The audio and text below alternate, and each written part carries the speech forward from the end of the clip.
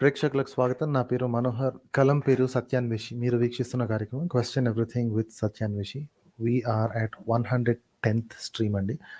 ఇవాల్టి తేదీ 31 మార్చ్ 2024. ఈ కార్యక్రమంలో ఇది 110వ స్ట్రీమ్.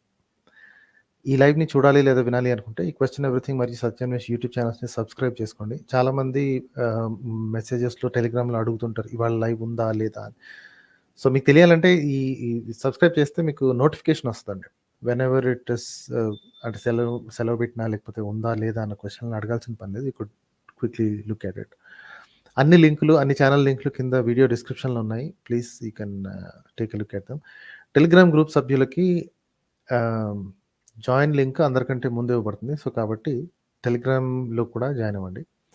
అలాగే ఈ స్ట్రీమ్లో డైరెక్ట్గా పాల్గొని ప్రశ్నలు అడగాలి లేదా చర్చ జరపాలి అనుకునేవారు ఈ వీడియో యొక్క లైవ్ చాట్లో స్ట్రీమ్ యార్డ్ లింక్ ఇస్తాను కాసేపట్లో. అది వాడి స్టూడియోలోకి వచ్చేయండి. కొత్త వారికి అందులో ఆస్తికులకి దైవభక్తులకి ప్రాధాన్యత ఉంటుంది. ఆల్రెడీ ఇంతకు ముందు ప్రశ్నలు అడిగిన వారిని క్యూలో ఉంచడం జరుగుతుంది. దయచేసి అర్థం చేసుకోగలరు. సో జస్ట్ ఒక 1 minute ప్రెజెంటేషన్ అనుకోండి లేకపోతే నోటిఫికేషన్ అనుకోండి. I just wanted to show something. Then we can get into calls అండి. 5 minutesలో ఆ లింక్ వచ్చేస్తుంది మీకు టెలిగ్రామ్లో. You can look at it and join. Okay, so ఇవాళ నిన్న ఒక కామెంట్ వచ్చిందండి.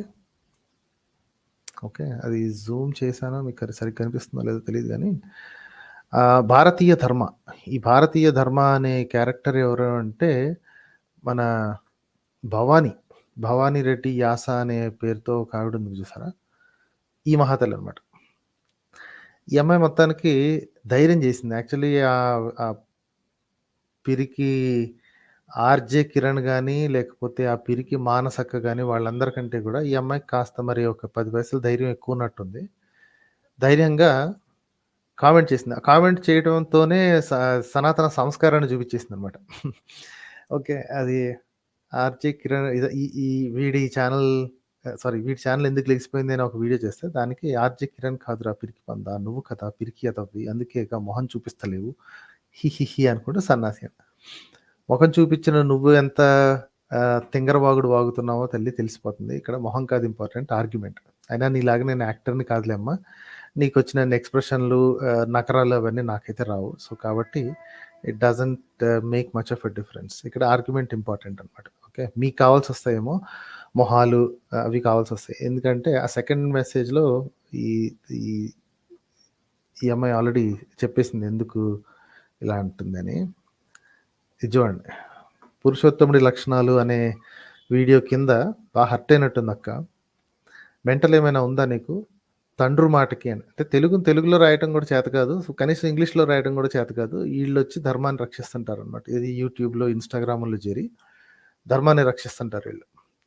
తండ్రు మాటకి కట్టుబడి అడవికి వెళ్ళాడు రాముడు. వళ్ళాడు అంటే వీళ్ళకి ఐ థింక్ ఏని కూడా ఏ అని ఉంది కాబట్టి వెళ్ళాడు అని రాయటం అలవాటు అనుకుంటా. I never understood this. ఈ నిబ్బి తెలివితేటలు నాకు ఇప్పటివరకు అర్థం కాలేదండి.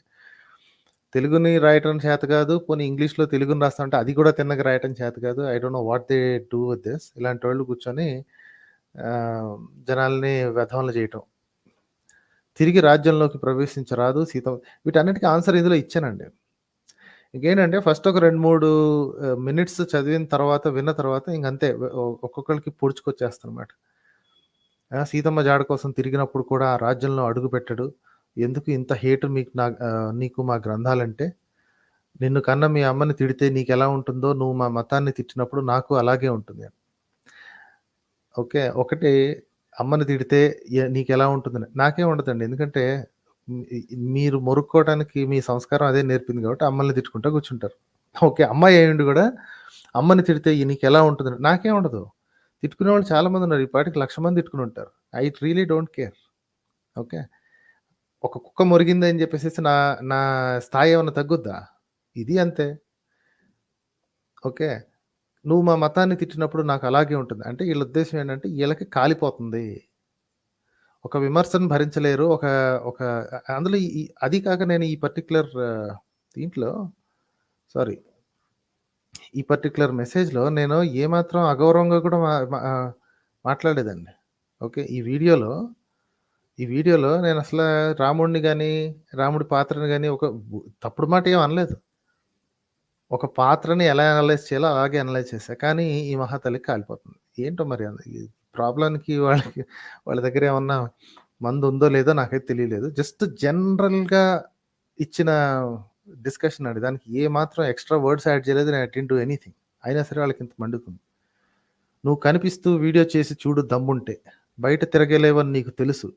తెలిసే కనిపించకుండా సొల్లు చెప్తున్నావు వీడియోలో. కొంచెం మనిషిలాగా బతుకు. తర్వాత నీతుల్ని బూతులు చేద్దువు గాని. నేను ఎక్కడ బూతులు మాట్లాడాను, నేనెవరిని తిట్టాను. మనుషులు మాత్రమే తిడతాను. నేను వాళ్ళ అమ్మల్ని, వాళ్ళ అయ్యల్ని తిట్టను. ఓకే. ఈ ఈ అది ఈ బత్తాయి వాళ్ళకుండే రోగం అనమాట. ఓకే. అంటే బయట తిరగలేవని నీకు తెలుసు కాబట్టే కనిపించకుండా సొల్లు చెప్తున్నావంట. అంటే వీళ్ళ ఉద్దేశ్యం ఏంటంటే బయట కనిపిస్తే వచ్చి కొడతారు. ఓకే. సో వీళ్ళకి ముస్లింలకి ఏ తేడా లేదు. అందుకే ఇదేగా నేను చెప్పేది బజారు కుక్కల మతం, బజారు కుక్కల సాంప్రదాయం. మీ మీ మీ మతాలు మీకు నేర్పించేది ఏంటి అంటే మీద పడి కొట్టటం. అంతే తప్ప సమాధానం చెప్పడం రాదు. ఈ అమ్మాయికి నేను ఆల్రెడీ లింక్ ఇచ్చి రమ్మని చెప్పాను. తన పేరేంటి? ఇది ఆ అమ్మాయి యూట్యూబ్ ఛానల్. ఈరోజే ఏదో వీడియో పెట్టింది. బ్రహ్మ ముహూర్తం అనుకుంటది. ఈ అమ్మాయికి నేను డైరెక్ట్‌గా మెసేజ్ పెట్టానండి. ఓకే. వెంటనే బ్లాక్ చేసేసుకుంది. బట్ ఆ అమ్మాయికి ఈ వీడియో, ఈ పర్టిక్యులర్ లైవ్‌లో ఉన్న స్టూడియో లింక్ డైరెక్ట్‌గా ఇచ్చేసాను. మరి వచ్చే ధైర్యం చేస్తదో నాకు తెలిసి చేయదు ఆబ్వియస్‌లీ తెలిసిందే కదా! నోరెత్తితే విషయం బయట పడిపోద్ది. ఈ ఈ పర్టిక్యులర్ వీడియోలో లబోదిబో ఏడుస్తుంది. మనోళ్ళు అసలు మన గ్రంథాలు చదవరని. నేను గ్యారంటీ ఇచ్చి చెప్తున్నా ఈ అమ్మాయి ఒక్కటి కూడా గ్రంథం చదవలేదు. అందరిని భగవద్గీత చదువు, భగవద్గీత చదువు అది ఇది అని చెప్పి దబాయిస్తా ఉంటది. మీరు చదవాలి, మీరు చదవకపోతే మీరు హిందువులు ఎట్లయితారు అది ఇది అని అరుస్తా ఉంటది గానీ, ఈ అమ్మాయి మాత్రం ఒక్క పుస్తకం కూడా చదవలేదని నాకు గ్యారంటీ. ఎందుకంటే ఈ అమ్మాయికి తెలుగు చదవటం రాదు. సంస్కృతం అసలే రాదు. తెలుగులో రాయటం రాదు. వీళ్ళు మనకి ధర్మం గురించి మాట్లాడతారు. ఓకే. ఈ పనికిమాలిన ఎదవతోటి ఈ ఈ ఈ పిరికి అక్కయ్యతోటి కొలాబరేషన్‌లు చేసుకుంటూ, వాళ్ళ వీడియోలు వీళ్ళకి, వీళ్ళ వీడియోలు వాళ్ళకి చేసుకుంటూ, ఈ సోది కబుర్లు చెప్పే మహాతల్లి వీళ్ళు మనకి ధర్మరక్షకులు. ఓకే. ఈడు పచ్చి బూతులు మాట్లాడుకుంటూ తిరిగే నీచపు వెధవ వీడితో కొలాబరేషన్‌లు చేసుకుంటూ, ఈళ్ళు మనకి సంస్కారాలు నేర్పుతుంటారనమాట. ఓకే. పచ్చి పచ్చి వాగుడు వాగుకునే ఈ కామెంట్స్‌లో చూస్తే తెలిసిపోద్దండి. ఈ అమ్మాయికి 5 పైసల జ్ఞానం కూడా లేదు. ఏదో వాట్సాప్‌లో రావటం, సోది ఎక్స్‌ప్రెషన్‌లు పెట్టుకోవటం. ఇక్కడ ఆల్రెడీ పెట్టుకుంది కదా! నేనేం కొత్తగా డాక్సింగ్ ఏం చేయట్లేదు. ఆ అమ్మాయి పబ్లిక్ ప్రొఫైల్‌లో రాసుకుంది. ఓకే. ఎక్స్‌ప్రెషన్ క్వీన్ అని చెప్పుకుంది. ఓకే. సో, ఈ అమ్మాయికి యాక్టింగ్ పిచ్చి అవి ఇవి ఉన్నాయనుకుంటా. But whatever. నీతులు చెప్పే ముందు నువ్వు ముందు చదవాలక్క. ఓకే. నీకు ఓపెన్ ఛాలెంజ్ ఇది. ఓకే. ఇప్పుడు కాకపోయినా నీకెప్పుడు ధైర్యం కుదిరితే అప్పుడొచ్చేసేయి. రాముడి గురించి కానీ, భగవద్గీత గురించి కానీ నీకు ఏ ఏ వీడియోస్ మీద నీకు ఇబ్బంది కలిగిందో ఆ వీడియోస్ గురించి మాట్లాడదాం. అప్పుడే కదా తెలిసేది. నీకెంత తెలుసు అనే సంగతి తెలియాలి అంటే, నువ్వొచ్చి మాట్లాడితేనే తెలుస్తది. కామెంట్లు కొడితే ఏం తెలుస్తది? నువ్వు గాని, కిరణ్ గాని వస్తానంటే, నేను కెమెరా ఆన్ చేస్తా. ఓకే. చెప్తాను గదా! నేను కెమెరా ఆన్ చేస్తా. నువ్వు దమ్ముంటే రా. ఓకే. వచ్చిన తర్వాత నీ పరిస్థితి ఏమైతుందో నీకు తెలుసు కాబట్టి, నీకు గాని, కిరణ్‌కి గాని, ఆ మానసక్కకి గాని 10 పైసల ధైర్యం లేదు. This is what will happen. ఎలా ఆడుకుంటానో, ఎలా చేస్తానో మీకు ముందే తెలుసు కాబట్టి, మిగతా వీడియోస్ చూసారు కాబట్టి.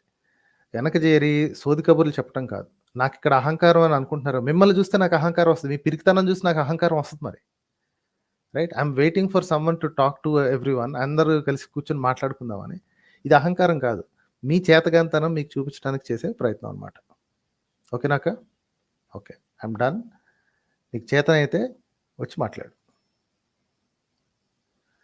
Okay. I think we can start having our calls అండి. అవును సార్. చైల్డ్ ఆర్టిస్టేనండి. ఈవిడి ఇలాంటోళ్ళు చాలా మంది తగులుతున్నారు ఈ మధ్య. ఏంటంటే 4, 5 మాటలు మాట్లాడేసి, సొల్లు కబుర్లు చెప్పేసి, బోలెడంత ఫాలోయింగ్స్ అవి తెచ్చేసుకొని, ఒక్కొక్కళ్ళు చాలా స్టైల్ కొడుతుంటారనమాట. నేను చెప్తే జనాలు వింటారని. వినే వెధవలకు కూడా ఏం తెలియనప్పుడు ఏం చేస్తారు అంతే గదా! ఓకే. జాయిన్ లింక్ ఇస్తానండి. But we have already studio full ఉంది. తర్వాత అయినా సరే పనికొస్తుంది.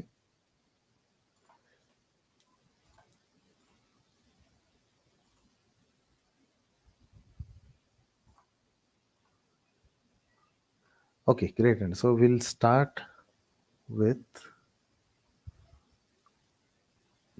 చూస్తున్నానండి జస్ట్ ఎవరైనా, శశి కన్నా ఫస్ట్ వచ్చినట్టున్నారు. విల్ జస్ట్ టేక్ శశి గారు డ్రాప్ అయిపోయారు. కార్తిక్ గారు. హాయ్ కార్తిక్. నమస్తే మనోహర్ గారు, బాగున్నారా? After long time. All good sir, చెప్పండి సార్. ఏం లేదండి, నాకు ఒక డౌట్ ఏంటంటే ఫ్యామిలీ మెంబర్స్ కానీ లేకపోతే కనుక అమ్మాయి పెళ్లి చేసుకునే అమ్మాయి కానీ, అందులో ఏంటంటే వీళ్ళందరూ కూడా ఈ రిలీజియస్ బిలీఫ్స్ లోపల ఉండిపోయారు.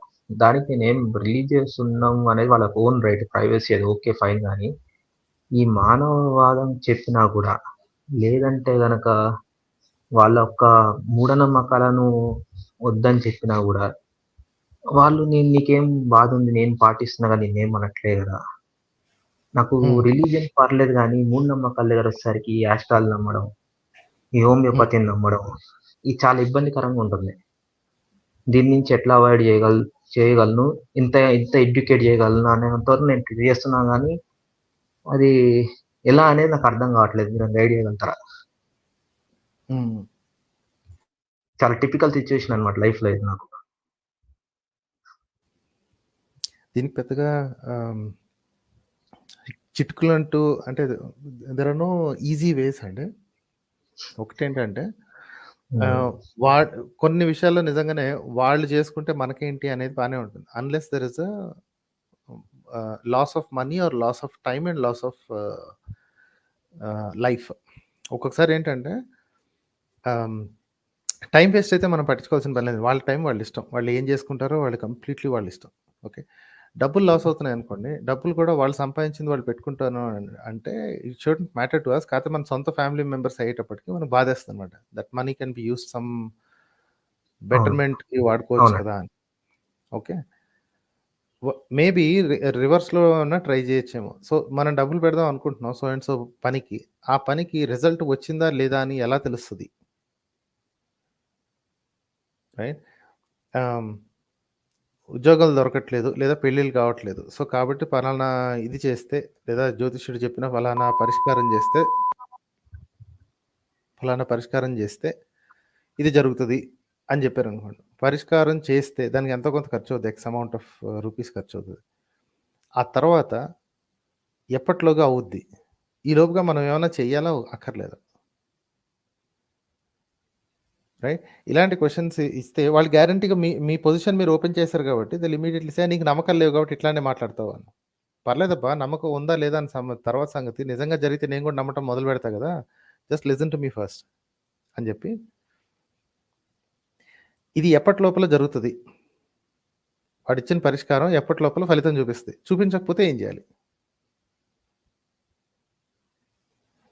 చూపిస్తే. సార్ వినిపిస్తుందండి కార్తీక్ గారు? వినిపిస్తుంది. యా. సో పరిష్కారం చేసిన తర్వాత, ఇంత ఖర్చు అయిన తర్వాత పర్లేదు, I'm ready to put that money. తర్వాత దీని రిజల్ట్ని ఎలా మెజర్ చేయాలి, జరిగింది ఇది పరిష్కారం వల్లనే, మనం చేసిన పని వల్లనే మనకి అనుకున్నది జరిగింది లేదా జరగలేదు, దీని మెజర్మెంట్ ఏంటి? వాడి డబ్బులు వాడికి వెళ్ళిపోతాయి.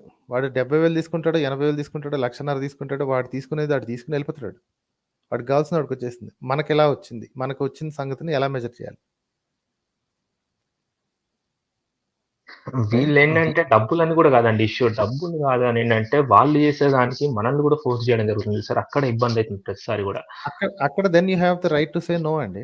సి, మీరు first thing, if you are earning by yourself and you are an adult, అంటే your major and you don't depend on them, మీరు చేసుకుంటే చేసుకోండి, నన్ను ఇన్వాల్వ్ చేయగద్దు. దట్ ఈస్ వెరీ వెల్ చెప్తుంటాను జనరల్ నేను, కానీ few people will become defensive అనమాట ఆ time, at that point of time. అక్కర్లేదండి. ఇప్పుడు నేను చెప్పేది ఏంటంటే, as much as possible try to defend your, అంటే try to protect your relationships. Okay, రిలేషన్షిప్స్ని ఎంతవరకైనా సరే వాళ్ళని నొప్పించకుండా మీరు పక్కన జరిగిపోవడానికి ట్రై చేయండి. లేదు నేను నువ్వు నా కొడుకువు అనో లేకపోతే నువ్వు నా బంధువువి అని నిరూపించుకోవాలంటే నువ్వు ఈ పని చేయాల్సింది అంటే they are not in love with you, they are in love with that religion. నేను ఎక్కువ నీకు రిలీజన్ ఎక్కువ అని మీరే రివర్స్ బ్లాక్ మెయిలింగ్ చేయండి. నేను ఎక్కువ నీకు ఇది బాగుంది, ట్రై చేయాలి అయితే ఇది. చేసేయండి ఓపెన్ గా. నేను ఎక్కువ నాకు ఇష్టం లేదని చెప్తున్నా సరే నాకు చేయాలంటున్నావు, so it means that you don't love me anymore, right? Great suggestion. For the most part మీరు యు ఆర్ యాక్సెప్టబుల్ కదా, అంటే మీరు చేసుకుంటే చేసుకోండి, నన్ను ఇన్వాల్వ్ చేయొద్ది అంటున్నారు. సో మీ ఇంట్లో జరుగుతున్నా సరే you are acceptable to that. కాకపోతే మిమ్మల్ని ఇన్వాల్వ్ చేసేటప్పుడు వాళ్ళు ఫోర్స్ చేస్తుంటే నాకు ఇష్టం లేదని తెలిసి కూడా, పోనీ తెలియకపోతే ఒక రకం, ఓకే, ఎవరో బయట దూర బంధువు వచ్చారు, ఇగో ఇట్లా చేద్దామా అంటే ఆయనకి పెద్ద అయినా ఆయనకి ఏం చెప్పాలో నాకు తెలియట్లేదు అని అనుకుంటే ఒక రకం, ఆయనకి తెలియదు కాబట్టి. ఇంట్లో వాళ్ళు they know very well what your position is and what you like and what you don't like. అప్పుడు కూడా వాళ్ళు ఫోర్స్ చేస్తున్నారు అంటే now put the reverse blackmail. నిజంగా మీరు నన్నే ప్రేమిస్తున్నారా, నేనంటేనే ఇష్టమా, లేకపోతే నేను ఈ మతంలో ఉన్నాను, మీ కడుపును పుట్టాను కాబట్టి ఈ మతం వాడిని అని చెప్పి ప్రేమిస్తున్నారా? Is that what you want from me? బెదిరింపుతోటి నా చేత ఈ పనులు చేస్తున్నా, బెదిరింపు చేస్తే నిజంగా మీ దేవుడికి నచ్చుతుందా? నాకు నచ్చి చేయట్లేదు కదా, నేను నమ్మి చేయట్లేదు కదా, ఐఎమ్ జస్ట్ డూయింగ్ బికాస్ మీరు ఫోర్స్ చేస్తున్నాను. Is that the relationship you want from us, between us, right?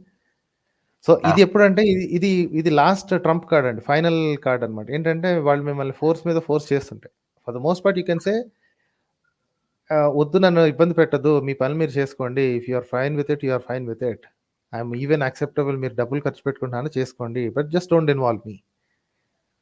But when they force it, then you can say this, and then you have to invoke the human rights. I am a human, I'm an adult and I have my human rights. నాకు ఇష్టం లేదు, నా చేత చేయించొద్దు please. అనవసరంగా ఇది black mail కి వాడొద్దు, right?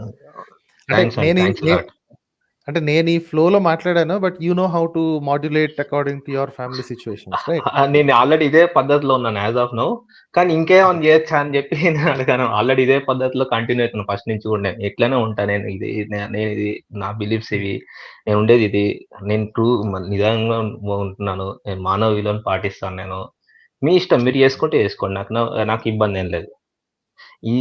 ఇదే నడుస్తుందని కొన్ని చోట్ల మాత్రం ఇబ్బంది అయింది కదా, అప్పుడు ఎట్లా అనేది అందుకు అడిగాను.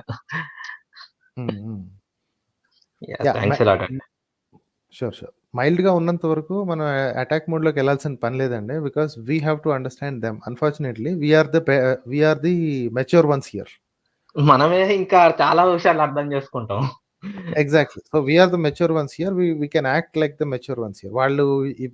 వాళ్ళు ఇబ్బంది పెడితే then you can get into అంతవరకు వీ కెన్ అలౌ. ఇప్పుడు నా దూర బంధువుల్లో కూడా ఇప్పటికి కూడా పూజలు అవి చేసుకునే వాళ్ళు, వ్రతాలు చేసుకునే వాళ్ళు అవన్నీ ఉంటారండి. When I happen to go in that direction, నేను వెళ్ళి అక్కడ కూర్చోమంటే కూర్చుంటా, బట్ నాకు చూపంతా ప్రసాదం మీద ఉంటుంది. So that is my importance కదా. నాకు ఫుడ్ ఇంపార్టెంట్ ఫర్ మీ. వాళ్ళకి పుణ్యాలు గిన్యాలు కావాలి, నాకు అక్కర్లేదు. ఓకే, నేను ఆల్రెడీ నేను చేసే పని వాళ్ళ దృష్టిలో పుణ్యం అయ్యి ఉండాలి, బట్ వాళ్ళు మతానికి అంటుకుని ఉన్నారు కాబట్టి they think I'm the devil. That's okay, I really don't care what they do. వాళ్ళు చేసుకునే పనులు నాకు నచ్చింది ఫుడ్, సో నా చూపు దాని మీద ఉంటుంది, రైట్ అండి? యా థ్యాంక్స్ అండి, థ్యాంక్స్ అలాట్. షూర్ అండి, yeah thank you. Yeah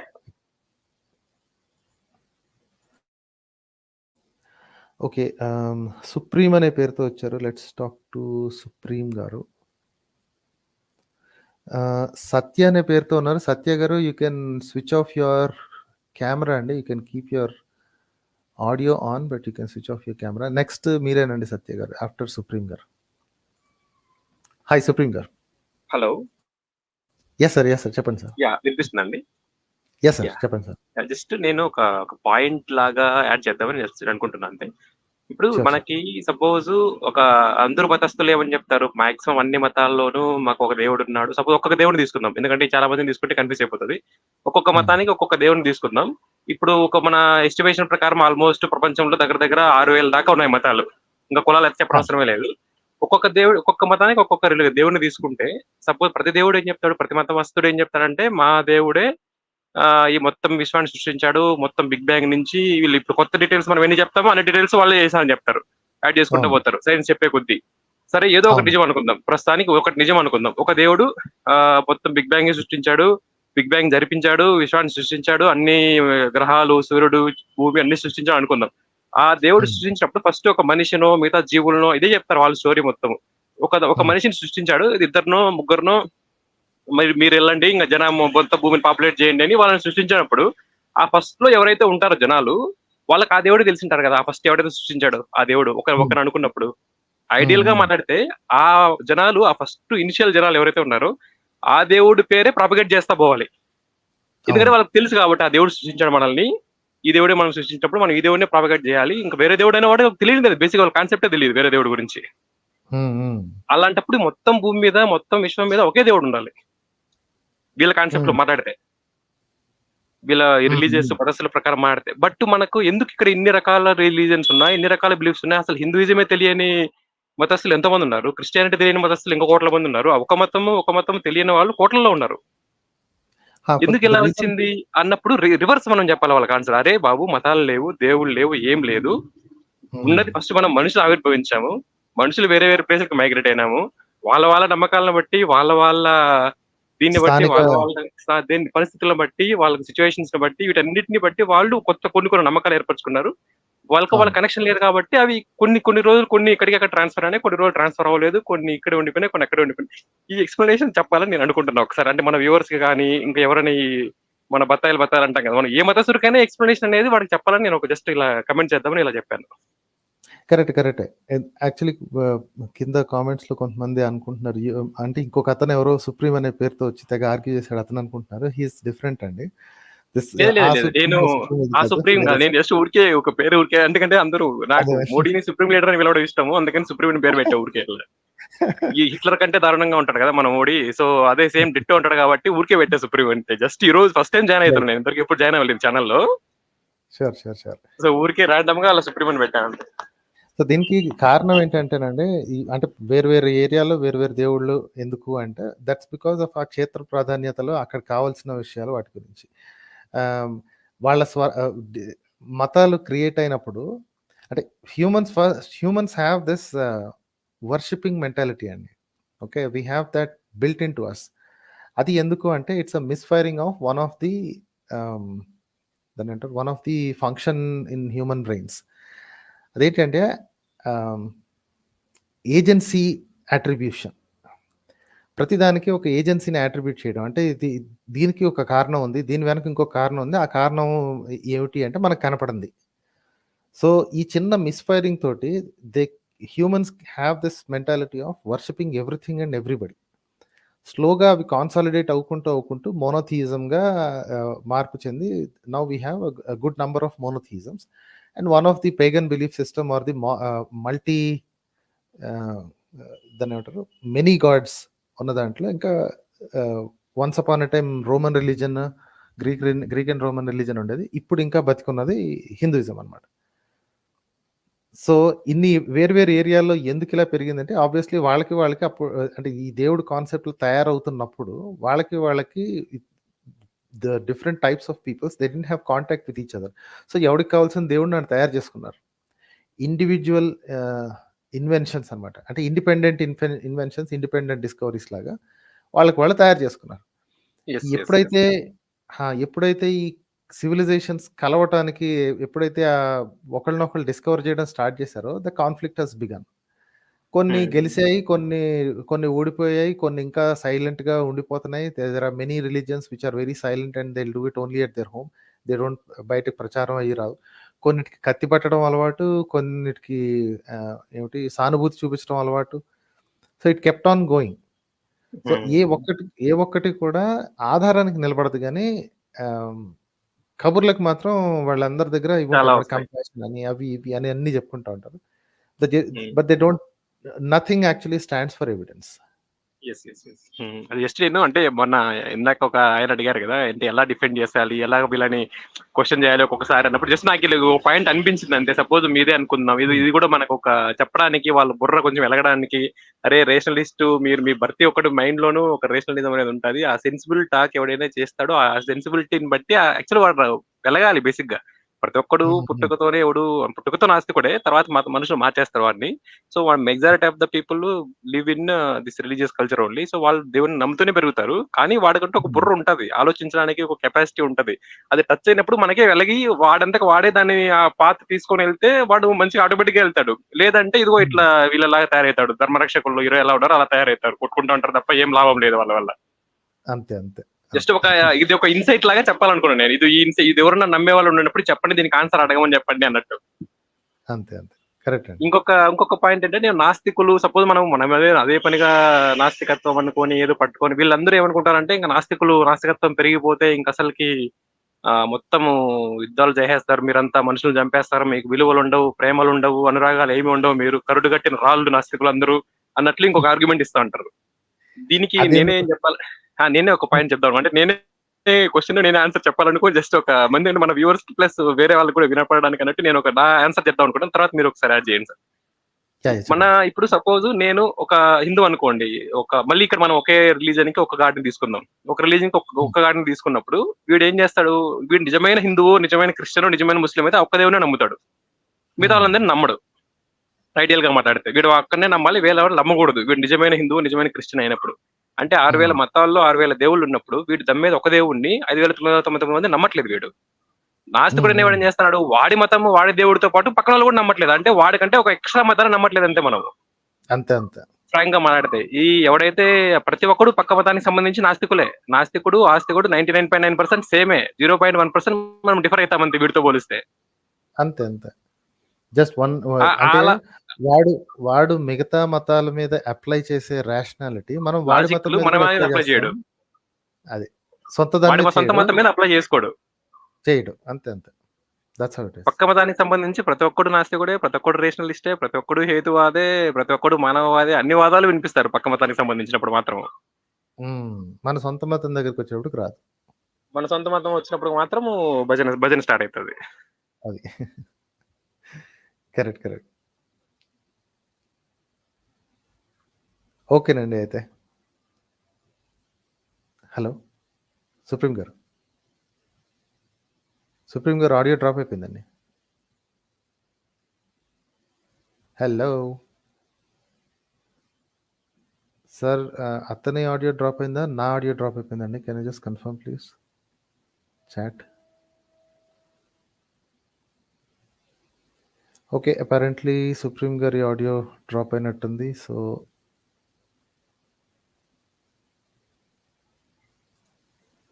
okay, Supreme garu your audio drop అయిపోయిందండి. I couldn't take you. So Satya garu, let's talk to Satya garu. Hi Satya garu. Hi sir, నమస్కారం సార్. నమస్కారం సార్. సార్ మీ పెద్ద వీరాభిమాని అయిపోయాను సార్. నేను గత 6 months నుంచి మీ ఛానల్ చూస్తున్నాను. నేను ఫస్ట్ ఒంటరిగా అనుకుంటాను సార్, నేను ఒక్కనే ఎవరిని దేవుడు నమ్మట్లేదు అని అనుకుంటుండే, కానీ మీ ఛానల్ చూసినా చాలా ధైర్యం వచ్చింది సార్. చాలా మంది ఉన్నారండి, వాళ్ళందరికీ సొంత ఇంట్లో కూడా పిచ్చోళ్ళకి స్టార్ట్ చేశారు కొన్ని రోజులు. ఏంది ఇట్లా అయిపోయింది, ఏంది భక్తులు ఉంటాను, ఇట్లా అయిపోయింది సడన్ గా ఏమైంది అనుకున్నారు. కాబట్టి రియల్ గా చూస్తే ఏం లేదు కదా సార్ అది. సో వాళ్ళకి అలాగే కనిపిస్తారండి. వాళ్ళకి ఏంటంటే నాస్తికులు వింతగానో అదేంటి మనం అవుట్ కాస్ట్ లాగా ప్రతి ఒక్కరు తిట్టాడే సార్, ఏంది ఇట్లా అయిపోయినా, ఏంది అది మారేసుకుంటూ అది చేస్తుండే చేసి ఏమి ఇట్లా అయిపోయింది, దేవుడు నమ్ముడు ఏమైంది, ప్రతి ఒక్కరు ఒక పురుగులకి చూడడం స్టార్ట్ చేశారు సార్. అది వాళ్ళ వీక్నెస్ లేండి. మనకి వాళ్ళు అట్లా పురుగుల్లా కనపడరు, కానీ వాళ్ళకి మన దారి తప్పిన వాళ్ళ కనిపిస్తారు, కానీ మనం వాళ్ళకి చాలా దారుణంగా కనిపిస్తాం. సో అదే సార్, అన్ని మూఢనమ్మకాలు ఉంటాయి సార్. అట్లా అన్ని మూఢనమ్మకాలు ఉంటాయి. ఒక చెట్టును మొక్కితే 10 మంది అదే కంటిన్యూషన్ చేస్తారు, ఒక కడప దాని 10 మంది అదే కంటిన్యూషన్ చేస్తారు, దానికి అర్థం ఉండదు. మనం ఏదైనా చెప్తే దాన్ని ఇటు పిచ్చోడు అయిపోయాడు, ఏమంటారు వేరే మతం తీసుకున్నాడు అని మాట్లాడతారు. వాళ్ళకి తెలిసింది అదొకటేనండి. వాళ్ళకి ఏంటంటే ప్రతి ఒక్క మతం ఒక టాయిలెట్ అని మనం అనుకుంటాం, వాళ్ళు ఏంటంటే ఇది నచ్చలేదా ఇంకో టాయిలెట్ లోకి పోయినాడేమో అనుకుంటారు. అదే సార్, అదే అయిపోయింది సార్. అది వాళ్ళకి ఆర్గ్యుమెంట్ లేనప్పుడు, ఎదురు సమాధానం లేనప్పుడు అట్లాంటి వర్డ్స్ వాడేసి తప్పించుకుంటుంటారు. They don't have anything else to say. Sir ఇంకొకటి ఏంటంటే, మనల్లా చిన్నప్పటి నుంచే పిల్లల్ని మొత్తం చేస్తారు సార్. మీకు దేవుని దయ ఉంటేనే పాస్ అవుతారు, దేవుని దయ ఉంటేనే పైకి వస్తారు, అట్లా చిన్నప్పటి నుంచే బ్రెయిన్ వాష్ చేసి మనల్ని ఎందుకు పనికిరాకుండా చేస్తారు సార్. ఫస్ట్ నుంచే ఏం లేదు చదువుకుంటేనే పాస్ అవుతామని చెప్తే అందరూ చదువుతారు సార్. అలా చేయరు. ఈ గుడి హాల్ టికెట్ పెట్టు, నువ్వు పాస్ అవుతావు, అది పాస్ అవుతావు, ఇది పెళ్ళి అవుతుంది, ఇవన్నీ మూఢనమ్మకాలు నింపి నింపి నింపి మొత్తం మన బ్రెయిన్ చేస్తారు సార్. అదే అది ఎలా పోవాలో అర్థం కావట్లేదు. అంటే మనం చెప్తే పిచ్చ వేరే టైప్ చూస్తున్నారు. ఏం లేదండి. ఇప్పుడు మీకు కొన్నాళ్ళు టైం పట్టింది. మీరు బయటకొచ్చారు గదా! అది అందరికీ కొంచెం కొంచెం టైం పడతది. There are some people who don't want to get out. వాళ్ళతోటి మనం పని లేదు. ఎవరైతే కొంచెం అన్నా ఒక మాదిరి రేషనాలిటీని మైండ్‌లో ఉంచుకుంటారో, you can talk to them and slowly people will become అండి. ఇది ప్రపంచం మొత్తం మీద జరుగుతుంది ఏంటి అంటే, మతాన్ని వదిలేయటం అనేది it's becoming a common thing. ఇది ఫ్యాషన్ కాదండి. ఫ్యాషన్‌గా వదిలేయటం అంటే టీనేజ్‌లో చేస్తుంటారనమాట. టీనేజ్‌లో రెబెల్స్‌గా ఉంటారు కదా! అది మతాన్ని వదిలేయటం కాదు. అది జస్ట్ ఏంటంటే రెబెల్‌గా ఉండటం. అది మతం కాకపోతే ఇంకోటి అథారిటీని క్వెషన్ చేయటం అనేది టీనేజ్‌లో ఉన్న ప్రాపర్టీ అది. దాన్ని పట్టుకొని వీళ్ళు నాస్తికులం అయిపోయాము. మేము కూడా ఒకప్పుడు నాస్తికులుగా ఉండేవాళ్ళం అని చెప్పి కథలు చెప్తారు కదా! That's not what it is. So ఒంటరిగా ఫీల్ అవ్వాల్సిన పని లేదు. Slowly the world will become atheist or at least the major part of it will become atheist. మతం అనేది ఎప్పుడు సార్ ఉంటదండి. మనుషుల్లో బ్రెయిన్‌లెస్‌నెస్, బుర్ర తక్కువతనము, భయము ఉన్నంత కాలం మతం బతికే ఉంటది. But slowly the world will become lot more rational and lot more ఇది చచ్చే ముందు లేదా ఆరిపోయే ముందు దీపానికి వెలుగెక్కువ కదా! సో ప్రతి మతం చస్తుంది కాబట్టి ఆ చచ్చే ముందు మేము ఖత్రేలో ఉన్నాం అని అరుచుకుంటూనే చచ్చిపోద్దండి. We seen that with many other things. Okay, that's what happens. చివరికి జరిగేది అదే. సో ఇప్పుడు ప్రస్తుతానికి అరిసే మోడ్లో ఉన్నాయి. సో ఆ మతాల్ని గౌరవప్రదంగా వాటి అవి చావనివ్వాలంతే. మీన్ వైల్ మానవ హక్కులకి భంగం కలగకుండా మనల్ని మనం కాపాడుకుంటూ, మన దగ్గర ఉన్న వాళ్ళని కాపాడుకుంటూ ముందుకెళ్దాం. దట్స్ ఆల్ అండి. అదే సార్. సార్ మనలో ఇంకొకటి ఏంటంటే సార్, ఒకటే మాటను ఒకరంటేనేమో ప్రాబ్లమ్ అవుతుంది, ఒకరంటేనేమో రైట్ అవుతుంది సార్. ఎందుకంటే ఒక చిన్న విషయాన్ని మన బైరి నరేష్ గారు సార్, అతను ఒక చిన్న విషయం అయ్యప్ప గురించి చెప్తే అతన్ని కొట్టడం చేశారు, అది చేశాడు. అదే నరసింహాచార్య చెప్తే ఎవరేం అతను ఏమనలేదు. అంటే దీనిలో మాట్లాడే బట్టి కూడా దాన్ని మన కేటగిరీ బట్టి ఉన్నట్టు ఉంది సార్ అంతా ఇక్కడ. అదంతా పాలిటిక్స్ అండి. వాళ్ళకి ఏంటంటే వాళ్ళ పవర్ని టెస్ట్ చేయడానికి చేసే పని అది. ఓకే, అదే సార్. ఇప్పుడు ఇక్కడికి వచ్చేటప్పుడు చూడండి, చాలా మంది వాళ్ళ మన ఇతను గరికపాటి ఒకసారి రాముడు కూడా మాంసం తినేవాడు, ఏం పర్లేదు, అందరూ తిన్నారు, అన్ని ఉన్నాయి అంటే అతన్ని తిట్టడానికి కూడా వెనకాడ్డు జనాలు. అంటే అతను తెలిసే కదా రాసింది, తెలిసే కదా మాట్లాడింది, తెలియకుండా అయితే మాట్లాడు. సో వీళ్ళకి ఏంటంటే వాళ్ళ పవర్ ఏంటో తెలుసుకోవడానికి, నేను ఎంతవరకు వెళ్తే చట్టం నన్ను ఏం చేయకుండా వదిలేస్తుంది అని టెస్ట్ చేయడానికి చేసే పనులండి ఇవి. వాళ్ళని కొట్టడం, వీళ్ళని కొట్టడం అని. ఎప్పుడైతే ఒకసారి తిరగబట్టడం మొదలైందంటే దే కెనాట్ టాలరేట్. సో వాళ్ళు ప్రతిసారి టెస్ట్ చేస్తుంటారు అనమాట, ఎంతవరకు చేస్తే మేము చేయగలం. వాళ్ళని కొట్టి వీళ్ళని కొట్టి నోరు మూయించడం కదా, ఇంకో 10 నోళ్ళు ఎక్స్ట్రా వస్తాయండి. ఎప్పుడైనా గుర్తుపెట్టుకోండి, ఎప్పుడైతే ఒక రౌడీ ఉంటాడో ఆ రౌడీ చేత 4-5 దెబ్బలు తిన్న తర్వాత ఒక్కసారిగా వచ్చి మొత్తం రౌడీని అందరు కలిసి కొడతారు. కాబట్టి రౌడీజం చేయకూడదు. రౌడీజం కంటే there is an easier method. Okay, beat them with substance.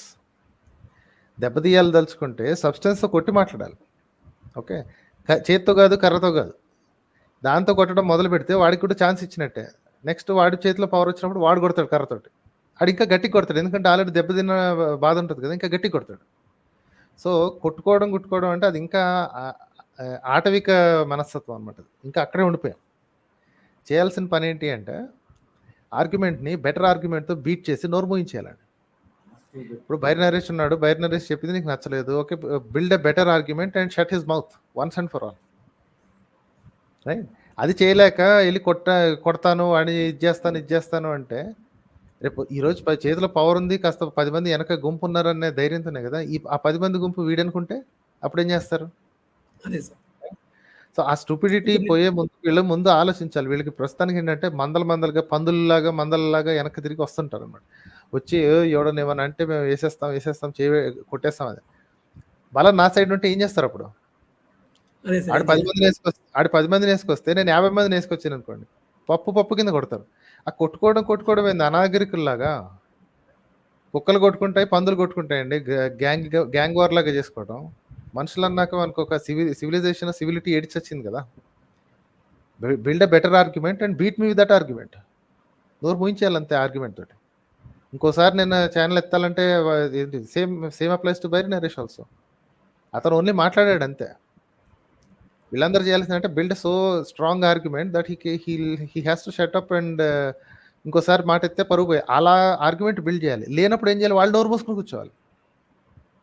So అది ఆర్గ్యుమెంట్ లేదు కాబట్టి కర్ర కానీ చేయి కానీ పట్టుకుని వచ్చేసి కొట్టేయడానికి మీద పడతారు. ఈరోజు జరిగిపోయింది, రేపు ఎట్లా జరుగుతుంది, ఎల్లుండి ఎట్లా జరుగుతుంది? They have to think about it, right? These are all called presidents. Sir ఇంకొకటి అంటే వీళ్ళకు ఈక్వాలిటీ నచ్చదు సార్. వీళ్ళకు ఇంకో మన రాజ్యాంగం కంటే కూడా వీళ్ళకు మనస్మృతి బెస్ట్ అనిపిస్తుంది సార్.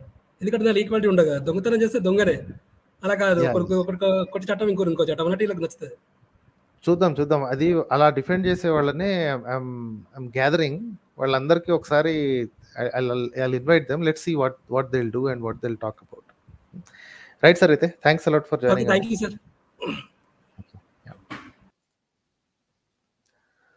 ఓకే, సుష్మా అనే పేరుతో వచ్చారు. లెట్స్ టాక్ టు సుష్మా గారు. శశి కన్నా గారు, ఇందాక డ్రాప్ అయిపోయారండి. I take you after Sushma garu. Hi Sushma garu. Hello, hi Manohar garu. How are you? All good అండి. హౌ అబౌట్ యూ అండి? యా, ఐఎమ్ గుడ్ అండి. Thank you for having me and thanks for the work you do అండి. Sure అండి. Yeah, I have a few questions అండి. Before going, I'll just share my experience with Devudu in just 1 minute అండి. Okay. చిన్నప్పుడు maybe 3rd or 4th class అనుకుంటా, ఆ టైంలో homework or some class work చేయలేదని teacher అందరినీ కొడుతూ ఉన్నారు. సో నేను క్లాస్లో ఎవరూ చేయలేదు. సో నేను అప్పుడు 3rd rowలోనో ఎక్కడో ఉన్నాను. సో అందరినీ కొడుతూ 1 by 1 వస్తున్నప్పుడు నేను మనసులో అనుకున్నాను, దేవుడా నిజంగా నువ్వనేవాడి ఉంటే నన్ను టీచర్ కొట్టకూడదు అని బాగా బలంగా కోరుకున్నాను. So to my surprise teacher నన్ను మాత్రం స్కిప్ చేసి అందరినీ కొట్టింది. సో అప్పుడు నేను డిసైడ్ అయ్యాను, దేవుడున్నాడు, నిజంగా దేవుడున్నాడు అని. బట్ లేటర్ తర్వాత నా థాట్స్ అండ్ నా ఆలోచనలు అవి మారినప్పుడు నాకు అర్థమైంది ఏంటంటే, ఆ టీచర్కి నేనంటే ఇష్టం కాబట్టి నన్ను కొట్టలేదు. నేను because I was a bright student, so నన్ను కొట్టలేదని తర్వాత అర్థమైంది. ఒకవేళ నిజంగా టీచర్ నన్ను కొట్టి ఉన్నా కూడా నేను నిజంగా తప్పు చేశా కదా, అందుకే నాకు దేవుడు పనిష్మెంట్ ఇచ్చాడు అని in either cases I would have believed there is God. Post hoc rationalization అంటారండి దాన్ని. It has a real name, post hoc rationalization. అంటే జరిగిపోయిన తర్వాత, అంటే మీరు ఆల్రెడీ ఒకటి బిలీవ్ చేస్తూ ఉండి పరిస్థితికి 2 చాయిసెస్ ఉన్నప్పుడు ఆ 2 చాయిస్లో ఏదొచ్చినా సరే నేను నా బిలీఫ్ని మార్చుకోను అన్నప్పుడు you will rationalise it, right? అప్పటి వరకు మీరు అనుకున్నది ఏంటి? నన్ను కొట్టకుండా ఉంటే దేవుడు నమ్ముతాను, దేవుడు ఉన్నాడని ఒప్పుకుంటాను. నువ్వు ఉంటే నన్ను కొట్టకుండా ఆపు అని. మీరు కొట్టినా సరే మీకు దానికి ఒక ఇది పెట్టేసుకున్నారు, అంటే ఒక లూప్ హోల్ మీరే పెట్టేసుకున్నారు. అంటే when you did no things. This is exactly what defines theism అండి. పూజలు చేసినా, ప్రార్థనలు చేసినా, నమాజులు దువాలు చేసినా మనకి ఏమీ రాదు, దానివల్ల 50-50 ఛాన్స్ కంటే తక్కువ ఉంది అని తెలిసి కూడా చేసి నమ్మటమే మతం అన్నమాట. గో హెడ్ అండి. యా అండి. సో నాకు నా క్వశ్చన్ వచ్చేసి, మాధవీలత గారు, అదే నాకు ఈవిడ గురించి మాట్లాడాలని లేదు, బట్ చాలా ఇరిటేటింగ్గా ఉంటుంది. బట్ స్టిల్ చాలామంది ఆవిడని ఫాలో అవుతారు కాబట్టి ఆవిడ వాళ్ళ పిల్లల్ని హోమ్ స్కూలింగ్ చేయించి ఐఐటి సీట్స్ వచ్చాయని ఇట్లా మాట్లాడుతుంది కదండి. సో పిల్లలు home schooling and normal conventional schooling వల్ల ఐ మీన్ ఎలాంటి డిఫరెన్సెస్ అవి అడ్వాంటేజెస్ డిసడ్వాంటేజెస్ తెలియదు, కానీ బట్ పిల్లలు స్కూల్కి వెళ్ళి వాళ్ళ ఏజ్ పిల్లలతో కూర్చొని, వాళ్ళ ఏజ్ పిల్లలతో ఆడుకొని, వాళ్ళతో లంచ్ చేసి, వాళ్ళతో చదువుకుంటేనే కదండి వాళ్ళకి ఒక పర్స్పెక్టివ్ వస్తుంది సొసైటీ మీద. సో మీ అభిప్రాయం ఏంటండి సో హోమ్ స్కూలింగ్ మీద? Home schooling is actually silly idea అండి. ఓకే, ఎందుకో చెప్తానండి. I have to defend this argument కదా. హోమ్ స్కూలింగ్ అంటే జనాలు పెట్టే సిలబస్ కాకుండా సొంతంగా చేయించుకోవటం. ఓన్లీ మరి పబ్లిక్ ఎగ్జామ్స్ ఎలాగా రాసి నెక్స్ట్ ఎగ్జామ్స్ రాస్తారో నాకైతే తెలీదు గానీ, for the most part home schooling అంటే అందరితో పాటు కలపకుండా టీచర్‌లని ఇంటికి పిలిపించుకోవడమో, లేకపోతే సొంతంగా వాళ్ళే టీచ్ చేయడం. Okay. You remove the human element of it. వాళ్ళు చేసే దారుణం ఏంటంటే, వాళ్ళకి సమాజంలో ఎలా బతకాలో తెలీదండి. See the only thing you learn in school is not just education. Education పుస్తకాల్లో కూడా దొరుకుతది, యూట్యూబ్‌లో కూడా దొరుకుతదండి. You could people if they are smart enough they can learn from YouTube also. Right? ఎలాంటిదైనా సరే. క్లాస్ రూమ్‌లో జనాల మధ్య ఉండేది you learn interpersonal skills and social skills. Right? ఆ సోషల్ స్కిల్స్ డిప్రైవ్ చేయడం అన్నమాట. అంటే అది లేకుండా చేయడం యాక్చువల్లీ అదొక అమానుష చర్య. హోమ్ స్కూలింగ్ ఏదో పెద్ద గొప్పగా చేస్తుంటారు. ఈ మహాతల్లే కాదు, మీరు చెప్పిన మాధవిలత అనే మహాతల్లే కాదు, ఇంకొక ఆవిడ కూడా చేస్తారన్నమాట. మీకు కాన్షియన్స్ అని ఒక పిల్లగాడు ఉండేవాడు. కరోనా టైంలో తెగ పాపులర్ అయ్యి ఒక్కసారిగా పిల్లోడు ఫోటోలు పెట్టేసేసుకుని, గుండు పిల్లోడు పెట్టుకొని, అబ్బా! ప్రెడిక్షన్ భలే చేశాడు, అది చేశాడు, ఇది చేశాడు, ఇది చేశాడు. రైట్? ఆ పిల్లోడిని కూడా హోమ్ స్కూలింగ్ చేశారంట వాళ్ళ తల్లిదండ్రులు. And they talk very proudly about it. Okay. Somehow I have zero opinion on it. Actually negative opinion on it, not zero opinion. I have a negative opinion on it.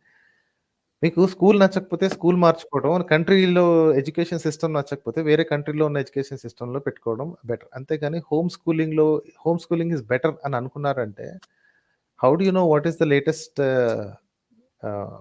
Latest outside? ప్రపంచం గురించి ఏమాత్రం శ్రద్ధ లేనోళ్ళు, ప్రపంచం గురించి ఏమాత్రం interest లేనోళ్ళు చేసుకునే anti social బిహేవియర్‌లా నాకనిపిస్తది. I might be wrong. People have their own opinions. మీరు నన్ను అడిగారు కాబట్టి I'm saying I don't really like that home schooling method అండి. లిమిటెడ్ నంబర్ ఆఫ్ పీపుల్ ప్రపంచంలో రియల్ లైఫ్ ఎలా ఉంటది, రియల్ వరల్డ్ ఎలా ఉంటది తెలుసుకోకుండా, there are so many experiences kids have. Okay. బస్సులో ఎక్కటం లేదా వ్యాన్‌లో ఎక్కి ఒక కనీసం 1 కిలోమీటర్, 2 కిలోమీటర్ల దూరంలో ఉన్న స్కూల్‌కి వెళ్ళటం. So that improves some social skills అండి. పిల్లలతో కలిసి ఎళ్ళటం, ప్రయాణించటం, అక్కడ దిగటం, exactly. And then coming back to school దిగేటప్పుడు డెఫినెట్‌లీ బుల్లీయింగ్ ఉంటుంది, కొంచెం దబాయింపు ఉంటుంది, కొంచెం చిన్న చిన్న పిల్ల గొడవలుంటాయి. All of that is part of life అండి. వాళ్ళ గొడవలు వాళ్ళే తీర్చుకోవాలి కూడా. ప్రతిదానికి వచ్చి మనమే సాల్వ్ చేస్తుంటే రేపొద్దున నిజ జీవితం ఎప్పుడూ కూడా మన ప్రేమంత ఫ్రీగా దొరకదు కదండీ. World is not kind to every people. మనం పిల్లలకి అసలు ఏమాత్రం కష్టం తెలియకుండా, ఏమాత్రం సోషల్ ప్రెషర్స్ తెలియకుండా పెంచితే, నిజంగా వాడు లైఫ్‌లోకి ఎంటర్ అయినప్పుడు, పెద్దోడయ్యి, అడల్ట్ అయ్యి లైఫ్‌లోకి ఎంటర్ అయినప్పుడు ఏమైపోతాడండి ఆ పిల్లోడు గాని, అమ్మాయి గాని. Right? So, we have to expose them to the life they have to live after us. మనం ఎన్నాళ్ళు బతుకుంటాం, కొన్నాళ్ళ తర్వాత మనం పోతాం. ఆ తర్వాత వాళ్ళేమైపోవాలి. So, they have to learn how to live in this world with these people. Whatever country you live in. It doesn't matter. Right? Home schooling removes that advantage. Limited number of people, limited number of human interaction, limited number of ఇది క్వెషన్‌లు అడగటం. ఇప్పుడు స్కూల్‌లో కూర్చున్నప్పుడు నేను అడిగిన question మాత్రమే answer వస్తే సరిపోదండి. మిగతా 10 మంది పిల్లల్లో వాళ్ళు అడిగే క్వెషన్‌లు కూడా విని తెలుసుకుంటే జ్ఞానం ఇంకొంచెం పెరుగుతుంది. హోమ్ స్కూలింగ్‌లో అడ్వాంటేజ్ పోతుంది కదా! If it's a very small people, I don't assume that it is only 1 person are 2 person school. Maybe ఒక ముగ్గురు, నలుగురు పిల్లలు కలిసి ఉండొచ్చేమో. Right? It's a limited group. You lose all that advantages. మీకు స్కూల్ నచ్చలేదు అంటే స్కూల్ మార్చుకునే అవకాశం ఉంది. ఈ సిలబస్ నచ్చలేదు అనుకుంటే ఐసీఎస్ఈ ఇంకా రకరకాలు ఉన్నాయి కదా! You can learn whatever syllabus you want, and you can, if you want dharmic education, you can go to those Vedic whatever, even if I don't approve of it. Right? పిల్లల యొక్క సోషల్ ఇంటరాక్షన్‌ని destroy చేసే home schooling అంటే I have no good opinion about that అండి. Yeah! అండి. Next వచ్చేసి మళ్ళీ same ఆవిడే మాధవీలత గారే ఒక వీడియోలో స్త్రీకి సంపూర్ణత్వం సంతానం వల్లే వస్తది. అంటే సంతానం కలిగి ఉన్న స్త్రీ చాలా సంపూర్ణవంతురాలు అన్నట్టుగా మాట్లాడుతదండి. బట్ ఇప్పుడు కొంతమంది ఆడవాళ్ళకి maybe infertility issues, health issues ఉండొచ్చు. వేరే వేరే కారణాల వల్ల వాళ్ళకి ఉండకపోవచ్చు. వాళ్ళు ఈ వీడియో చూస్తే వాళ్ళెంత బాధపడతారండి? అదే. సో, ఇది ఎక్స్‌క్లూజివిటీ ఉంటది చూసారా? ఇంక్లూజివ్‌నెస్ తీసేసి వీళ్ళు మాత్రమే, వాళ్ళు మాత్రమే అంటారు చూసారా? The only thing that is known to do this is religion అండి. ఇలా సంపూర్ణత్వం అంటే ఏంటి సంపూర్ణత్వం? Just because that lady does not, ఇప్పుడు కొంతమందికి అంతా తినగానే ఉన్నా సరే, if there is no physical changes, they just don't want kids అండి. యాహ్! దట్స్ దర్ ప్రెరోగేటివ్ కదా! అది వాళ్ళ ఇష్టం కదా! ఆమె భర్తకి కలిసి తీసుకున్న నిర్ణయం అది. So why are they less women? Right? ఇలాగా వాళ్ళు అది సంపూర్ణత్వం, ఇది లేకపోతే సంపూర్ణ స్త్రీ కాదు అని ఇలాగ ఎక్స్‌క్లూజివిటీ గురించి సెపరేట్ చేసి, దూరం చేసి, డిస్క్రిమినేట్ చేసి చేయటం ఓన్లీ మతాల వల్లనే సాధ్యం అండి. ఆ మతం ఒక్కటి తీసేసుండుంటే ఇంత పిచ్చ ఉండేది కాదు. రైట్? యాహ్! యాహ్! ఇక్కడ ఏఎంఎస్ఆర్ గారు ఇంకొక పాయింట్ అన్నారు. ఆ మాట నిజంగా కరెక్ట్ అయ్యి ఉండుంటే మోడీ కూడా ఇన్‌కంప్లీట్ ఫెలోనే కదా! సంతానం లేదు కదా! యాహ్! రైట్? యోగి అసలే ఆడికి స్త్రీ అంటే ఏంటో కూడా తెలీదు. సో వాడు ఇంకా దుర్మార్గుడైతే మరి. He's not even a human then. Half human కూడా కాదు మరి. రైట్? పెళ్లి కూడా చేసుకోలేదు కాబట్టి. సో ఈ స్టూపిడిటీస్ అండి, ఇది ఓన్లీ మరి ఆ లెక్కన ఏమిటి, I think every other women who is not a mother, who has never conceived, వాళ్ళందరూ వీళ్ళ దృష్టిలో ఆడోళ్ళే కాదు. రైట్? సో ఇంతటి నీచప్ మెంటాలిటీ ఓన్లీ మతం తప్ప ఇంకేం ఇవ్వదండి. రైట్? యాహ్! ఓకేనండి అయితే. యాహ్! నెక్స్ట్ ఇంకొకటండి. యాహ్! ఇప్పుడు ఇంటర్ ఎథ్నిసిటీ పెళ్ళిళ్ళు ఎక్కువ అవుతున్నాయి కదండీ! లైక్ ఒక చైనీస్, ఒక అమెరికన్, ఒక ఇండియన్ ఇట్లా పెళ్లి చేసుకోవడం. సో ఇది ఇంకా ఫ్యూచర్‌లో ఇంకా కంటిన్యూ అవుతది. సో ఇలా కొన్ని వందల జనరేషన్స్‌కి వెళ్ళేసరికి వాళ్ళ చిల్డ్రన్‌కి మిక్స్డ్ ఫీచర్స్ వచ్చి మొత్తం ప్రపంచంలో ఉన్న మనుషులందరికీ ఒక కామన్ ఫేషియల్ ఫీచర్ వచ్చే ఛాన్స్ ఉందా? యాహ్! అంటే కామన్ ఫీచర్స్ అన్నమాట. ఇప్పుడు ఆల్రెడీ 99% మనకు కామన్ ఫీచర్సే ఉన్నాయి. Just that we have a skin Yes. Colour and ఈ lip size, nose size, eye size. So సైజెస్‌లో చిన్న చిన్న తేడాలే తప్ప పొజిషనింగ్ అంతా exactly the same. Internal positioning, external positioning, everything the same because we belong to the same species. Now the next step is, ఇప్పుడు ఆ ethnic differences కూడా మెల్లిమెల్లిగా మాయమైపోతాయి. After some generations of this interbreeding. Right? So slowly people వాళ్ళు ఏంటంటే అది పట్టించుకోవడం కూడా మానేస్తారు. ఈ ఎథ్నిక్ గ్రూప్‌లో ఉన్న ఈ పర్సన్‌ని ప్రేమిస్తున్నాను, పెళ్లి చేసుకుంటున్నాను అన్న ఆలోచన కూడా ఉండదు. You just like that person, they like you, you travel together for some time, you like each other, you marry, you continue your journey as married couple. Right?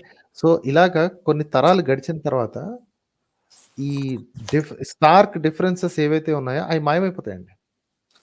You cannot find maybe ఒక 1000 years తర్వాత, if you come back after 1000 years, after all this interbreeding, ఈ person is a black person, ఈ person is a European, this person is Asian, ఇలా చెప్పడం చాలా కష్టం అయిపోద్దండి. All of them will have mixed features. Yeah! Yeah! అండి. Last మీ డిబేట్స్‌లో చాలామంది మీ సైంటిస్ట్‌లు ఏం చేశారు? మీ సైన్స్‌లో ఏముంది? మీ సైన్స్ అది చెప్పిందా? మీ science why do they disown themselves from science అండి? వాళ్ళకి సిగ్గనిపించదా అండి? ఇప్పుడు సైన్స్ వాళ్ళకి చేసిన కాంట్రిబ్యూషన్స్ వల్లే మనం ఇలా బతుకుతున్నాము. వాళ్ళకి మీ సైన్స్, మీ సైంటిస్ట్‌లు అనడానికి వాళ్ళకి కొంచెం కూడా అసలు పిటీ ఆన్ దెమ్ అండి.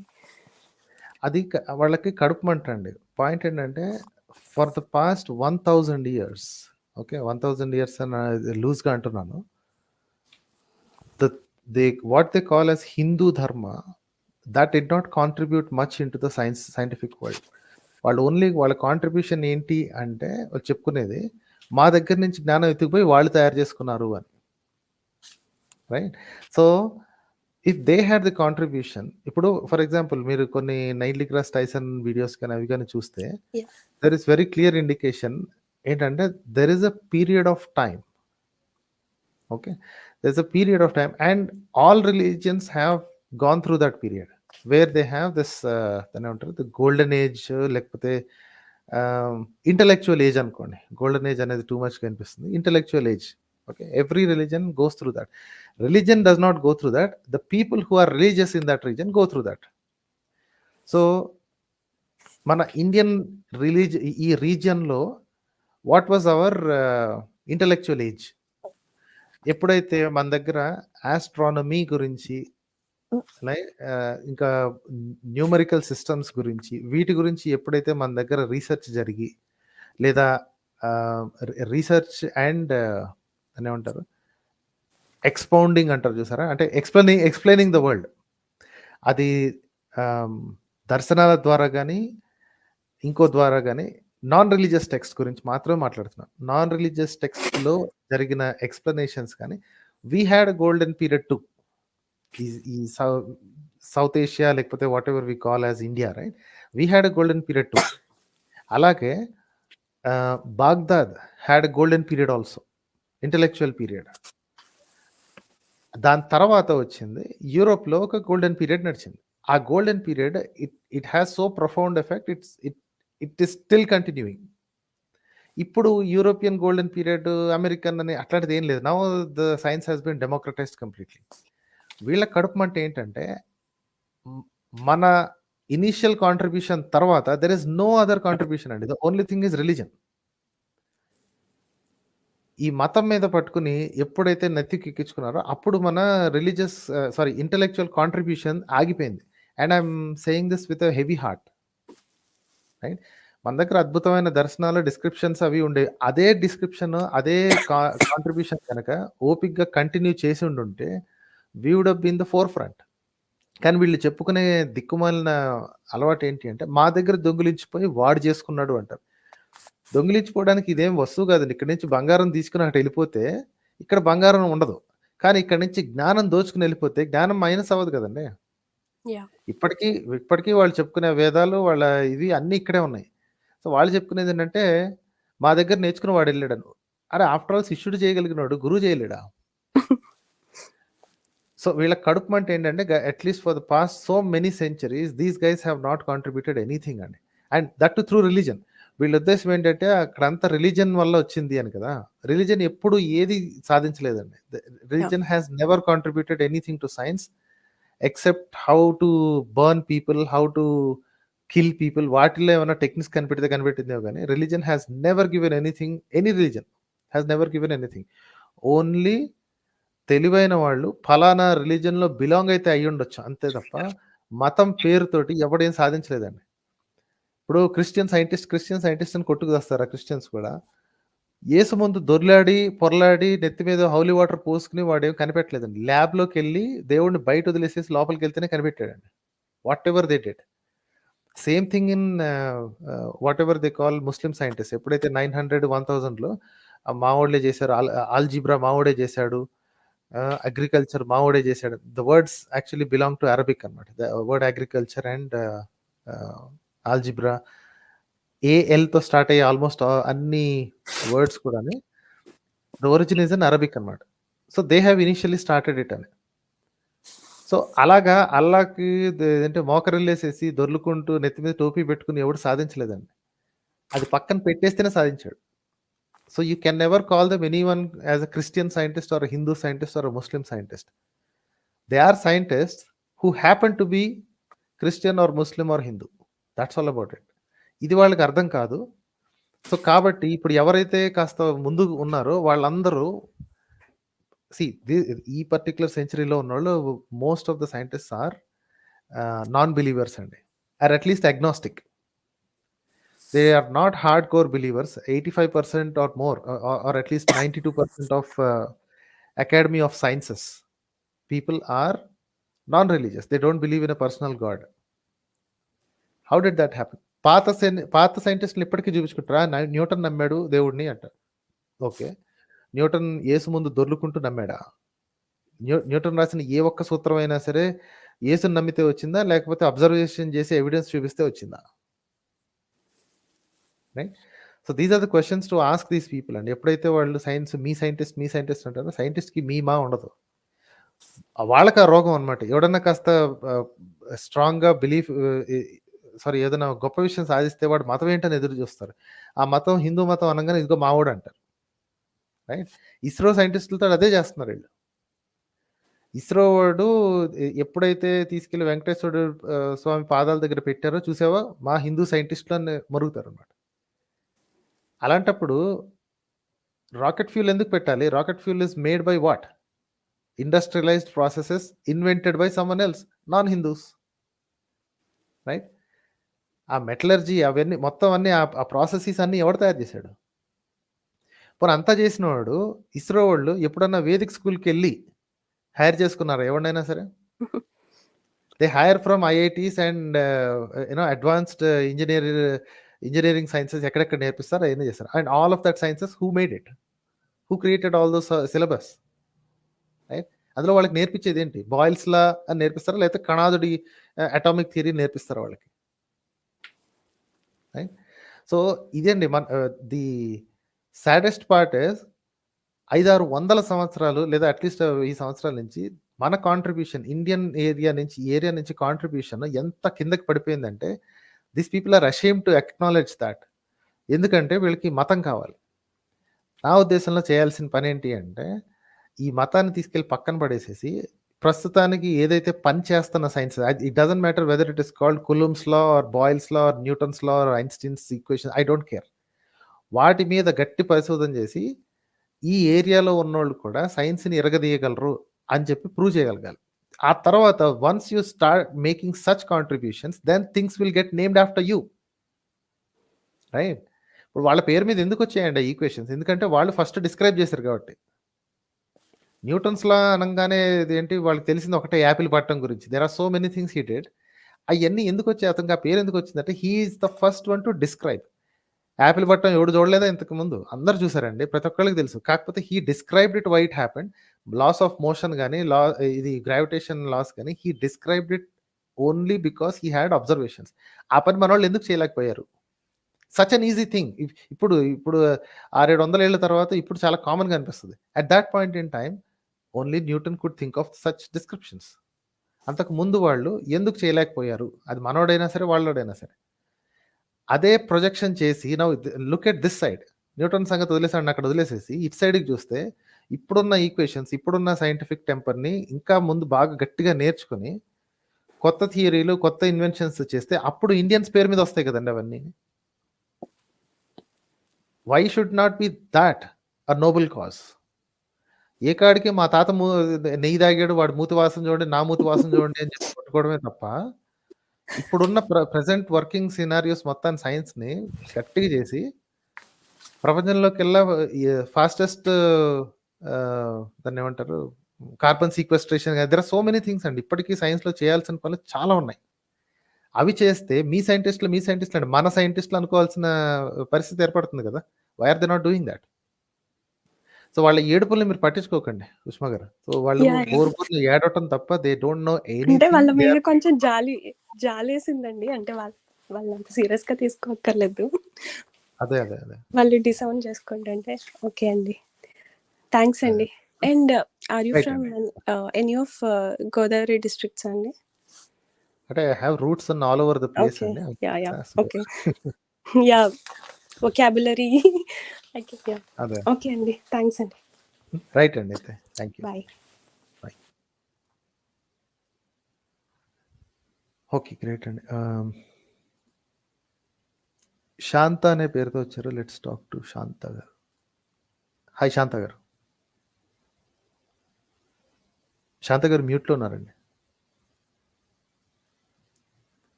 హలో శాంత గారు మ్యూట్లో ఉన్నారండి. Okay Shanta garu, try to get off mute little later అండి, then I'll take you. Let's talk to Shashi Khanna. Hi Shashi garu. Hi sir. Hi Shashi garu, చెప్పండి సార్. సార్ మీ నాలెడ్జ్కి hats off sir. Thank you. చెప్పండి. సార్ రీసెంట్గా ఒక డిబేట్ అంటే జస్ట్ మాట్లాడుకున్నాం మా ఫ్రెండ్ నేను. అతను కొద్దిగా కట్టర్ టైప్ అన్నట్టు.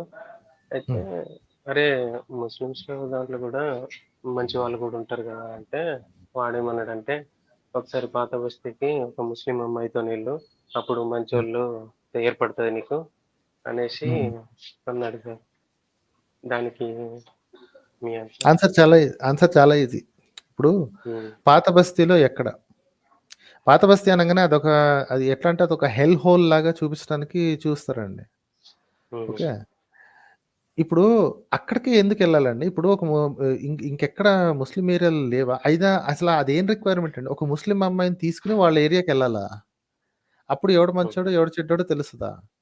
ఇప్పుడు పిచ్చి కుక్కలు తిరుగుతున్నాయో ఒక వీధిలో, దమ్ముంటే అక్కడికి వెళ్ళి పిక్కలు చూపించుకుంటూ ఒకసారి ఆ ఏరియాకి వెళ్ళు అంటే ఎంత ఎటకారంగా ఉంటుందండి. Why do have to do that?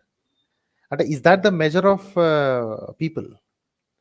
So అక్కడే తెలిసిపోతుంది వాళ్ళ దుర్మార్గతనం ఏంటి అంటే they want to paint every one according to one person or few persons. కొంతమంది తిక్కలలో అన్ని చోట్ల ఉంటారండి. ఇప్పుడు we saw how Hindus have behaved when హోలీలో ఎలాంటి యథవేషాలు వేసారు అన్ని వీడియోలన్నీ బయటపడ్డాయి. అది చూపించి మీ హిందువులంతా ఇంతే అంటే ఒప్పుకుంటాడా? ఇప్పుడు అదే చెప్పాలి. హోలీ రోజు దమ్ముంటే హోలీ రోజు మీ చెల్లిని ఇదేంటి మణికర్ణిక ఘాట్కో లేకపోతే ఆ ఏరియాలకు దమ్ముంటే తీసుకెళ్ళరా అని అంటే ఎలా ఉంటుందండి? హిందువులు ఎంత నీచులో నీకు ఈజీగా తెలిసిపోతుంది. మీ చెల్లిని తీసుకుని వెళ్ళగలవా దమ్ముందా నీకు అని పిసికి పారేస్తారండి. That is the horror of this stupidity. ఇప్పుడు ఒకరిని పెయింట్ చేయడం చాలా easy. There is a very easy way to blame Muslims. Okay, దుర్మార్గులు అని ఈజీగా అంటాను, నేనే అంటాను. It's very easy to say that. ఎందుకంటే they are not condemning, there large number of people are not condemning terrorist acts. ఏ క్షణం అయితే వాళ్ళు ఆ మాట అని ఉంటారో వాళ్ళకి మీద గౌరవం వచ్చేది, వాళ్ళు చేయట్లేదని. కానీ ఇదేం దిక్కుమాలిన మెజర్మెంట్ అండి. వెళ్ళి దమ్ముంటే నువ్వు ఓల్డ్ సిటీకి వెళ్ళు అండి.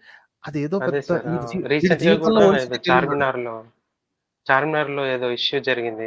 వాళ్ళు హస్బెండ్ అండ్ వైఫ్ వెళ్తే ఆ చిన్న పిల్లని కూడా కొట్టిండ్రు. చిన్న పాప ఉండే. రీసెంట్ గా ఒక న్యూస్ వచ్చింది.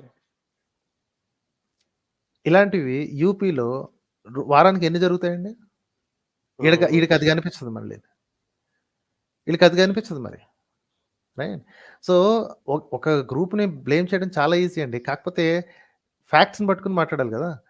ముస్లింల వాళ్ళు అందరూ అలాగేనా అంటే అందరూ అలాగేనా అని అనటంలోనే వాళ్ళ ఇది బయాస్ తెలిసిపోతుంది. దమ్ముంటే అక్కడికి వెళ్ళి చూడు ఎవడు మంచుడు. మా ఇంటికి దగ్గరలో బోళ్ళంతమంది ముస్లిమ్స్ ఉంటారండి. What you want me to do with them? ఏం చేయమంటారు వాళ్ళని? ఏం చేస్తే వాళ్ళలో ఉన్న క్రూరత్వం బయటపడుతుంది? సార్ వాళ్ళు కూడా ఎందుకు హిందూ అబ్బాయి కనిపిస్తే చాలు సార్ దగ్గరికి వెళ్ళి అడగడం, బెదిరించడం, ఎందుకు తిరుగుతున్నావు అమ్మాయిని మాత్రం, ముస్లిం అమ్మాయిని అంటే న్యూస్ ఉన్నాయి సార్, వీడియోస్ ఉన్నాయి యూట్యూబ్ లో ఉంటాయండి. మీకు జరగని వాటి గురించి తెలియదు కదండి. ఇప్పుడు జరిగిన వాటి గురించి కనిపెట్టడం చాలా ఈజీ. ఇప్పుడు నేను ఇందాక ఇచ్చిన ఎగ్జాంపుల్ అదే కదా.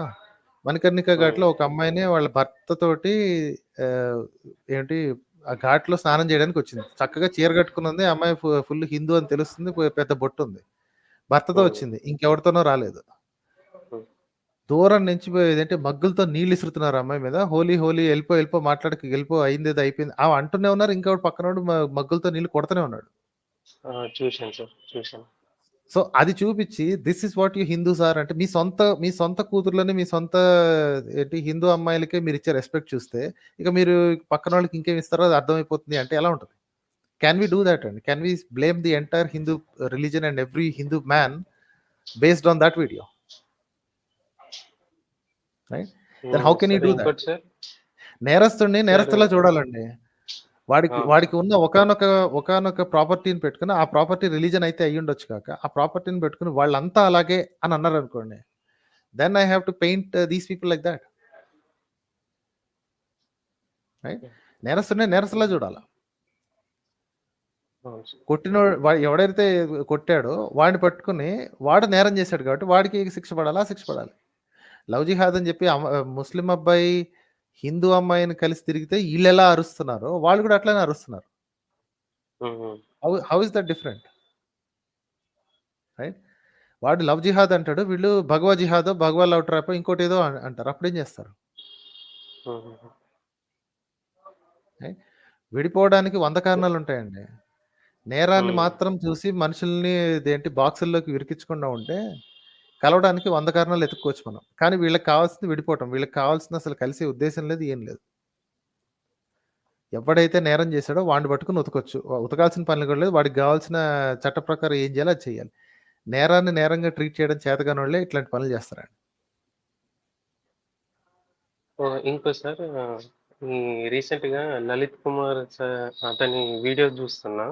అయితే కింద కామెంట్స్ వల్ల ఏం పెడుతుందంటే, కరెక్ట్ గా ఒక నాస్తికులకి కరెక్ట్ అయిన సింహం దొరికిండు, ఎవడైనా రండి అనేసి అట్లా పెడతా ఉన్నారు సార్. ఈ ఛానల్ కి వచ్చే ఏమన్నా ఛాన్స్ ఉన్నా అతను? వాడికి నేను త్వరలోనే పెడతానండి. ఆ త్వరలో అంటే ఎన్నాళ్ళ తర్వాత తెలియదు, కానీ పాపం పండడానికి ఒక్కొక్కరికి ఒక టైం వస్తుందండి. యాక్చువల్లీ లలిత్ కుమార్కి ఒక ఖండకవరం ఒకటి ఉంది, ఒక బల్బ్ ఒకటి ఉంది. ఏంటంటే ఒక స్థాయి ఉండాలి, ఒక లెవెల్ ఉండాలి. ప్రస్తుతానికి మన ఓన్లీ 15K సబ్స్క్రైబర్స్ కదండి. సో వాడికి చాలా చిన్నగా కనిపిస్తుంది. సో ఎప్పుడైతే ఒక రెస్పెక్టబుల్ నంబర్ వస్తుందో అప్పుడు ఓపెన్ ఛాలెంజ్కి పిలుస్తా. నిలబెట్టి కొట్టడం అంటే ఏంటో చూపిస్తాను. Okay, I have scene almost all his videos. Okay, double స్పీడ్లో చూస్తానులేండి. ఆడు పెట్టే సోది వాగుడు మెల్లిగా వింటున్న వాళ్ళు కాదు. సో డబుల్ స్పీడ్లో చూస్తాను. Every single one of his argument can be broken in to pieces. Every single one of his. చాలా చిల్లర అండి. 4-5 శ్లోకాలు బట్టి కొడతాడు. అందరి దగ్గర ఏ ఒక్క ఇంటర్వ్యూకి వెళ్ళినా సరే 4-5 శ్లోకాలు టక్ టక్ టక్ మాట్లాడేస్తాడు. అందరు ఒక్కొక్క ఫీలింగ్ వస్తున్నట్టు, ఆహా సంస్కృతంలో ఏదో మాట్లాడండి. ఏదో సొల్లువాగుడు వాగుంటాడు అంతే. ఎవడికి తెలుసు అండి, సంస్కృతం ఎవడికి రాదు కదా, ఏదో ఒకటి వాగేస్తాడు అనమాట. సార్ ఒక్కటి పట్టుకుంటారు సార్, సర్వే జన సుఖినో భవంతు అనేది పట్టుకుంటారు సార్. మిగతా మతాలు అన్నిట్లో ఇది లేదు, చంపండి అంటున్నారు. మా మతం మాత్రం ఏమో సార్, అది చాలా మంది వాడతారు సార్. ఇది అది ఎక్కడ రాసిందో చూపించమను అనేది చెప్పాలి. నెక్స్ట్, ఏ పుస్తకంలో అయితే అది రాసిందో అదే పుస్తకంలో ఏమేం చేయాలి అనేది కూడా నేను చూపిస్తా.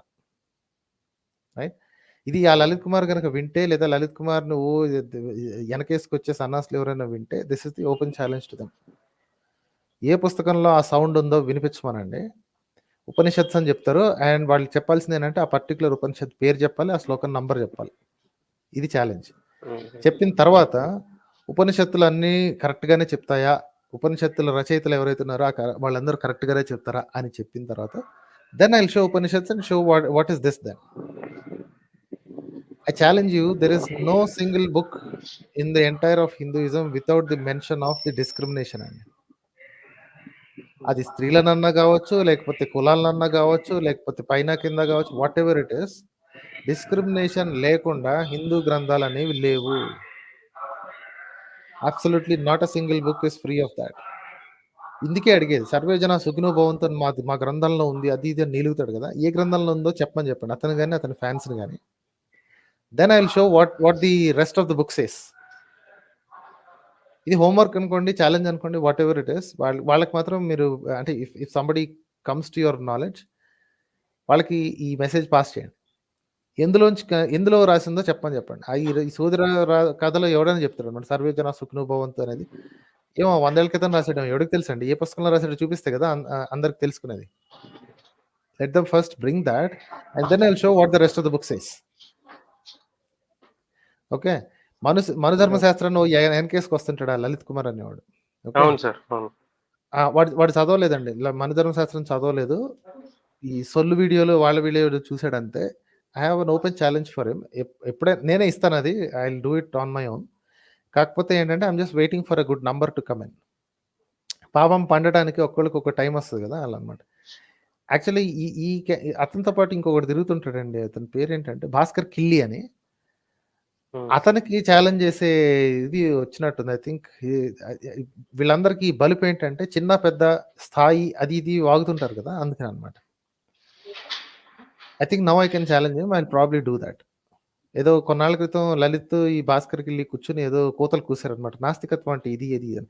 ఎలా ఉంటుందంటే ఇద్దరు మగవాళ్ళు కూర్చుని డెలివరీ పెయిన్స్ గురించి మాట్లాడితే ఎలా ఉంటుందో అలా ఉంటుంది అనమాట. ఇద్దరిలో ఒక్కడు కూడా నాస్తికుడు లేడు, ఒక్కడు బోడీ డెఫినేషన్లు ఇస్తుంటాడు నాస్తికులకి. సో కాబట్టి వాళ్ళనే పిలిచి మాట్లాడదామని. వాళ్ళ ఎవరో ఒకళ్ళైనా సరే వచ్చి మాట్లాడదాను. I actually made a comment and ask them to come. వాళ్ళు ఆ టైంకి అహంకారం చూపించారో మరి ఏంటో కానీ లైట్ తీసుకున్నారు. నేను వాళ్ళు లైట్ తీసుకోలేని విధంగా వాళ్ళని ఎలా ఇన్వైట్ చేయాలో నాకు తెలుసు. సో వాళ్ళు భరించలేరు అనమాట. ఆన్సర్ ఇవ్వకపోతే పరువు పోద్ది అనే పొజిషన్కి వాళ్ళని తీసుకొచ్చిన తర్వాత then I make challenge and then I bring them. ఓకేనండి. Okay, thank you sir. మీ వల్లనైతే చాలా హెల్ప్ అవుతుంది నాకు, షూర్ ఎలా షూర్ క్వశ్చన్స్ వేయాలి, ఎలా మాట్లాడాలో. Thank you sure sir. Sure అండి. యా థ్యాంక్స్ అండి. Thank you. మళ్ళీ వస్తాను సార్. షూర్ షూర్ అండి. Yeah yeah by.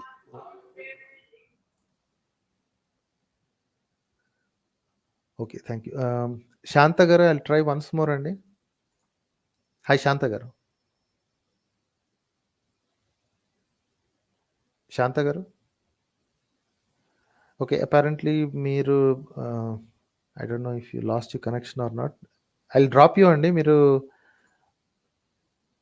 Please join again if you want to join. Okay, place ఖాళీ అయింది. ఎవరైనా జాయిన్ అవుతానంటే జాయిన్ అవ్వండి.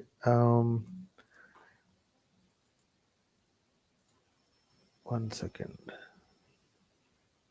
చెరీష్ అనే పేరుతో వచ్చారు. Let's talk to him. Hi cherish గారు. Hi Manohar, how are you doing? Doing well sir. Yeah చెప్పండి sir. Wanted to have a insight on Ayurveda and homeopathy. I've seen quite a few videos of yours earlier, but Science Journey recently mentioned that you should not consider Ayurveda or homeopathy as a pseudoscience. I've been following him and passively listening to him over my bike rides and sessions. But this one statement really got me off the cuff, because if you define science, it's always that it follows a particular process: observation, theory, experimentation, observation, etc., etc. Now, I don't see that in homeopathy. I don't see that in Ayurveda. Correct. I want to be sure in terms of my perception. So I'm just asking for validation on that. I mean, what's your take? Simple అండి, నేను తెలుగులోనే చెప్తాను. So ఆయుర్వేదం కానీ see I been making my stance very clear. Homeopathy 100% pseudo science అండి. దానికి వేరే question లేదు. There is no ifs and buts and possible nothing. ఎందుకంటే the fundamental concepts of homeopathy is against general common sense. Okay, ఏది దాన్ని మీరు dilution చేస్తూ mother టింక్చర్ని you keep diluting to the point where it not a single molecule is present in the water. Okay, that's a complete load of bullshit అన్నమాట. Total bogus అంటే total bogus. There is no two ways about it. అది వెనక్కి వెళ్ళే అవకాశం లేదు. So వాళ్ళు ఏం చేస్తారంటే హోమియో వాళ్ళు ఛాలెంజ్ చేసినప్పుడు వచ్చినప్పుడు కొంతమంది వాగుడు వాగేవాళ్ళు అనమాట నా దగ్గర. నీకు కానీ ఒక డ్రాప్ మదర్ టింక్చర్ వేస్తే అప్పుడు తెలుస్తుంది అని. మదర్ టింక్చర్ ఎవరికి వేయరు కదండి. Mother tincture is the original what ever material they have. Okay, so వాళ్ళకి కూడా ఎక్స్ట్రాక్షన్ ప్రొసీజర్స్ ఏవో ఉంటాయి. మదర్ టింక్చర్ అంటే ద ఫస్ట్ మెటీరియల్ అనమాట. అది ఆ రూట్స్ నుంచో, లేకపోతే కొన్ని జంతువుల చర్మాల నుంచో, లేకపోతే వాటి యొక్క ప్యాంక్రియాస్ని క్రష్ చేసి ఆ పౌడర్లోంచి తీయటం ఏదో ఒకటి చేస్తారండి. సమ్ 18th centuryలో తయారైంది కదా. So it has all sorts of disgusting things. పువ్వుల నుంచి క్రష్ చేసి తీయటం, చచ్చిన జంతువుల యొక్క బాడీ పార్ట్స్ నుంచి వాటిని ఎండబెట్టి క్రష్ చేసి తీయటం, ఇట్లాంటివన్నీ తీసి they will make something called mother tincture. ఆ mother tincture is never suppose to be used on by itself. They have to dilute it and you know those calculations, right? 6C, 10C, 15C, 100C ఎక్కడెక్కడికి వెళ్ళిపోతారు అన్నమాట. So this appeal to authority fallacy, it has gone so deep inside our brains, no Manohar. The fact that somebody whom we look up to for such a long time suddenly comes up with a statement saying that no, you cannot call Ayurveda and homeopathy a pseudoscience, because, and then he starts rationalizing it, saying నేను చెప్తాను అది first హోమియోపతిని చేసి then will go to Ayurveda. Okay, హోమియోపతికి ఈ homeopathy total nonsense and total bogus అనేది అయితే clear, because of its concept of dilution. Okay, ఆ పల్సన్ చేయటం అనే కాన్సెప్ట్ లోనే ఇట్ ఈస్ టోటల్ బోగస్ అని తెలిసిపోతుంది. ఎవరికి మదర్ టింక్చర్ ఎవరు డైరెక్ట్గా ఎవరు తీసుకోరు దాన్ని. It is always diluted and given. So that is very clear. Sugar పిల్స్లోని వాటిలోనే కలిపేసేసి ఫ్లేవర్ కోసం ఇంకో సబ్స్టెన్స్ ఏదో యాడ్ చేసి ఇచ్చేస్తుంటారు. అది పని చేయదని తెలిసిపోతుంది. It is all placebo effect. Coming to Ayurveda has one strange property అండి.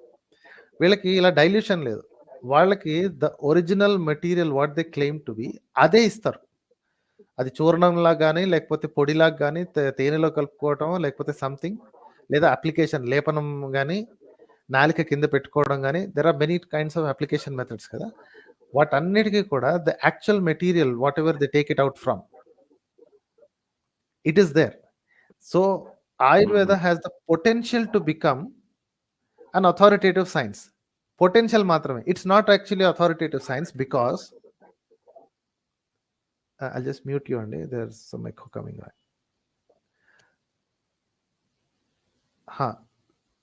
The reason it has only potential, అది ఓన్లీ పొటెన్షియల్గా మాత్రమే ఉంది. ఎందుకు చేయదంటే ఎవరు టెస్ట్ చేయడానికి సిద్ధపడట్లేదండి.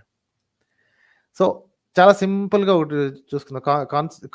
కాంప్లెక్స్ విషయం కాకుండా శంఖపుష్పి అనే ఒక మొక్క ఉందండి. అందులో పర్పుల్ కలర్డ్ ఫ్లవర్స్ వస్తాయి. ఆ శంఖపుష్పి నుంచి తైలం తీయటమో లేకపోతే దాని జ్యూస్ తీసి అది కొంచెం చేదుగా ఉంటుంది. సో దాన్ని తినేలాగా లేదా తీసుకునేలాగా తయారు చేయడానికి సమ్ షుగర్ సిరప్ కానీ లేకపోతే తేనె కానీ కలిపి ఇస్తారు. శంఖపుష్పి జ్యూస్ లాగా ఇస్తారు. The claim they make is అది రెగ్యులర్గా తీసుకుంటే నీకు మెమరీ ఇంప్రూవ్ అవుతుంది అని. So there is a material. అది నిజంగా శంఖపుష్పి నుంచి తీశారు. It is not diluted like homeopathy. So it has the real material there and they have a claim attach to it. అది రెగ్యులర్గా తీసుకునే పని అయితే మెమరీ ఇంప్రూవ్ అవుతుంది అని. ఇది చాలా ఈజీ కదండి టెస్ట్ చేయడం, రైట్? అది నిజంగా చేస్తుందా లేదా అనేది టెస్ట్ చేయడం చాలా ఈజీ. కానీ వాళ్ళు దాన్ని టెస్ట్ చేయరు. ఎందుకంటే టెస్ట్ చేసిన మరుక్షణం అది కనుక పొరపాటున అది రాంగ్ అని తేలింది అనుకోండి, లేదు దీనివల్ల కాదు, ఇది జస్ట్ జనరల్ ప్లసిబో ఎఫెక్ట్ లాగే పనిచేస్తుంది, దీనివల్ల స్పెషల్ అబిలిటీస్ ఏం లేవు, మామూలుగా ఉన్నవాళ్ళు అలాగే ఉన్నారు అని తెలిసింది అనుకోండి. ఎందుకంటే కంట్రోల్ స్టడీస్లో అదే చేస్తారు కదా. Half the group will be given Shankapushpi, half the group will be told that they are taking Shankapushpi, but they don't take Shankapushpi. Yeah, double-blind random trials. Random trials. వాటిలో ఈజీగా తెలిసిపోతుంది.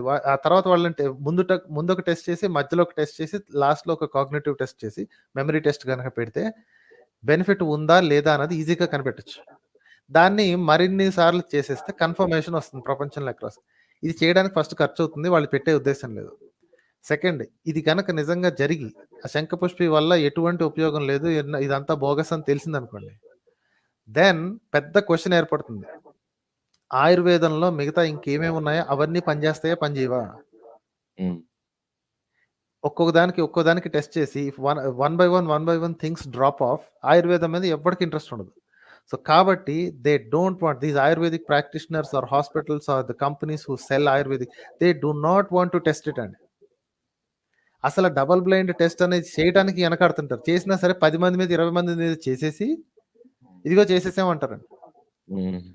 Now imagine that happening with regular pharma product. Okay, వాళ్ళు 1000 మందితో చేస్తారండి. Patients కానీ లేదా non patients కానీ 1000 మందిలో చేసి అవన్నీ రికార్డ్స్ రెడీగా పెట్టుకోవాలి. ఎప్పుడు అడిగినా చూపించాల్సి వస్తుంది. You have to submit demographic data also is very varied, alva. So they have not only the age groups but the ethnicities and multiple ways of saying, okay, he didn't do this, no, I have done that. It's a tick in every checkbox possible. I'm aware of that. Yeah, అలా ఉంటేనే, అలా ఉంది కాబట్టే it has a validity. And okay, Ayurveda has a potential to do that and they're not doing it. So you can't call them Ayurveda science or pseudoscience. It does not want to prove anything. నమ్మకం మీద నడుస్తుందండి. మా ఋషులు చెప్పారు, మా పుస్తకాల్లో రాసింది అని చెప్పి they are just doing it by belief. అరే ఒకసారి the word candidate drug is ideal for any kind of Ayurvedic output, because even aspirin was a bark of a tree somewhere or the other in Aztec, I'm assuming, right? See, what happens is, if something is proven to be correct, right, something is proven to be medicinal value, it becomes regular science. And right. It does not matter. ఇప్పుడు సైంటిస్టులకి వాళ్ళకేం అహంకారం లేదు. ఏంటి ఇది చెట్ల నుంచి పీక్కొచ్చింది మేము వాడాలని. వాళ్ళకి అహంకారం లేదు. ఇప్పుడు క్వినోన్ కాంపౌండ్స్ ఉన్నాయండి.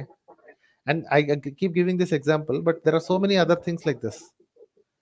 చెట్ల నుంచి వచ్చిన compounds they perform very well with less side effects అన్నప్పుడు అది దేనికి పర్ఫార్మ్ అవుతుంది అనుకుని కనిపెట్టి, and that becomes regular science. దాన్ని అప్పుడు కూర్చుని ఆయుర్వేదిక్ మెడిసిన్ అని ఎవరు చేయడండి. ఇప్పుడు మన వేపాకు ఉంది. వేప చెట్టు తీసుకోండి, అజాడిరక్టా ఇండికా, రైట్. అందులో ఏదైతే చేదును తీసుకొస్తుందో ఆ పర్టికులర్ చేదు తీసుకొచ్చే chemical is called azadirachtin, and that has germicidal properties.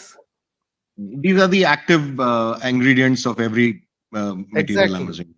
So అక్కడ వేపాకు రసం చూర్ణం చేసి పడేస్తే అని కాదండి. అందులో ఏదైతే పర్టికులర్ కెమికల్ ప్రాపర్టీ ఇస్తుందో, మాక్సిమం ఎఫెక్ట్ ఇస్తుందో, దాన్ని వాళ్ళు ఎక్స్ట్రాక్ట్ చేసి, and that becomes an active ingredient in anything. అది జర్మిసిడల్ అంటే మనుషుల కన్సంప్షన్ కా లేకపోతే చెట్లకి వేయటానికా అనేది ప్రాక్టికల్ యూజ్ లో తెలుస్తుంది.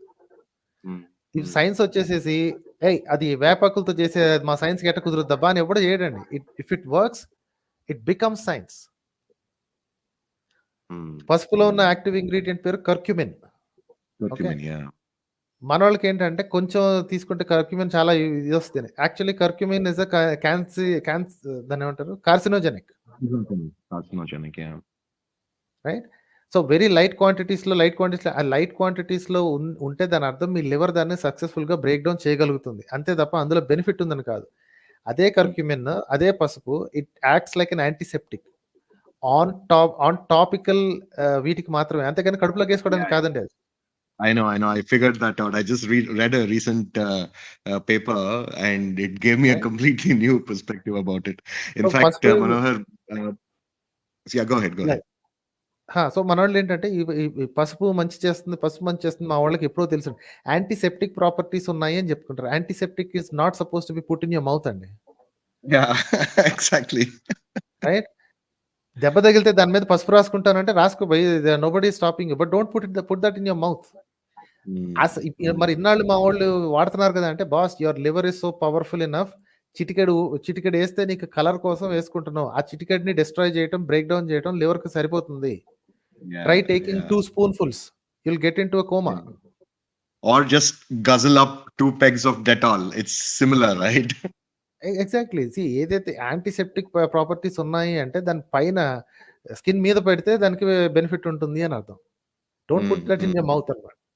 సో ఇలాగా Ayurveda has the potential to be something and be contributing something to the modern science. కాకపోతే వాళ్ళు టెస్ట్ చేయడానికి ఇంట్రెస్ట్ లేదండి వాళ్ళకి. ఎందుకంటే ఒకసారి ఒకటి బ్రేక్ అయితే, let's say Ayurveda has 10,000 compounds అండి. వాళ్ళ మొత్తం లిస్ట్ మొత్తం మీద 10,000 కాంపౌండ్స్ ఉన్నాయి. అందులో ప్రతి 100 వాటికి టెస్ట్ చేస్తే 2-3 పాస్ అయినాయి అనుకోండి. సో 3% హిట్ రేట్ తోటి అసలు ఆయుర్వేదిక్ దాన్ని ఏమంటారు, ప్రిపరేషన్స్ మీద ఎవరికైనా ఇంట్రెస్ట్ ఉంటుందండి రీసెర్చ్ చేయడానికి? And that's what their problem is. ధైర్యంగా మేము మా వాళ్ళు ఇది కనిపెట్టారు అని చెప్పాలి అంటే, go test it and prove it in the world. ఎప్పుడు చూసినా మా వాళ్ళు పసుపు కనిపెట్టారు, అది పసుపు ఈజ్ అ కార్సినోజెనిక్, రైట్. అదండి. So and to your point, నేను ఇంకా సైన్స్ జర్నీ చెప్పిన ఇదైతే చూడలేదు, కానీ that's why don't ever be a fan of any person అండి. Use everyone has a brain. మీరు అంటే దేవుడిని నమ్మే వాళ్ళు అయినా సరే వాళ్ళందరికీ కూడా చెప్తున్నాను, మీ దేవుడు మీకు ఒక బ్రెయిన్ ఇచ్చాడు, రైట్. అది వాడుకోవడానికి ఇచ్చాడు. ఏంటి నెత్తి మీద జుట్టు మొలవటం, తర్వాత తీసుకెళ్లి గుండు చేయించుకోవడానికి కాదు. It has something inside called brain. Please use it. So ఏ ఒక్క మనిషి చెప్పింది గుడ్డిగా నమ్మకూడదు. But sometimes it's you just get so intimidated with knowledge, kada, because there's nothing more intimidating than a person who's spewing out the right kind of knowledge. For example, if I have to have a stage with you and speak out, I will feel like a minion, because the amount of knowledge you've been able to gather over the years is the most intimidating thing. It's not your muscles, it's not the money, it's not the power a person has, but just the knowledge a person has. But an example of yours, I'm saying. So I completely understand that I have to demarcate my mind in terms of not getting into the appeal to authority fallacy clearly in this case. అది appeal to authority అనేదండి, అది anybody can do. Even ఎంత intelligent అన్న వాళ్ళు కూడా చేసేస్తారండి, తెలియకుండా ఒక్కోసారి జరిగిపోతుంది. Right. ఇప్పుడు చాన్నాళ్ళ పాటు ఏంటి న్యూటన్ ని స్టార్టింగ్ లో తిట్టుకున్న వాళ్ళు ఉన్నారు, కానీ at some point in time he's become God like figure. 17th 18th century వచ్చేసరికి అసలు ఎవడన్నా ఛాలెంజ్ చేస్తానంటే చాలు వాడిని మీద పడి కరిసేవాళ్ళు ఉంటారు. ఏంటి న్యూటన్ లాస్ట్ నువ్వు ఛాలెంజ్ చేస్తావా? Einstein came along and proved half of his theories will not work at the larger size and smaller size. And Regular size more people came along and proved quantum is a completely different thing from Einstein's perspective as well. So that's science. That's the beauty of science. That's the beauty of science. Expand చేయడం, ఇంకా పెద్ద understanding తీసుకురావడానికి help చేయడానికి try చేస్తుంటది అన్నమాట. So ఇందుకే these people fail miserably only because of this. Open గా నిజాయితీతోటి భయ్యా మా ఋషులు ఏవో కొన్ని సంవత్సరాల క్రితం ఇవన్నీ ఇది చేస్తా అని చెప్పారు. ఓకే, మాకు కుదిరినంత వరకు మేము కూర్చుని కష్టపడి టెస్ట్ చేసి చేస్తాం, అంతేగాని మా ఋషి చెప్పాడు కాబట్టి ఇది పని చేస్తుందని గుడ్డిగా నమ్మేవాళ్ళం కాదు అని ఎప్పుడైతే ధైర్యంగా చెప్పగలుగుతారో, that is when you made progress అండి. రైట్. ఇప్పుడు సైన్స్ కి ప్రతిదానికి వీళ్ళకి పాయింట్ ఏంటంటే, I told the other person also, right, మా వాళ్ళు ఏం చేయలేకపోయారు అన్న ఏడుపు ఎందుకండి? If you start proving things from here, then it get in mainstream మెడిసిన్కి వెళ్ళిపోద్ది కదా. రైట్. మన మార్క్ కావాలి అంటే ఇప్పటికి కూడా వీళ్ళ రోగం ఇదేనండి. They still keep thinking that western science, western scientist. ఎవడండి వెస్టర్న్ సైంటిస్ట్ అని? ఇప్పుడు అంతా ద లార్జెస్ట్ నంబర్ ఆఫ్ ఇవి పేటెంట్స్ కానీ డిస్కవరీస్ కానీ ఎక్కడ జరుగుతున్నాయి అంటే చైనాలో జరుగుతున్నాయి. It's no longer Western science now. Science has never been Western, never been Eastern అండి. It's always there. మన మార్క్, మన స్టాంప్ దాని మీద పడాలి అంటే ఈ ఒక స్ట్రెచ్ ఆఫ్ టైంలో మాక్సిమం సైంటిస్ట్ ఎక్కడి నుంచి వచ్చారంటే యూరోప్ నుంచి వచ్చారు. ఎందుకు వచ్చారంటే వాళ్ళ మతాన్ని పక్కన పెట్టి ఆలోచించారు కాబట్టి. Right. Now we have to do the same thing. ఇప్పుడు మనం మతాన్ని పక్కన పడేసేసి సైన్స్ లో మనం పురోగతి చూపించి we have to make our mark once more. ఎప్పుడో 1000 ఏళ్ల క్రితం 4-5 చూపించుకుని ఇంకా ఇదేంటి మీసం దవ్వటం కాదు, we have to do something అన్నప్పుడు now begin the journey right now. China వాళ్ళు ఆల్రెడీ రన్నింగ్ చేసి పరిగెడుతున్నారు. We have to start walking right now. Then తర్వాత వచ్చే లాస్ కానీ, ఇప్పుడు లాస్ అవి ఉండకపోయినా సరే ప్రిన్సిపల్స్ కానీ, ఇండస్ట్రియల్ ప్రాసెసెస్ కానీ, డిస్కవరీస్ కానీ, అప్పుడు అన్ని ఇండియన్స్ పేరు మీద వస్తాయి కదా. But in that statistic of China, Manohar, how many of the candidate drugs with Chinese ancient medicine they were pursuing? Would you have any statistics in terms of how many went through the tests and how many didn't? Because that can be a benchmark for what Ayurveda can also be. Because I'm sure it will nosedive very badly when it is exposed to the real world.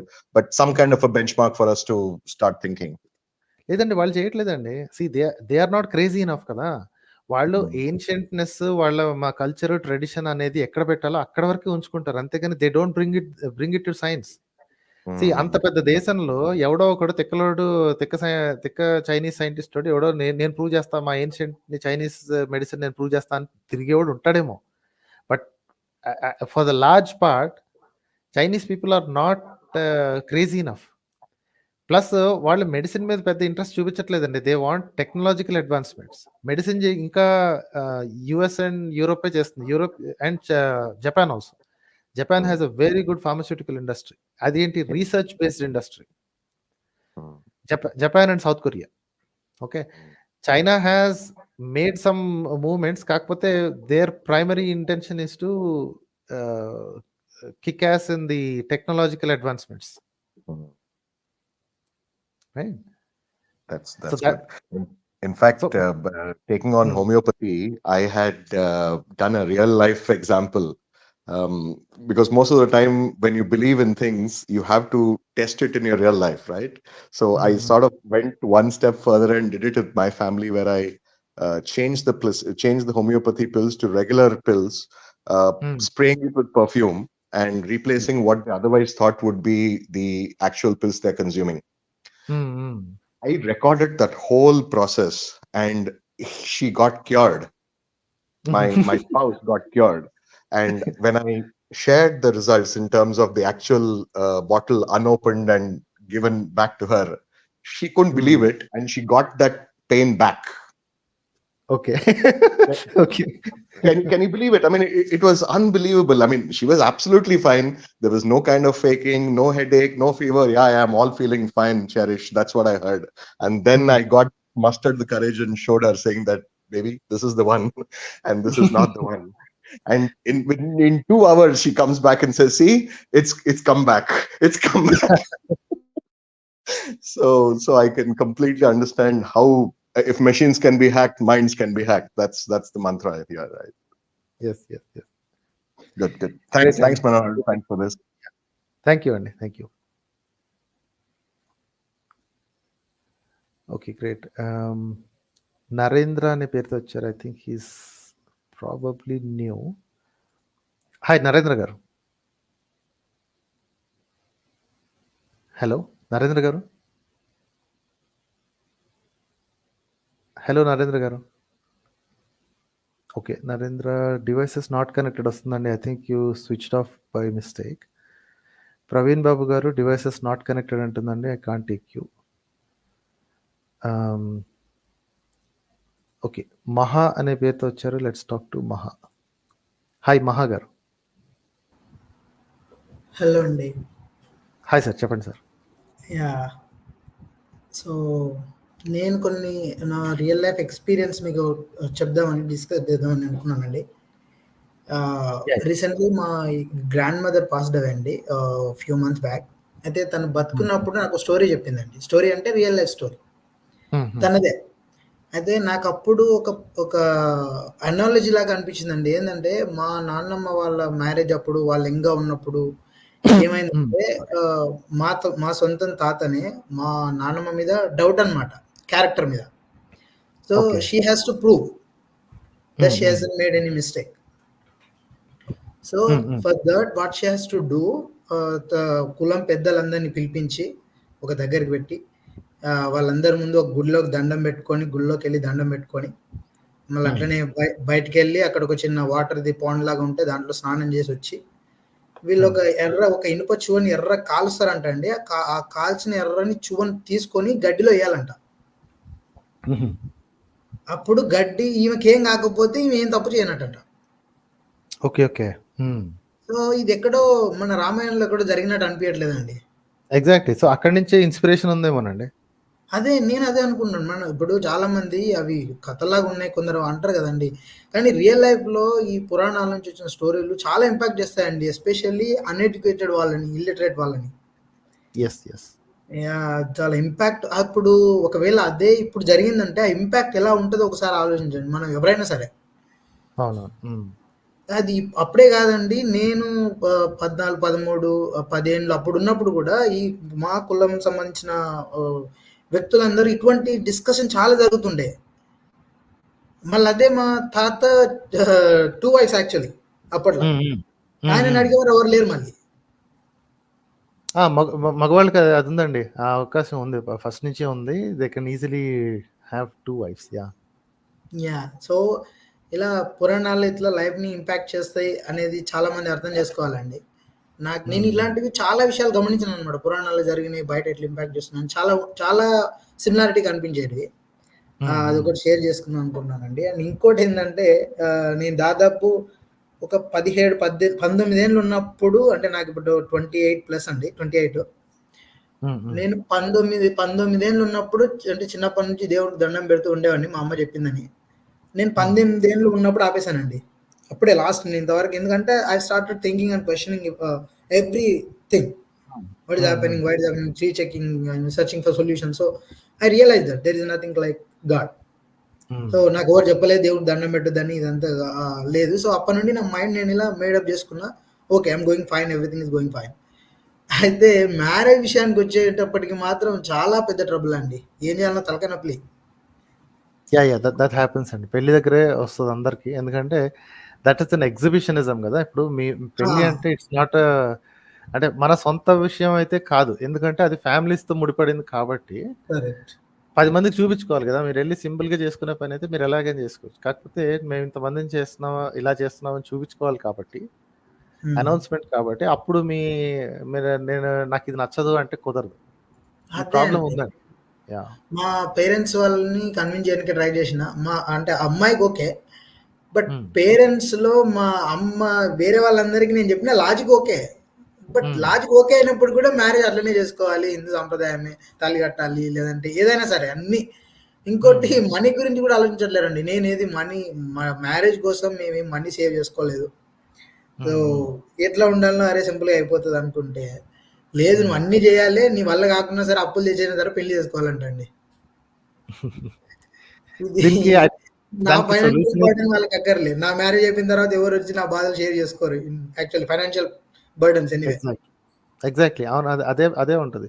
తర్వాత అందరూ వచ్చేసేసి comments pass చేసి తినేసి వెళ్ళిపోయేవాళ్ళు తప్ప తర్వాత వచ్చే కష్టాలను ఎవరు పట్టించుకోరు. అసలు ఎవరు పట్టించుకోరు, ఎవరికి అవసరం కూడా లేదు. అటువంటి వాళ్ళు చూడడానికి మనం లక్షలు ఎంత అయితే అంత ఖర్చు పెట్టి చేయాలి. అది మా పేరెంట్స్ అయితే నేను క్వశ్చన్ చేసి నువ్వెందుకు అడుగుతున్నావు, ఎవరు అడగట్లేదు కదా అంటారు. ఇదో మొత్తానికి ఏదైతుందో త్వరలోనే ఏదో అవుతుంది ఇంకా మొత్తానికి.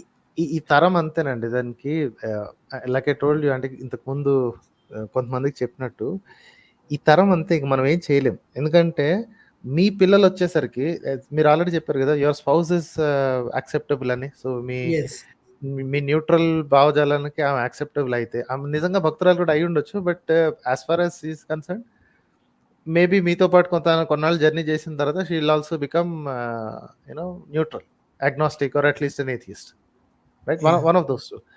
ఆ తర్వాత మీ పిల్లలు ఉన్నారనుకోండి, you will not force them Hindu సాంప్రదాయంలో చేసుకోవాలి, మీరు ఫోర్స్ చేయరు. ఎగ్జాక్ట్లీ. మీ పేరెంట్స్కి మీ మీద హక్కు ఉంటుందేమో కానీ, హక్కు అంటే ఏముంది, ఇదేంటి మమకారంతో కూడిన హక్కు అనుకోండి దాన్ని. కానీ మీ పిల్లల మీద హక్కులు ఉండవు కదా. సో మీరు మిమ్మల్ని వాళ్ళు ఫోర్స్ చేయలేరు. అప్పుడు కూడా బ్లాక్మెయిల్ చేసి చేయొచ్చు కానీ ఫోర్స్ చేయలేరు. అవునండి. సో నెక్స్ట్ జనరేషన్కి వచ్చేసరికి you will not spend money like this అనమాట. మీకు వీళ్ళ ఉద్దేశం ఏంటంటే, ఈ హిందూస్ కానీ మిగతా మతస్థులు కానీ వెడ్డింగ్స్ అనేవి రిలీజియస్ సెరమనీస్ అనుకుంటారండి. It's not, it's just an acceptance of the society. Correct, right? ఇద్దరు two people, they are celebrating their union, అంతే. దానికి వీళ్ళు రిలీజియన్ ని యాడ్ చేసుకున్నారు. Now if you just remove religion, you don't have to remove many things else. ఇప్పుడు తాళి కట్టడం అనేది ఇట్స్ ఆర్కేయిక్ కాన్సెప్ట్ అని అనిపించింది. ఓకే, ఉంగరాలు మార్చుకోండి. ఆ ఉంగరాలు మార్చుకునేది క్రిస్టియన్ కాన్సెప్ట్ అండి. క్రిస్టియన్ కాన్సెప్ట్ ఎట్లయింది? ఎక్కడైనా ఏంటి యేసు వాళ్ళ అమ్మ నాన్న క్రిస్టియానిటీ ఉన్నంతకాలం వాళ్ళు ఏమైనా ఉంగరాలు మార్చుకున్నారు? లేదు కదా. వాళ్ళు కూడా తర్వాత ఏదో ఒక విధమైన రిచువల్ లాగా చేద్దామని పెట్టుకున్నారు. మనోళ్ళకి ఇంకో రోగం ఏంటంటే, అయితే హిందూ సాంప్రదాయం కాకపోతే నువ్వు చీరలు ఎందుకు కట్టుకున్నావు అమ్మాయి, పూలు ఎందుకు పెట్టుకున్నావు అమ్మాయి? అది అసలు హిందూకి దానికి ఏంటంటే, సంప్రదాయానికి దానికి సంబంధం ఏంటండి అసలు? వీళ్ళకి రిలీజియన్ థింగ్స్ కి, ఒక మానవ ఎవల్యూషన్ సంబంధించి వస్తున్న డెవలప్మెంట్స్ కి డిఫరెన్స్ తెలియట్లేదండి. నేను చాలా వరకు నేను ఇచ్చే సజెషన్స్ ఏంటంటే, అంటే అందరూ యాక్సెప్టబుల్ అయితే సింపుల్ మెథడ్ అసలు పెళ్ళి ఎట్లా చేసుకోవాలి అంటే, government has to recognize that you have married. How do they do that? Okay, మీరు గుళ్ళో పెళ్లి చేసుకున్నంత మాత్రాన గవర్నమెంట్కి తెలియదండి. మీరు వెళ్ళి రిజిస్టర్ చేసుకుంటేనే మీ మ్యారేజ్కి విలువ. అవునా కదా? మ్యారేజ్ సర్టిఫికేట్ కావాలి అంటే గుళ్ళో పెళ్లి చేసుకున్నానని చూపించి, ఆ ఆధారాలు చూపించి, ఇద్దరు సాక్ష్యాలను తీసుకొచ్చి రిజిస్టర్ ఆఫీస్లో నుంచోవాలి. So you have to do that anyway. So ఆ ముందుదంతా ప్రహసనం, అదంతా కథ అని చెప్పేసి కోర్టుకు ఆల్రెడీ తెలిసిపోయింది. So the only thing that gives you right that you are a spouse of this person is the registration, right? So దర్జాగా వెళ్ళి రిజిస్ట్రేషన్ చేసుకోండి. స్మాల్ గ్రూప్ ఆఫ్ పీపుల్తో రిజిస్ట్రేషన్ చేసుకుని తర్వాత పెద్ద రిసెప్షన్ ఏర్పాటు చేసుకోండి.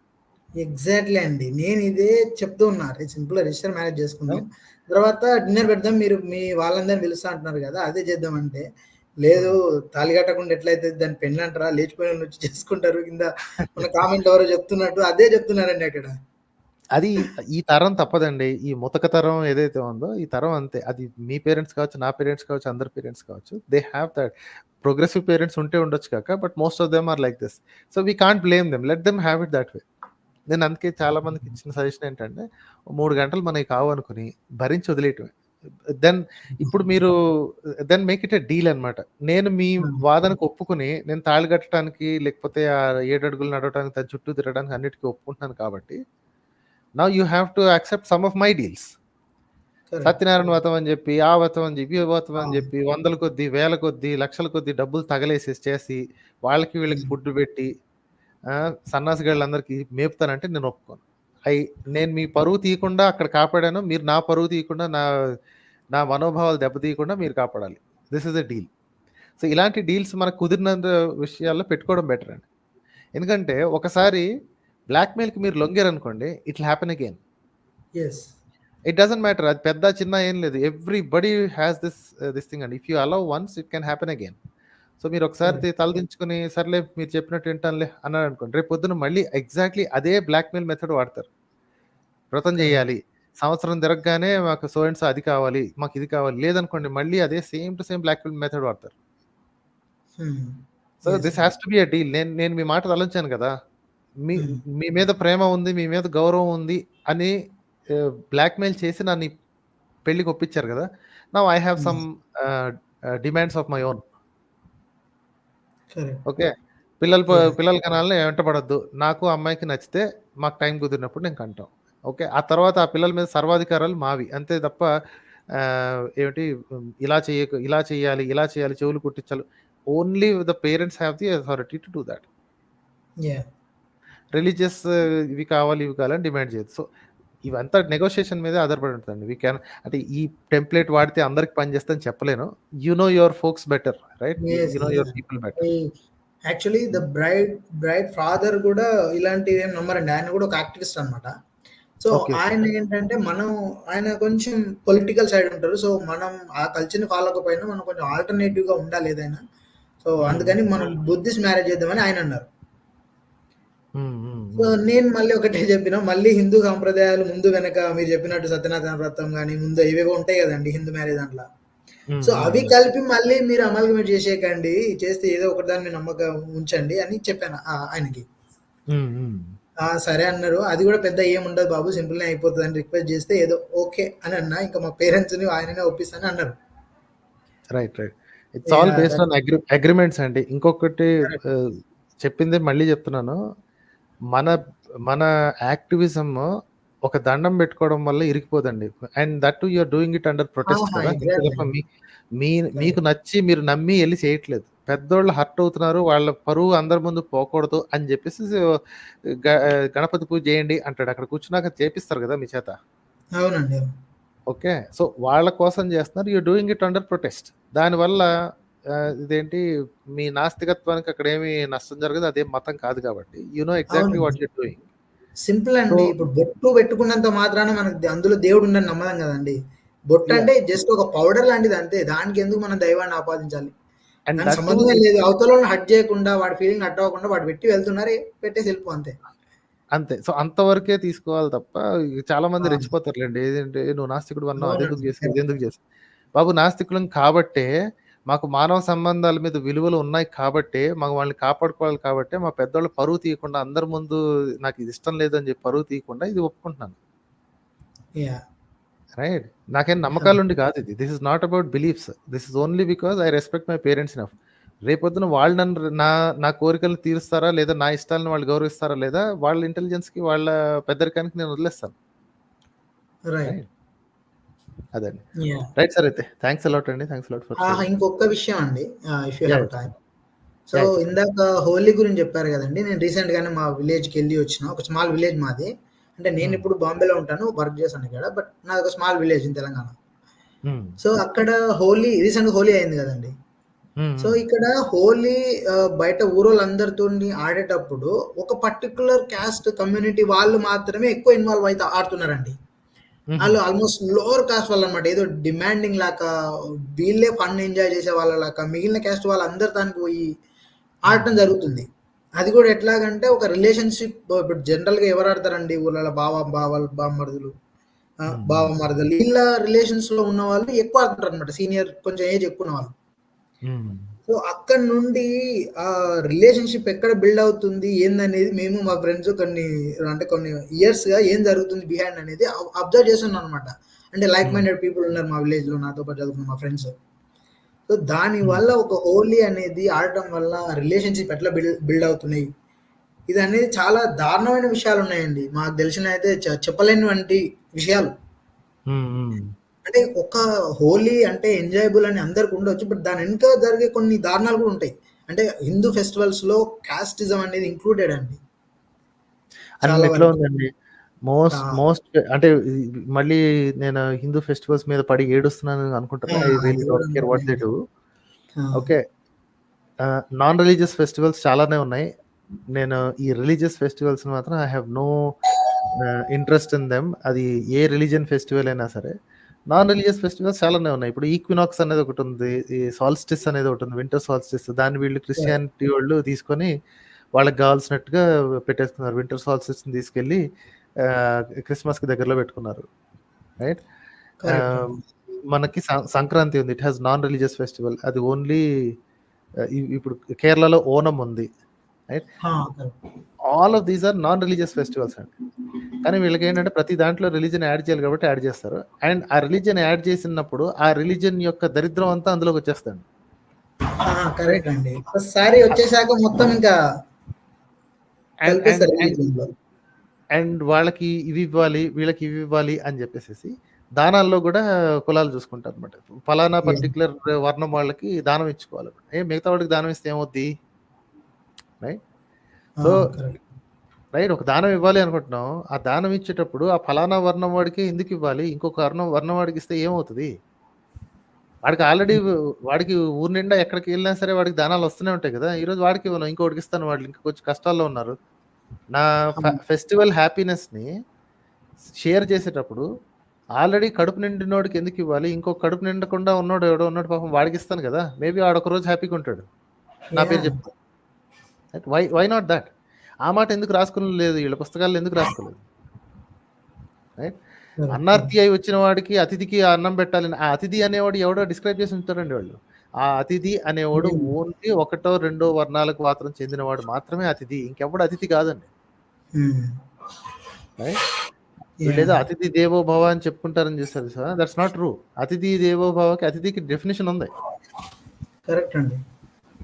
అన్ని ప్రీ డిసైడెడ్ కదండి, ఎవరు ఏం చేయాలనేది వీళ్ళు ఆల్రెడీ డిసైడ్ చేసి పెట్టిరు, అదే ఫాలో అవ్వాలి ఇంకా. అంతే అంతే అంతే. థ్యాంక్స్ అండి, it's a great help actually. Thank you అండి. బాయ్. షూర్, థ్యాంక్స్ అండి. సాయి కౌశిక్ అనేవాళ్ళు వచ్చారు. లెట్స్ టేక్ రిషికేష్ గారు. Your device is not connected and I can't take you. Sai Kaushik గారు వచ్చారు. I will finish with them. Hi Sai Kaushik గారు. హలో, మ్యూట్లో ఉన్నారండి. Okay, Sai Kaushik is unable to get off mute. Okay, KGF గారు ఉన్నారు. I will talk to KGF గారు. Hi KGF గారు. KGF గారు ఇంకొకసారి జాయిన్ అవ్వండి సార్. ఐ థింక్ యువర్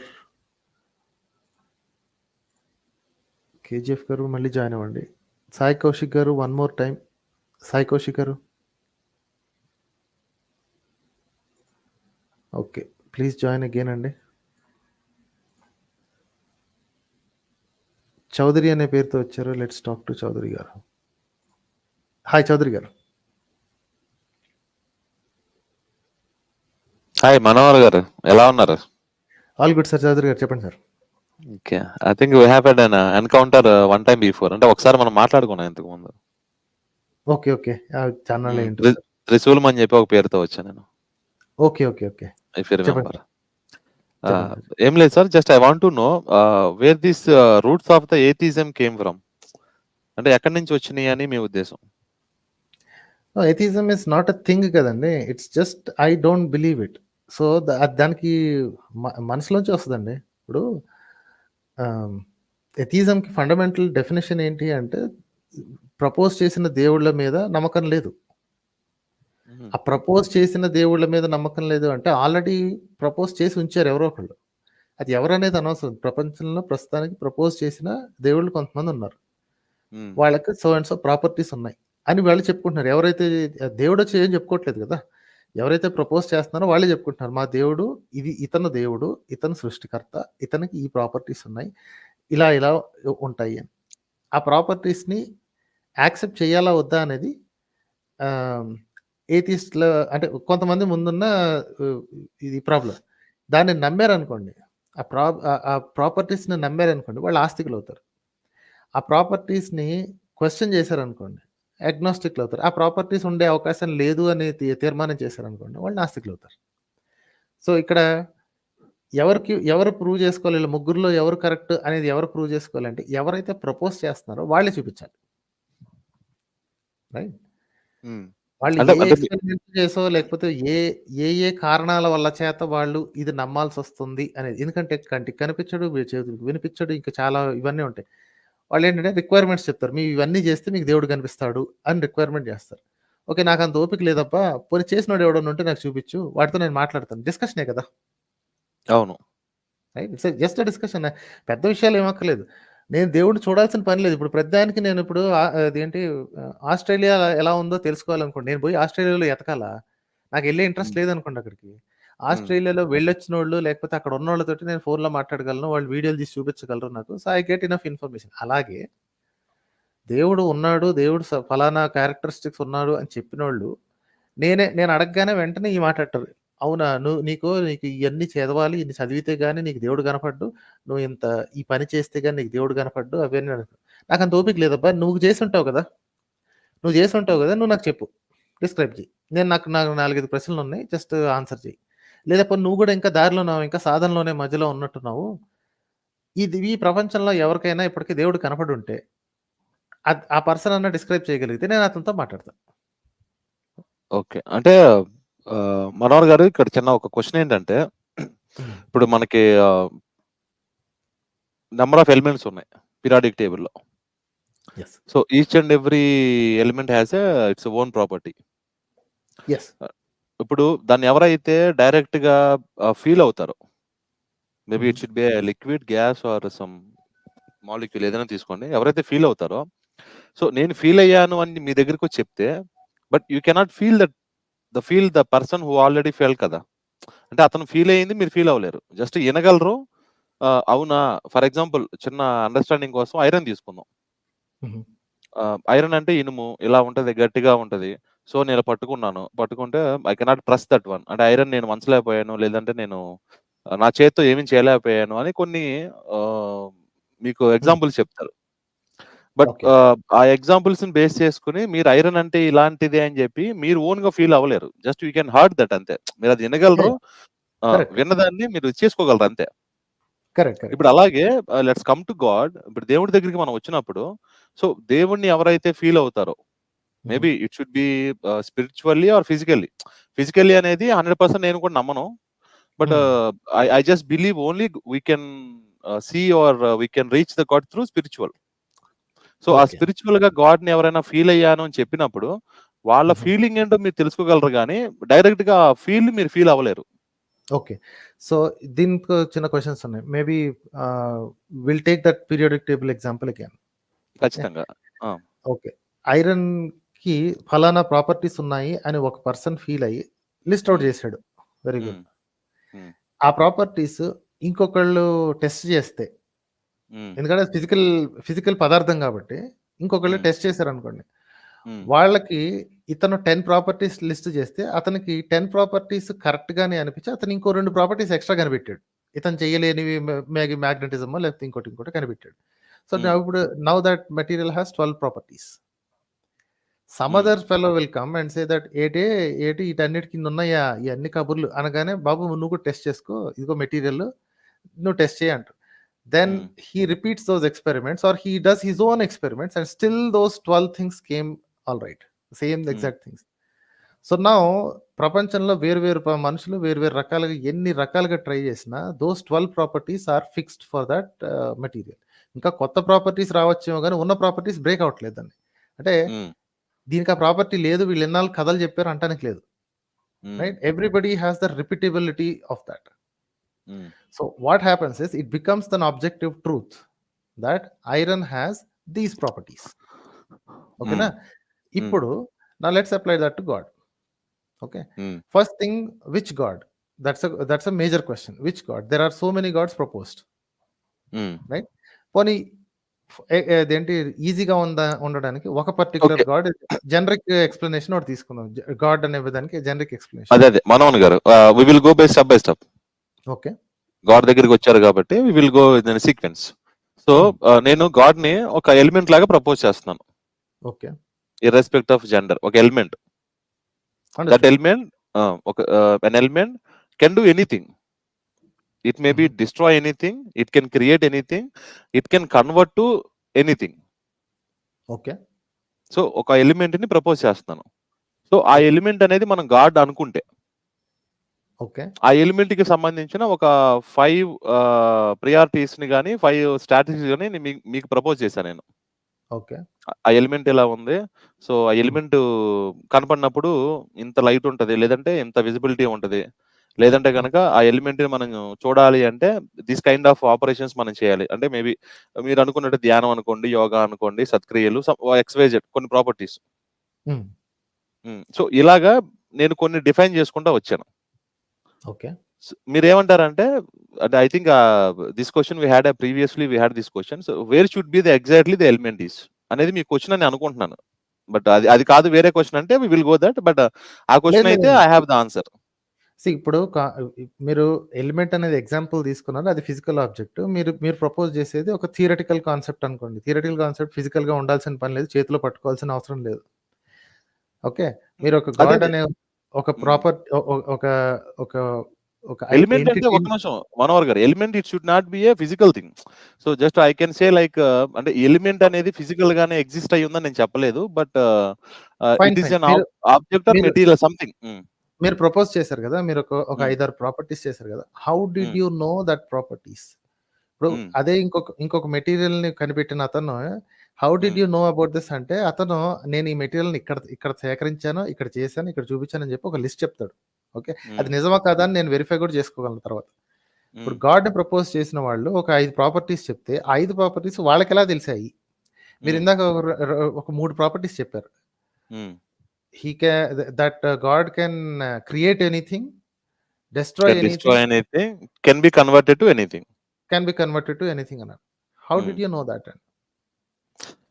అంటే లెట్స్ సే ఫర్ ఎగ్జాంపుల్, అంటే మా పురాణాల ప్రకారం, సో దేవుడు he can create the entire universe, అంటే విశ్వాన్ని సృష్టించాడు అనుకో. For example, okay, it comes to lord Vishnu. So శివుడు అనే అతను ఏం చేస్తాడంటే హీ కెన్ డిస్ట్రాయ్ ఎనీథింగ్, అతను దేన్నైనా డిస్ట్రాయ్ చేయగలడు. సో సేమ్ అదే Vishnu he can convert to anything, అంటే depends upon the reason or purpose we can say. So మీరు దీన్ని బిలీవ్ చేస్తున్నారంటే you are believing someone else's description. ఇప్పుడు మీరు సొంతంగా చేయలేదు ఈ ప్రాపర్టీస్, ఇంకొంతమంది ఋషులు, వేరే ఋషులు, వాళ్ళు ఎప్పుడున్నారో ఏమో తెలియదు కానీ ఈ వేరే ఋషులు వాళ్ళు కనిపెట్టి ఈ ప్రాపర్టీస్ వాళ్ళు పొందుపరిచారు పుస్తకాల్లో. Correct, right. And so just like you explain before, నేను డైరెక్ట్ గా ఎక్స్పీరియన్స్ చేయకపోయినా ఇంకొకళ్ళు చెప్పింది విని ఎక్స్పెక్ట్ చేయగలను. ఓకే, సో అలాగే మీరు ఋషులు చెప్పిన మాట పుస్తకాల్లో ఉంది కాబట్టి ఆ పుస్తకాల్లో చూసి దేవుడికి ఈ ప్రాపర్టీస్ ఉన్నాయి అని మీరు ఎక్స్పెక్ట్ చేస్తున్నారు. ఓకేనా? So okay, I have a couple of questions there then. Definitely, అడగండి. Can that rishis be wrong? How do you know if they are right or wrong? అంటే మీరు ఇప్పుడు బేసిక్ క్వశ్చన్, మీరు నమ్ముతున్నారు కాబట్టి, మీరు ఒక నాన్ బిలీవర్ పర్సన్, అలాంటి పర్సన్ దగ్గరికి వచ్చారు సార్, అతను కరెక్ట్ చెప్తున్నారు లేదా రాంగ్ చెప్పారు అన్న విషయం మీకు ఎలా తెలుస్తుంది? What is the mechanism that you have to say whether he is saying the right thing or wrong thing? So humans అనేవాళ్ళు మిస్టేక్ చేసే అవకాశం ఉంది కదా. ఓకే, ఈ క్వశ్చన్ కి ఇక్కడ ఈ ఆన్సర్ తీసుకుందాం మనం. So how can you confirm that they are right అని చెప్పి మీరు క్వశ్చన్ అడిగారు. నో, రైట్ ఆర్ రాంగ్ మీకు తెలియదు కదండి. మీరు మొట్టమొదటిసారి పుస్తకం పురాణం చదివారు, మీరు అప్పటి వరకు దేవుడిని నమ్మారో లేదో నాకు తెలియదు. సరే, పుస్తకం చదివిన తర్వాత ఇలా 3 ప్రాపర్టీస్, మీరు చెప్పిన 3 ప్రాపర్టీస్ దేవుడికి ఉన్నాయి అని ఋషులు రాయటం మీరు చదివారు. చదివిన తర్వాత మీరు ఓకే దేవుడికి ప్రాపర్టీస్ ఉంటాయంట అని అనుకున్నారు. బట్ ఉంటాయంట అని వాళ్ళు రాసినందుకు మీరు నమ్మేశారా, లేకపోతే మీరు ఇంకేమన్నా అదేంటి కనీసం మైండ్ లో అన్నా సరే రన్ చేశారా? క్యాన్ దే బి రాంగ్ అనే క్వశ్చన్ మీకు వచ్చిందా? ఓకే, నేను చెప్తాను ఇప్పుడు. సో ఇప్పుడు ఉంటాయి అని వాళ్ళు చెప్పారని నమ్మలేదు, బట్ అవి ఉండవు అని చెప్పి ఎవరు ప్రూవ్ చేయలేదు. సో అది నేను నమ్మాను. So this is the problem అండి. ఇప్పుడు దీన్ని దాని ఏమంటారు, టీ పాట్ ఫ్యాలసీనో ఏదంటారు, రసల్స్ టీ పాట్ ఫ్యాలసీ అంటారు. రసల్స్ టీ పాట్ ఫ్యాలసీ చెప్పండి ఐడియా ఉంది నాకు. సో ఎవరు ప్రూవ్ చేయలేదు కాబట్టి అది ఉందని ఎలా నమ్మే బుద్ధి అవుతుంది? మీరు జడ్జిమెంట్ని సస్పెన్షన్లో పెట్టినా సరే it would be a very respectable and honest position. అంటే నాకు తెలియదు అనటం కూడా రెస్పెక్టబుల్, ఎందుకంటే మీరు చేయలేదు కాబట్టి, ఇటు తెలియదు అటు తెలియదు కాబట్టి. అది రాంగ్గా ప్రూవ్ చేయలేదు కాబట్టి ఆటోమేటిక్గా రైట్ ఎలాగైందండి? ఇప్పుడు నేను ఒక స్టేట్మెంట్ ఇస్తానండి, ఆ స్టేట్మెంట్ విచిత్రంగా ఉంటుంది, అది రాంగ్ అని ఎవడు ప్రూవ్ చేయలేదు కాబట్టి అది ఆటోమేటిక్గా రైట్ అంటే ఎలాగా? మా ఇంటికి నరేంద్ర మోడీ వచ్చి అదేంటి లంచ్ చేసి వెళ్ళాడు అని నేను అన్నాను అనుకోండి, పోనీ ఎవరైనా సరే ఎనీ పాపులర్ ఫిగర్ మా ఇంటికి వచ్చి లంచ్ చేసి వెళ్ళాడు అని అన్నాను అనుకోండి, చెయ్యలేదని మీకు ప్రూవ్ చేయొచ్చు అంటే you will come up with bunch of experiments saying that bunch of things. ఇదిగో ఆయన కనుక వచ్చి ఉంటే మీడియా కవర్ చేస్తే, నేను సింపుల్ చెప్తా, మీడియా కవర్ చేయలేదు, ఏం చేద్దాం? వస్తే పెద్ద హంగామా జరిగేది, హంగామా చేయకుండా వచ్చాడబ్బా, ఏం చేద్దాము, ఇంటికి వచ్చాడు, ఫుడ్ తిని వెళ్ళాడు. ఓకే, అంటే మీ ప్రైమరీ ప్రపోషన్ ఏంటంటే, సో ఇర్రెస్పెక్ట్ ఆఫ్ రిలీజన్ ఏదైనా సరే అది నమ్మకంగా ఉన్నంత వరకు ఓకే, కానీ మూఢనమ్మకంగా మారినప్పుడే it should be giving the trouble అంటారు, అంతే కదా? నేను ఇంకా అక్కడ దాకా రాలేదండి. ఐఎమ్ జస్ట్ యాక్చువల్లీ మీరు చెప్పిన స్టేట్మెంట్ కరెక్టే, నేను కాదనట్లేదు. As long as it is personal I don't care about it. If it becomes superstition and if it becomes political I have a problem with it. అది పక్కన పెట్టేయండి, నేను ఇంకా అక్కడ దాకా వెళ్ళలేదు. మీరు ఒక స్టేట్మెంట్ పురాణంలో చదివి ఈ స్టేట్మెంట్ రాంగ్ అని ఎవరు ప్రూవ్ చేయలేదు కాబట్టి అని, రాంగ్ అని ప్రూవ్ చేసే మెథడ్ ఏమన్నా మీకు తెలుసా? పని how can I prove something did not create everything? ఆ సంథింగ్ ని మీరు గాడ్ అన్నారు కదా, how can I prove that God did not create this, something else created or something else happened by itself? How can I prove? So నేను prove చేయలేను కాబట్టి ఆటోమేటిక్గా అందులో రాసున్నది నిజం అని వేసుకుంటారు. This is bad way of arguing కదా. Just like then you have to believe that Narendra Modi came to my house for lunch because you cannot prove it. Okay, రాలేదని మీరు ప్రూవ్ చేయలేరు కదా. So you have to believe it. ఆమెకు నేను ఇప్పుడు కూడా చెప్తాను, దేవుడే వచ్చి నా దగ్గరకు వచ్చి నా పక్కన కూర్చున్నాడు అబ్బా, ఇప్పుడు ఊరికే నవ్వుతున్నాడు అని నేను అన్నాను అనుకోండి, you cannot prove it that he's not here, doesn't mean he's there, right? So positive claim పెట్టినప్పుడు, ఇలా ఉంది అని క్లెయిమ్ పెట్టినప్పుడు అది ఆ క్లెయిమ్ వాళ్ళకి ఎలా వచ్చింది? ఇప్పుడు మీరు నమ్మారని నేను మిమ్మల్ని అడగట్లేదండి, ఎందుకంటే you learned it from somewhere కదా. That's what humans do, we learn from somewhere.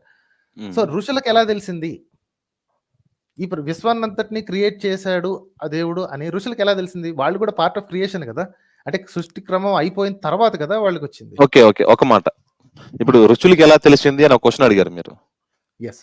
So ఇప్పుడు ఋషులు అనేవాళ్ళు they are in some kind of yoga, అంటే తపస్సు అనుకోండి, యోగా అనుకోండి, సమ్ అంటే దాని మీనింగ్ ఏంటి అంటే as per the scriptures, so their soul is going to interact with the God soul. అంటే వాళ్ళు తపస్సు చేసేటప్పుడు వాళ్ళ ఆత్మ ఏదైతే ఉంటుందో దేవునితో మాట్లాడటానికి వాళ్ళు కఠోరంగా దీక్ష చేసేవాళ్ళు. So the God himself told them that he has created the universe, అంటే వాళ్ళకి చెప్పాడు క్లియర్ గా. ఓకే, ఇది రాసుకున్నారు. Okay, so if you believe that this is truth then you have nothing to say against the Abrahamic religions also. ఎందుకంటే వాళ్ళ దగ్గర కూడా ఈ అబ్రహాం అనేవాడు ఎవడైతే ఉన్నాడు, ఈ 2 మతాలకి 3 మతాలకి ఆద్యుడు ఎవడైతే ఉన్నాడో వాడు కూడా అదే అన్నాడు, దేవుడు నన్ను బలి చేయమన్నాడు. So we cannot find fault with that fellow కదా. He might also be hallucinating, these guys also might be hallucinating. How do you know the difference అండి?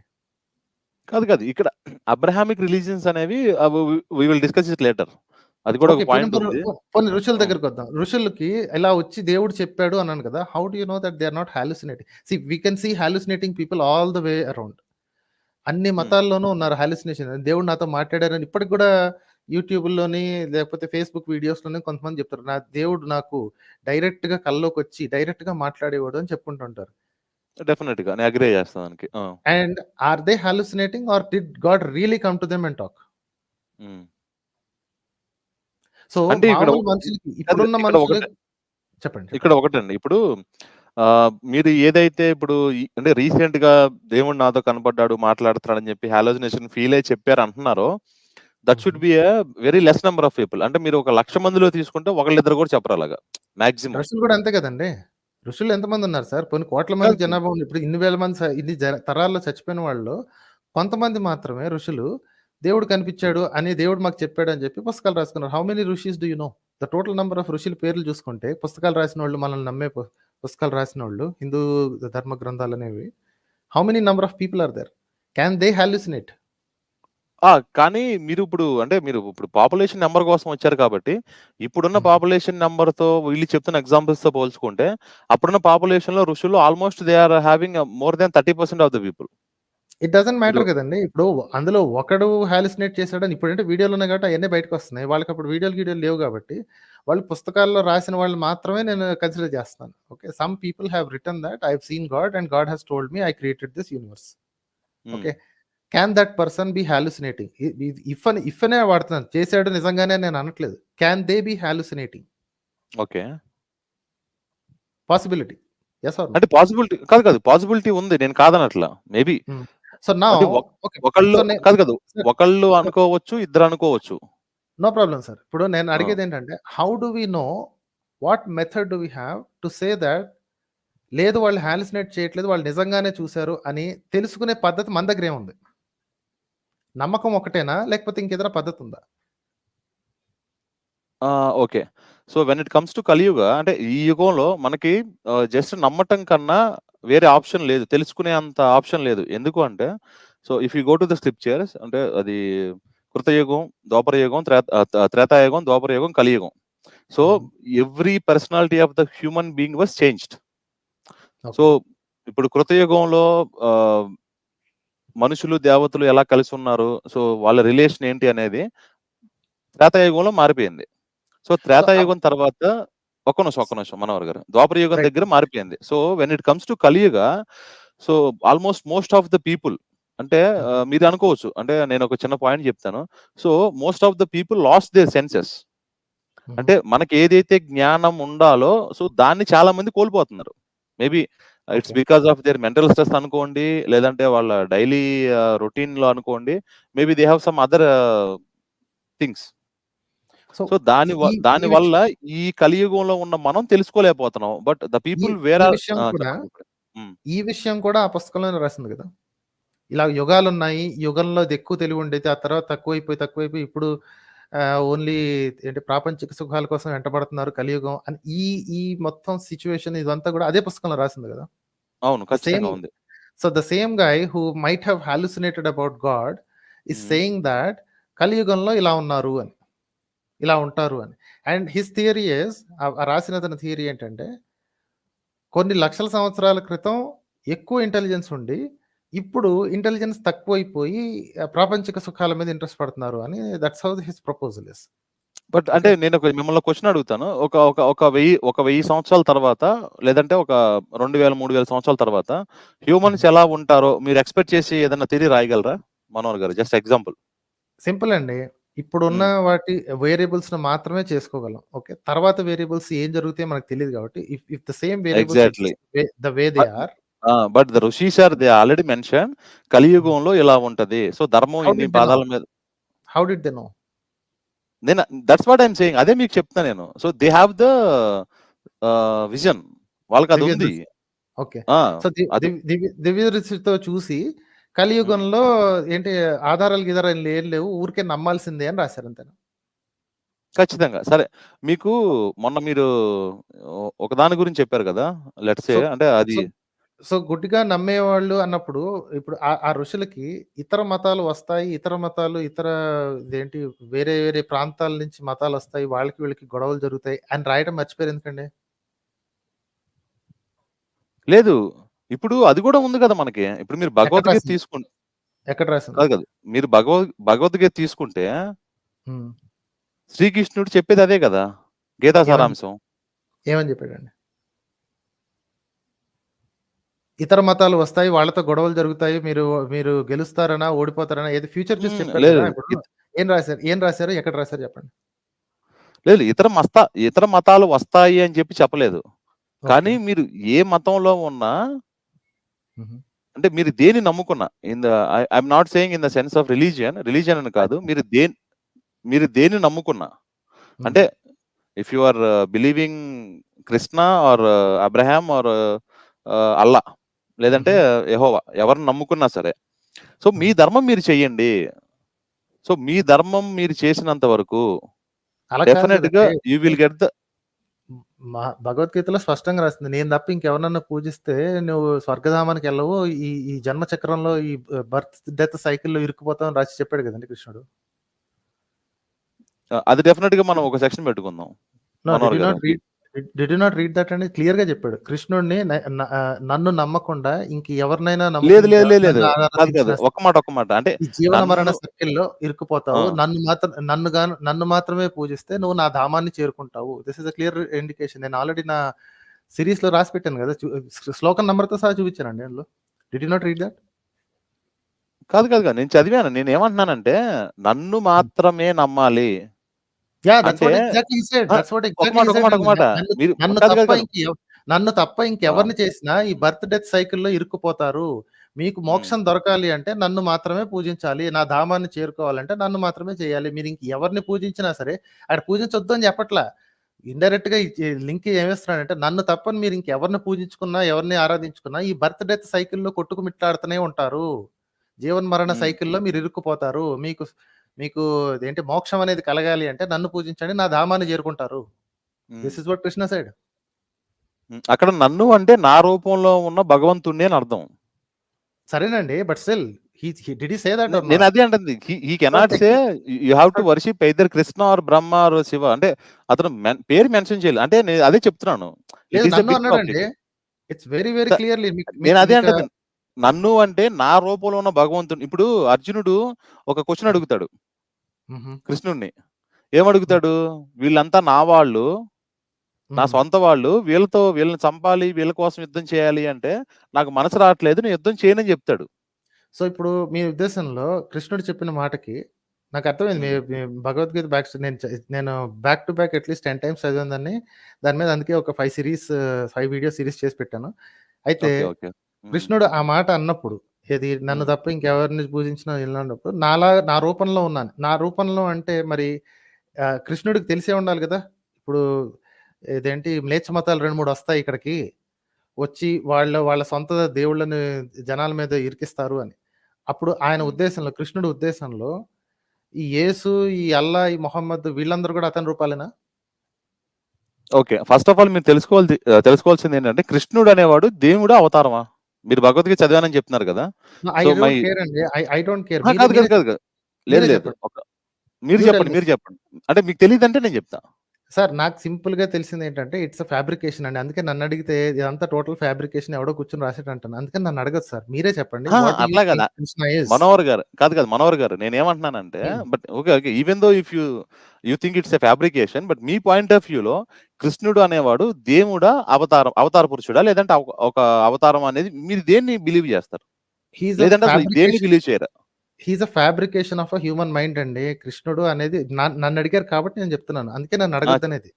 He's a fabrication of a human mind. ఎవడో కూర్చుని కృష్ణుడు అనే ఒక అవతారాన్ని తయారు చేసి ఒక కథని తయారు చేసి జనాల మీద ఇవన్నీ చేయడానికి. సో కాబట్టి నన్ను అడగొద్దు. మీరే చెప్పండి. What do you think Krishna is and what did he say? Okay. కృష్ణుడు విష్ణు అవతారం ఫస్ట్ ఆఫ్ ఆల్. రాముడు కూడా విష్ణు యొక్క అవతారం. ఓకే. సో మనకు అక్కడ క్లియర్ గా ఉంటది. మనం క్లియర్ గా చదివితే కృష్ణుడు, రాముడు ఎవరైతే ఈ అవతారాలు ఎవరైతే విష్ణు నుంచి వచ్చినాయో సో వాళ్ళు క్లియర్ గా చెప్తారు. ఏ అవతారం ఎక్కడి నుంచి వచ్చింది అంటే మనకి బుక్స్ చదివితే క్లారిటీ వస్తుంది. ఏ అవతారం ఎక్కడి నుంచి వచ్చింది ఒక నిమిషం అన్వేష్ గారు. సో ఇప్పుడు అవతారం ఆబ్జెక్టివ్ ఏంటి? సో అవతారం రావడానికి కారణం ఏంటి? వచ్చిన తర్వాత ఏం చేస్తాడు? చేసిన తర్వాత మళ్ళీ పైకి ఎలా వెళ్ళిపోతాడు? పైకి ఇన్ ద సెన్స్ ఏంటంటే how he is going to merge with Vishnu. పర్లేదు. విష్ణుతో ఎలా కలిసిపోతాడు అనేది ఎలా అనేది మనకి క్లారిటీగా ఉంది బుక్స్ లో. అవతార చాలింపు అవన్నీ నాకు తెలుసండి. I read all these books multiple times. నేను అడిగేది ఏంటంటే భగవద్గీత రాసినప్పుడు భగవద్గీత అతను నరేట్ చేస్తున్నప్పుడు అర్జునుడికి నన్ను తప్ప ఇంకెవరిని చేసినా అన్నప్పుడు వెంటనే మీరు దాన్ని క్లారిఫికేషన్ ఏమి ఇచ్చారంటే నన్ను తప్ప అంటే నా రూపంలో ఉన్న దేవుళ్ళని తప్ప అని. అందరూ ఆయన రూపమే అయినప్పుడు నా రూపంలో దేవుళ్ళు తప్ప అని ఎలా వస్తుందండి? How did you make that connection? నేను అందుకే అంటాను ఇప్పుడు కృష్ణుడి రూపం అంటే you cannot take Krishna as a literal గా తీసుకోకూడదు. అంటే 2 చేతులు ఉన్నాయి, ఇంత బారు ముక్కు ఉంది, చిన్న నోరు ఉంది, 2 కళ్ళు ఉన్నాయి. సో ఈ విధమైన ఫిజికల్ అపిరెన్స్ తీసుకోవద్దు అని చెప్పి కృష్ణుడు చెప్తున్నాడు. ఓకే. సో, ఎవరిని నమ్మమని అంటున్నాడు, ఎవరిని నమ్మొద్దు అంటున్నాడు. ఎందుకంటే హి క్లియర్‌లీ మెన్షన్స్ 2 డిఫరెంట్ థింగ్స్. నన్ను కాకుండా మిగతా వాళ్ళని ఆరాధిస్తే నువ్వు జన్మ మరణ చక్రంలో ఇరుక్కుంటావు. కాబట్టి నన్ను నమ్ముకో అన్నాడు. సరే మీరు క్లారిఫికేషన్ ఏంటంటే నన్ను అంటే కృష్ణుడు, నేను ఈ పర్సన్‌ని అని కాకుండా ఏంటి నా అవతారం అని అన్నారనుకోండి. Now what do you mean? ఆ అన్యులెవరు? ఆ ఇతరులెవరు? కృష్ణుడెవరు? ఎవరిని పూజించమంటున్నాడు? ఎవరిని వద్దంటున్నాడండి? According to you, according to Bhagavad Gita. అంటే ఇప్పుడు కృష్ణుడు అక్కడ ఎగ్జాక్ట్‌గా ఏం చెప్పదలుచుకున్నాడంటే, నాలో ఉన్న పరమాత్ముడిని నువ్వు పూజించు. ఓకే. నన్ను కాకుండా మిగతా వారిని అన్నాడు గదా! ఆ మిగతా వారు ఎవరు? అది నేను అడిగేది. నాకు అర్థమైంది. నన్ను మిగతా వారు కాకుండా మిగతా వారెవరు? మిగతా వారు ఎవరంటే, ఇప్పుడు ఏదైతే విష్ణు అవతారం, విష్ణు స్వరూపం ఏదైతే ఉందో, అది కాకుండా మిగతా anything you can say it's a humans or మిగతా ఏదన్నా సరే. శివుడిని పూజిస్తే? శివుడిని పూజించొచ్చు. శివుడు విష్ణు అవతారం కాదు కదా! సో, మరణ జన్మ చక్రాల్లో ఇరుక్కుపోతారు కదా! శివభక్తులు. బట్ కానీ మీరు అంతకుముందు అంటే ఈ స్టోరీకి ముందుకెళ్తే, అంటే ఏదైతే ఇప్పుడు మీరు చెప్తున్న భగవద్గీతకి ఒక కొన్ని సంవత్సరాల ముందుకెళ్తే, సో బ్రహ్మ, విష్ణు, పరమేశ్వర అనేది ఒకే రూపము, ఒకే ఆత్మ అనేది మనకి క్లియర్‌గా ఉంటది. So you cannot sir. నేను కాదండి ఆ డిఫరెన్షియేషన్ తీసుకొచ్చింది సార్ చౌదరి గారు. నేను మిమ్మల్ని అడిగాను కదా! ఇప్పుడు కృష్ణుడు నన్ను కాకుండా ఇతరులను పూజిస్తే అని రాసింది. ఇతరులు అంటే ఎవరు అని అడిగాను. మీరేమన్నారంటే నన్ను అంటే కృష్ణుడు అనే పర్సన్‌ని కాదు, నాలో ఉన్న పరమాత్మని లేదా టోటల్ పరమాత్మని. ఆ పరమాత్మకి బోలెడన్ని రూపాలు ఉన్నాయి అని మొదలుపెట్టారు. ఇప్పుడు అన్యులు ఎవరయ్యారు? ఇప్పుడు అన్యులు ఎవరు? నేను కాకుండా అంటే మీరన్నారు okay. Everything all Brahma, Vishnu, Maheshwara all 3 are the same అనుకోండి. పరమాత్మే అనుకోండి. నన్ను కాకుండా ఇతరులని పూజిస్తే మీరు జనన మరణ చక్రంలో ఇరుక్కుంటారని ఆ అన్యులెవరు? ఆ ఇతరులెవరు? ఎవరి గురించి మాట్లాడుతున్నాడు కృష్ణుడు? నేను అదే అని అంటది. ఇతరులు అంటే ఇట్ షుడ్ బి ఎనీథింగ్. అంటే మనుషులు అవ్వచ్చు, లేదంటే వేరే జంతువులు అవ్వచ్చు, లేదంటే గనక వేరే వీళ్ళు ఏదైతే దేవుళ్ళని ఫీల్ అవుతున్నారో వాళ్ళు అనుకోవచ్చు. అన్నిట్లోనే కృష్ణుడు ఉన్నాడు కదండీ! అన్నిట్లో పరమాత్మ ఉన్నాడు కదా! అన్యులెవరు? సార్ ఇప్పుడు ఓకే. మంచి మాట చెప్పారు. అందరిలో పరమాత్ముడు ఉన్నాడు, అందరిలో దేవుడు ఉన్నాడు అని చెప్పి మీరు చెప్పారు. కానీ ఇప్పుడు అందరిలో పరమాత్మ ఉన్నప్పుడు అందరూ సత్క్రియలు చేస్తున్నారా? నేను అడిగింది మిమ్మల్ని సార్. మీరు నన్ను 3 క్వెషన్‌లు వేస్తున్నాడు. అక్కడ కృష్ణుడు ఏమంటున్నాడు అని అడుగుతున్నాను. What does Krishna mean? మీరు నన్ను తిరిగి వాళ్ళు మంచి పనులు చేస్తున్నారు, వీళ్ళు మంచి పని చేస్తున్నారని అడగటం కాదండి. కృష్ణుడు ఎవరి గురించి అంటున్నాడు? నేనే అన్నిటిని క్రియేట్ చేశాను, అన్నిట్లో నేనే ఉన్నాను అని భగవద్గీతలో చెప్పాడండి. చెప్పాడా లేదా? నేనే మొత్తం అసలు కరెక్ట్‌గా చెప్పుకుంటే ఇదేంటి కృష్ణుడు డైరెక్ట్‌గా చెప్తాడు. నేనే క్రియేట్ చేశాను, బ్రహ్మని క్రియేట్ చేసింది నేనే అని కూడా చెప్పుకుంటాడు అందులో. భగవద్గీతలో ఉంది. నౌ ఇప్పుడు నేనే క్రియేట్ చేసిన దాంట్లో అన్నిట్లో నేనే ఉన్నాను. అన్నిట్లో ఇదేంటి pervasive. I am pervading everything in the universe అని చెప్పుకున్నాడు భగవద్గీతలో. అన్నిట్లో నేనే ఉన్నప్పుడు ఇంకా అన్యులను పూజించడం ఏంటి? నన్ను కాకుండా మిగతా ఎవరిని పూజించినా నువ్వు ఇదేంటి జనన మరణ చక్రంలో ఇరుక్కుంటావు. ఇప్పటికి 10 సార్లు చెప్పాను సార్. అన్యులు ఎవరు? అన్యులంటే ఏంటి? Everything when it is created by him, what is he mentioning? Sir ఇప్పుడు ఒకటి చెప్తాను చూడండి సార్. ఇప్పుడు అన్యులు అంటే నేను ఇందాకే చెప్పాను మీకు. కృష్ణుడు లేదంటే విష్ణు అవతారం కాకుండా మనుష్యులు కానీ, పక్షులు కానీ, జంతువులు కానీ ఏదైతే ఫిజికల్ అపియరెన్స్‌లో ఉంటాయో వాళ్ళని మనం పూజించకూడదు. వాళ్ళకి మనం గొప్ప విలువ ఇవ్వకూడదు. సో దేవుడిని మనం నమ్మేటప్పుడు ఏదైతే దేవుడి అంశ గాని, దేవుడి రూపం గాని, దేవుడి యొక్క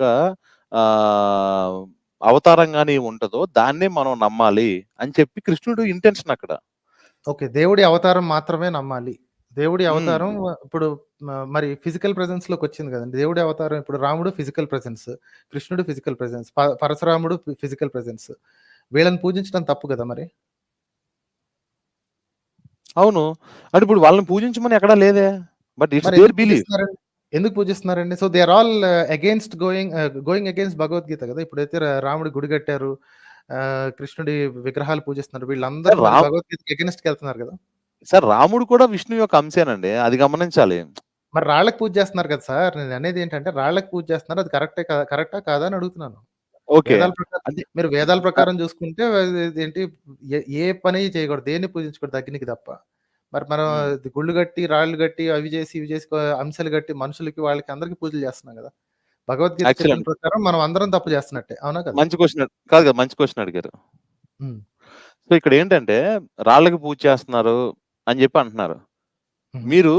సో ఇప్పుడు మన ఇండియాలో ఉన్న ఏ టెంపుల్స్ లో అయినా సరే, ఏ ఏ రాయి అయినా సరే ప్రాణ ప్రతిష్ఠ చేయకుండా, లేదంటే ఇప్పుడు ఒక టెంపుల్ కట్టాలి అంటే సో స్థల పురాణం కానీ అది నాకు మొత్తం చెక్ అర్థమైంది సార్. చేసి ప్రాణ ప్రతిష్ఠ అన్నారు కదా, ప్రాణ ప్రతిష్ఠ అంటే ఏంటో చెప్పండి. ప్రాణ ప్రతిష్ఠ అంటే మంత్రోచ్చారణ చేసి ఒక రకమైన ఒక vibration, you can say it vibration or it's kind of ఒక స్పిరిట్. సో దాన్ని విగ్రహంలో ప్రతిష్ఠించి దాన్ని గర్భగుడిలో పెడతారు. ఓకే, ఆ ప్రతిష్ఠించేది ఆ మంత్రాలు చదివే బ్రాహ్మణులే. Yes. అలా అలా అలా మంత్రోచ్చారణ చేస్తే అందులోకి ప్రాణం వస్తుంది అని చెప్పింది ఆ బ్రాహ్మణులే, ఆ బ్రాహ్మణ గ్రంథాలే, అది రాసిన ఋషులే. And those people are susceptible to hallucinations. May or may not have hallucinations. Yes or no? Maybe may or may not. I cannot say 100% may or may not. చెప్పండి. So everything that follows, so అందులో ప్రాణ ప్రతిష్ఠ చేశాను అని చెప్పుకుంటున్నారు కదా, అది కూడా మే ఆర్ మే నాట్ కదా? అవును, నేను ఒప్పుకుంటా దీనికి. ఎందుకంటే మీకు అందులో ప్రాణ ప్రతిష్ఠ జరిగింది అనటానికి ముందు, ప్రాణ ప్రతిష్ఠ జరగక ముందు, ఆ రెండిటికి కూడా మీ స్టేట్స్ దాన్ని ఏ విధంగా మెజర్ చేసి కనుక్కోగలరు? ఒక విగ్రహం ఉందండి, మొన్నటిదాకా ఇదేంటి ఇది ఆర్కిటెక్ట్ దగ్గర ఉంది, ఉలి తీసుకుని చక్కచక్క కొడుతున్నాడు. ఓకే, విగ్రహం కంప్లీట్ అయింది, దాన్ని తీసుకెళ్లి ఇదేంటి ప్రాణ ప్రతిష్ఠ చేసి లోపల పెట్టారు. సో ఇతని దగ్గర ఉన్నప్పుడు ఆ పెట్టిన తర్వాత ఏదైనా డిఫరెంట్ ఉండాలి కదా. ప్రాణ ప్రతిష్ఠ అంటే ఏంటి? There has to be something. మీరు ఎనర్జీ యాడ్ చేస్తున్నారు అన్నారు కదా, can you find any difference between those two? ఎందుకంటే చాలా గుళ్ళల్లోంచి విగ్రహాలను ఎత్తుకెళ్ళిపోయి ఇది ఏంటి ఇన్వేడర్స్ చేశారు. సొంత హిందూ మతం అని చెప్పుకున్నప్పుడు వైష్ణవుల శైవులు కూడా చేశారు. విగ్రహాలను ఒక చోట పీకి ఇంకో చోట పెట్టేయటం, తీసుకెళ్లి బయట పెట్టేయటం, ఇవన్నీ రకాలు చేశారు. ఓకే, దానికి మామూలు రాళ్ళకి ఏమాత్రం తేడా లేదు. So how do you believe that it has ప్రాణ ప్రతిష్ఠ? అందులో ప్రాణం ఉందని మీకు ఎలా అనిపిస్తుంది? ఓకే, ఇప్పుడు మీరు జనరల్ గా ఎప్పుడైనా చూస్తే, ఇప్పుడు స్కల్ప్చర్స్ ఎవరైనా సరే కొన్ని విగ్రహాలు అంటే శివుడి విగ్రహం కానీ, శివలింగం కానీ, రాముడి విగ్రహం కానీ, కృష్ణుడిది ఎవరైనా సరే, సో వాళ్ళకి చెక్కి వాళ్ళ దగ్గర పెట్టుకుంటారు కొన్ని విగ్రహాలు. మీరు ఎప్పుడైనా చూడండి, they don't have any value. ఎందుకంటే మనుషులు విలువ ఇవ్వట్లేదు మాత్రమే. So value has. నేను అదే అంటుంది sir, let me complete. So దానికి ఎవరో వాల్యూ ఎవరు, అక్కడికి వెళ్ళి ఎవరు కొబ్బరికాయలు కొట్టరు, అక్కడికి వెళ్ళి ఎవరు ఏ ప్రధాన అర్చకులు పూజలు చేయరు, అక్కడికి వెళ్ళి ఎవరో నైవేద్యాలు పెట్టరు, ఏం చేయరు. But when it comes to temple, ఎప్పుడైతే స్థల పురాణం సార్ మంత్రాలు చదివి కబుర్లు చెప్పి ఇందులో ప్రాణం వచ్చింది అని చెప్తారు. మనోహర్ గారు, లెట్ మీ కంప్లీట్ సార్. చెప్పండి సార్. కాదు, నన్ను కంప్లీట్ చేయండి, తర్వాత మాట్లాడతారు కానీ. సో అంటే ఏంటంటే ఇక్కడ ఎప్పుడైతే తీసుకొచ్చి ప్రాణ ప్రతిష్ఠ చేసి, స్థల పురాణం ప్రకారం ప్రాణ ప్రతిష్ఠ చేసి, సో ఆ మంత్రోచ్చారణతో విగ్రహానికి ఎప్పుడైతే they will make it alive, so తర్వాత రోజు నుంచి they start worshipping that you can say stone or something. మీరు అనుకుంటున్న మీ ప్రకారం మీరు అనుకుంటున్న రాయి కానీ లేదంటే దానికి పూజలు చేయడం స్టార్ట్ చేస్తారు. ఎందుకు చేస్తారు అంటే, సైన్స్ ప్రకారం తీసుకుంటే, if you see the construction of the temple, మీరు టెంపుల్ కన్స్ట్రక్షన్ ఒకసారి చూసుకోండి. పక్కన పెట్టండి, నాకు క్వశ్చన్ ఉంది ఇక్కడ. మీరు అక్కడికి వెళ్ళే ముందు నాకు క్వశ్చన్ ఉంది. ఇప్పుడు ఒకే శ్రీరాముడికి దేశం మొత్తం మీద బోల్డ్ అండ్ టెంపుల్స్ ఉన్నాయి. నేను ఒక 5-10 లెక్కెట్టుకోండి. నేను ప్రైమరీలో అనుకుని 5-10 లెక్కెట్టుకోండి. అవును, భద్రాచలం టెంపుల్ ప్రైమరీ చాలా ఉన్నాయి. అన్నిట్లోని శ్రీరాముడి ప్రాణం ఉందా? ఎక్కడైతే ప్రాణ ప్రతిష్ఠ జరిగిందో ప్రతి చోట శ్రీరాముడి ఆత్మ ఉంటుంది దాంట్లో. Okay, so once upon a time, అంటే ఈ హిందూస్ చెప్పుకునే స్టోరీ ప్రకారం వన్స్ అపాన్ ఎ టైం అయోధ్యలో రాముడి ఆలయం ఉండేది. తర్వాత ఒక ఇన్వేటర్ వచ్చి దాన్ని డిస్ట్రాయ్ చేశాడు. అప్పుడు రాముడి ప్రాణం పోయిందా? పోలేదు. మరి ఎక్కడికి పోయింది? మీరు ప్రాణం పోసినప్పుడు ఒకడు పోయటానికి వచ్చాడు, ఒక మంత్రం చదివేసి ఒక రాయిలో ప్రాణం ఒకటి పోసాడు, ఇంకో ఇన్వేటర్ వచ్చి దాన్ని డిస్ట్రాయ్ చేశాడు, ప్రాణం పోవాలి కదా, ఎక్కడికి పోయింది అది? బట్ ఇక్కడ మీరు ఒకటే గమనించాలి, ఇప్పుడు ప్రాణం పోసే శక్తి లేదంటే ప్రాణం పోసే ఎబిలిటీ అనేది అర్చకులకి ఎవరికైతే ఉందో వాళ్ళు ప్రాణం పోయగలరు, ప్రాణ ప్రతిష్ఠ చేయగలరు. కానీ ఎవరైతే వాళ్ళకేనా మనుషులకు కూడా? కాదు, ఒక మాట సార్, కానీ ఎవరైతే డిస్ట్రాయ్ చేయగలరో they don't have the right to remove that కదా. వాళ్ళు ఫిజికల్ గా డిస్ట్రాయ్ చేయగలరు కానీ స్పిరిచువల్ గా అక్కడ ఉన్న దాన్ని దే కెనాట్ డూ ఎనీథింగ్. మీకు ఎలా తెలుసు అండి? డిస్ట్రాయ్ అయిపోయింది కదా, సర్వనాశనం అయిపోయింది, ముక్కలు చేశారు. నేను మన శివాజీ దీంట్లో చూపించాను కదా, శివాజీ మీరు చూసారో లేదో, ఒకనొక ఇన్వేడర్ వచ్చేసి భవానీ మాతది ఇదేంటి మార్టర్ కింద కొట్టి, అంటే రాళ్ల కింద వేసి తొక్కిచ్చి పౌడర్ కింద చేసి పడేసాడు, చిన్న చిన్న రాళ్ల ముక్కలు చేసాడు. మరి ప్రాణ ప్రతిష్ఠ చేసి నిలబెట్టుంటారు కదా, భవానీ మాత ప్రాణం అందులో వచ్చి పోయినట్టేనా? పొడి అయిపోయిందండి, కింద నేల మీద పడిపోయింది, పొడి అయిపోయింది, ప్రాణం పోయినట్టేనా అందులోంచి? ఇంకో కాదు సార్, నేను మీకు చిన్న ఎగ్జాంపుల్ చెప్తాను, బట్ మీకు అది కొంచెం హార్డ్ గా ఉండొచ్చు. But try to understand the meaning. అంటే ఇదేంటి మరి ఎంత బ్లైండ్? లేదు సేమ్ ఎగ్జాంపుల్, సేమ్ ఇదే ఒక మాట చెప్పండి సార్. అంటే కొంచెం హార్డ్ గా ఉండొచ్చు, but try to take that point. ఇప్పుడు మనం ఉప్మా చేసుకుంటున్నాం సార్, ఫర్ ఎగ్జాంపుల్. ఉప్మా చేసేటప్పుడు దాంట్లో ఉప్పు వేసాం. ఓకే, సో ఉప్మా చేసినప్పుడు కొంచెం ఉప్పు వేసాం, అదంతా ఉప్మా కుక్ అయిపోయింది. దాని తర్వాత అయిపోయిన తర్వాత ఉప్మాని తీసుకొచ్చి నేను నానా రకాలుగా డిస్ట్రాయ్ చేసి దాన్ని మీరు చెప్పినట్టు కింద వేసి తొక్కి పిప్పిగా చేసి ఇదంతా చేసేసాను. But when I took some part of that upma, నాకు ఆ ఉప్పు తెలుసుదా లేదా? ఓకే బాగుంది, సూపర్ ఎగ్జాంపుల్ అండి. అందులో ఉప్పు ఉంది అన్న సంగతి. You know that there are things to take the salt out of it. Chemicals ఉన్నాయి, అందుకే టాపిక్ మారిపోద్ది అంటున్నానండి. This is not a good example అని మీకు తెలుసు. నేను దానికి ఇంకొక అనుబంధ క్వశ్చన్ ఏంటంటే, ఓకే, రాళ్లలో ప్రాణం పోయడానికి మంత్రాలు పనిచేస్తాయి, మనుషుల్లో ప్రాణం పోయగలరా అదే మంత్రంతో? మళ్ళీ ఒకసారి అడగండి. మనుషుల్లో ప్రాణం పోయగలరా? ఎప్పుడో అవతారం చాలించిన శ్రీరాముడి ప్రాణాన్ని తీసుకొచ్చి ఆ విగ్రహాల్లోకి తీసుకురావడం ఆ మంత్రాల వల్ల అవుతుంది. ఇప్పుడు జస్ట్ 10 నిమిషాల క్రితం చచ్చిపోయిన మనిషిని తిరిగి బతికించడానికి మంత్రాలు ఉపయోగపడతాయా? ఉపయోగపడవండి. ఓకే, సో ఏదైతే మీరు టెస్ట్ చేయగలరో వాటి దగ్గర ఉపయోగం లేదు. ఒక రాయి మీద ఇందులో ప్రాణం పోసాను అని చెప్పి తర్వాత రోజు దాని ముందు కొబ్బరికాయలు కొడితే ఆ రాయి ఇంకా ఏం తిందో చేయదు, చేయదు. ప్రాణం ఉన్న ఏ ఒక్క జంతు విశేషం కానీ చెట్ల విశేషం కానీ ఏ ఒక్కటి చేయగలిగిన పని ఆ రాయి చేయలేదు, కానీ దాంట్లో ప్రాణం ఉందని నమ్మాలనిపిస్తుంది. మంత్రానికి ఆ పవర్ ఉందనిపిస్తుంది. ఎందుకలా? ఓకే, బట్ మనం first point sir, when it comes to religion, మనం ఫస్ట్ ఏం తీసుకోవాలంటే any religion it's blind any religion. మనం పావుగంట అరగంట నుంచి మాట్లాడినప్పుడు నేను ఫస్ట్ నుంచి అదే అంటున్నానండి. You have this belief that some god is created the universe. ఈ బిలీఫ్ మీకు ఎక్కడి నుంచి వచ్చింది అని అడిగితే పుస్తకాల్లోంచి వచ్చింది అన్నారు. ఆ పుస్తకాలు ఎవరు రాశారు అంటే ఋషులు రాశారు అన్నారు. ఆ ఋషులకి ఎలా తెలుసు అంటే వాళ్ళు దేవుడు వచ్చి చెప్పాడు అన్నారు. ఓకే సార్ ఒక మాట మనోహర్ గారు, స్టార్ట్ అయింది మొత్తం. అవునవును, సరే ఓకే. ఇక్కడ అంటే టాపిక్ కొంచెం మనకి లెంగ్త్ అయిపోతుంది. So I have something to ask you.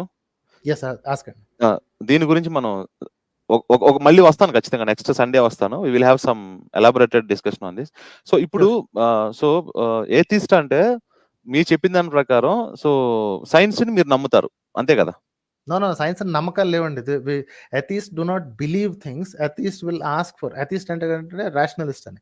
Because atheist has a very limited meaning. ఎందుకంటే atheist కున్న మీనింగ్ ఏంటి అంటే మీరు ప్రపోజ్ చేసిన గాడ్ మాకు నమ్మకం కుదరట్లేదు, దట్స్ ఆల్. గాడ్ గురించి కాదు. Then you're not talking about theist or atheist అండి. ఎందుకంటే గాడ్ గురించి మాత్రమే ఉన్నప్పుడు then you have the word called atheist. Okay, God గురించి కాకుండా మిగతా వాటి గురించి అన్నప్పుడు rationalist. You need to call us rationalists, and rationalists do not believe in science also. We believe only where evidence is shown. Science పేరు చెప్పుకుని చాలా మంది బోల్డని కబుర్లు చెప్తారండి, అయ్యనే నమ్మకానికి విలువ లేదు అసలు. రాషనలిస్టుల దగ్గర నమ్మకం అనే పదానికి నిజంగానే విలువ లేదండి. We have something called trust. ఆ ట్రస్ట్ ఎక్కడి నుంచి వస్తుందంటే ట్రస్ట్ ఇస్ ఎర్న్డ్. ఓకే, ఎలా ఆన్ చేస్తారు ట్రస్ట్ ని? ఎలా ఆన్ చేస్తారు? చాలా మందికి చెప్పాను, తెలుగులో నమ్మకం అనే ఒకే ఒక పదం ఉందండి. చాలా మంది లేదు విశ్వాసం అనే అంటారు. విశ్వాసం ఇది Sanskrit word. Okay, it has the same exact meaning. తెలుగులో నమ్మకం అనే పదం ఒకటే ఉంది. ఇంగ్లీష్ లో దానికి 2 పదాలు ఉంటాయి. Okay, trust and faith. Faith అంటే మీకు ఎటువంటి రీజన్ లేదు, అది నిజమో కాదో తెలుసుకునే అవకాశం లేదు, but you believe it. Blind belief అని మనం ఫెయిత్ అనుకోవచ్చు. Right. Blind belief. Trust is earned అండి. అంటే మీరు జస్ట్ గుడ్డిగా ఎవరిని ట్రస్ట్ చేయరు. You have to have some history behind it, you have to have some amount of experience behind it. Okay, మీరు రోడ్ క్రాస్ చేస్తున్నప్పుడు ఏది మీకు ఫేవర్గా సిగ్నల్ ఉన్నప్పుడు బస్ వచ్చి మిమ్మల్ని గుద్దేదు.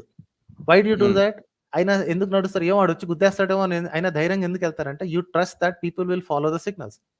Some times they don't, but for the most part world wide people will follow the signals. This is called trust అండి. ఇంకోళ్ళు అడుగుతారు, ఏంటి మీ స్పౌజ్ మీతో ఫెయిత్ఫుల్ గా ఉంది అని మీరు ఎలా నమ్ముతున్నారు? అది గుడ్డి నమ్మకం కాదని. No, it's called trust. Okay, after a certain amount of number of years with the person, కొన్ని సంవత్సరాల తర్వాత ట్రస్ట్ అనేది ఎర్న్ అవుతుంది. Then you say that okay I believe this person ఇది ఏంటి తప్పులు చెయ్యరు అని. ట్రస్ట్ ఇస్ ఆల్వేస్ ఎర్న్డ్ అండి. Faith has no basis in reality. Faith ఏంటంటే గుడ్డిగా ఏదైనా నమ్మేయచ్చు. క్రిస్టియన్ నమ్ముతాడు, ముస్లిం నమ్ముతాడు, హిందూ నమ్ముతాడు. వాళ్ళ దేవుడే కరెక్ట్, వాళ్ళ ఋషులే కరెక్ట్, వాళ్ళ పైగంబర్లే కరెక్ట్, వాళ్ళ ఏంటి ప్రాఫిట్లే correct. This is called faith అండి. Faith has no value with rationalist. ఏ రేషనలిస్ట్ అయినా అనండి, rationalist has zero use for faith. Okay, మీకు ఇక్కడ చిన్న పాయింట్ చెప్తాను, మీరు అగ్రీ చేస్తారో డిసగ్రీ చేస్తారో చెప్పండి. సో ఇప్పుడు సైన్స్ మనకి మోరల్ వాల్యూస్ ఏం నేర్పిస్తుంది sir, but when it comes to religion, maybe అది అబ్రహామిక్ తీసుకోండి, హిందూ తీసుకోండి, ఇస్లామిక్ తీసుకోండి, ఏదైనా తీసుకోండి. So I cannot say 100%, some moral values అనేది you can learn from some religion only. లేదండి, this is actually totally false. నేను దీనికి ఆన్సర్ ఎలా ఇస్తున్నా చూడండి.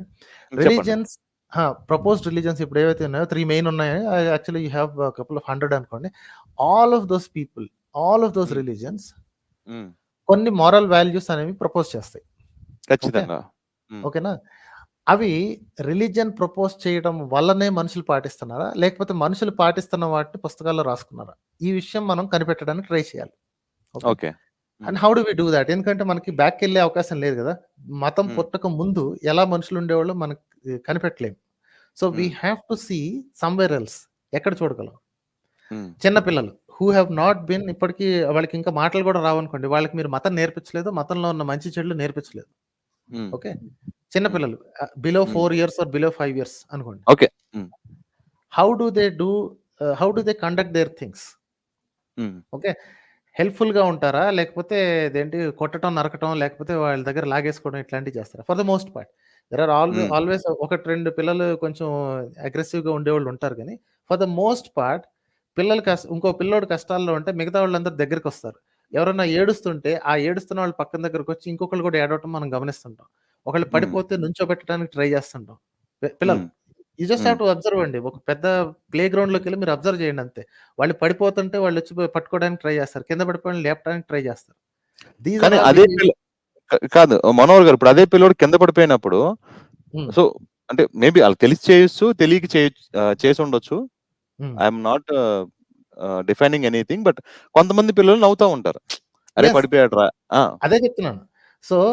సో దీస్ థింగ్స్, సో మీకు అన్ని మిక్స్డ్ బ్యాగ్ కనిపిస్తున్నాయి కదా, మంచి చెడు అన్ని కనిపిస్తున్నాయి కదా. సో హెల్ప్ చేయాలి అన్న ఆలోచన ఒకటి, పడినప్పుడు నవ్వొచ్చింది ఇంకొకటికి, పిల్లోడికి. ఓకే, మీరు తర్వాత పిల్లలకి ఏం ప్రమోట్ చేస్తారు? మీరు అంటే మీ పిల్లలు అయితే, ఒరే అట్లా పడిపోతే అట్లా నవ్వకూడదు, వెళ్ళి హెల్ప్ చెయ్యి, లేపు నుంచోబెట్టు, అక్కడ తీసుకెళ్ళి కూర్చోబెట్టు అని చెప్తారు. ఓకే, ఖచ్చితంగా. No religion told you to do this.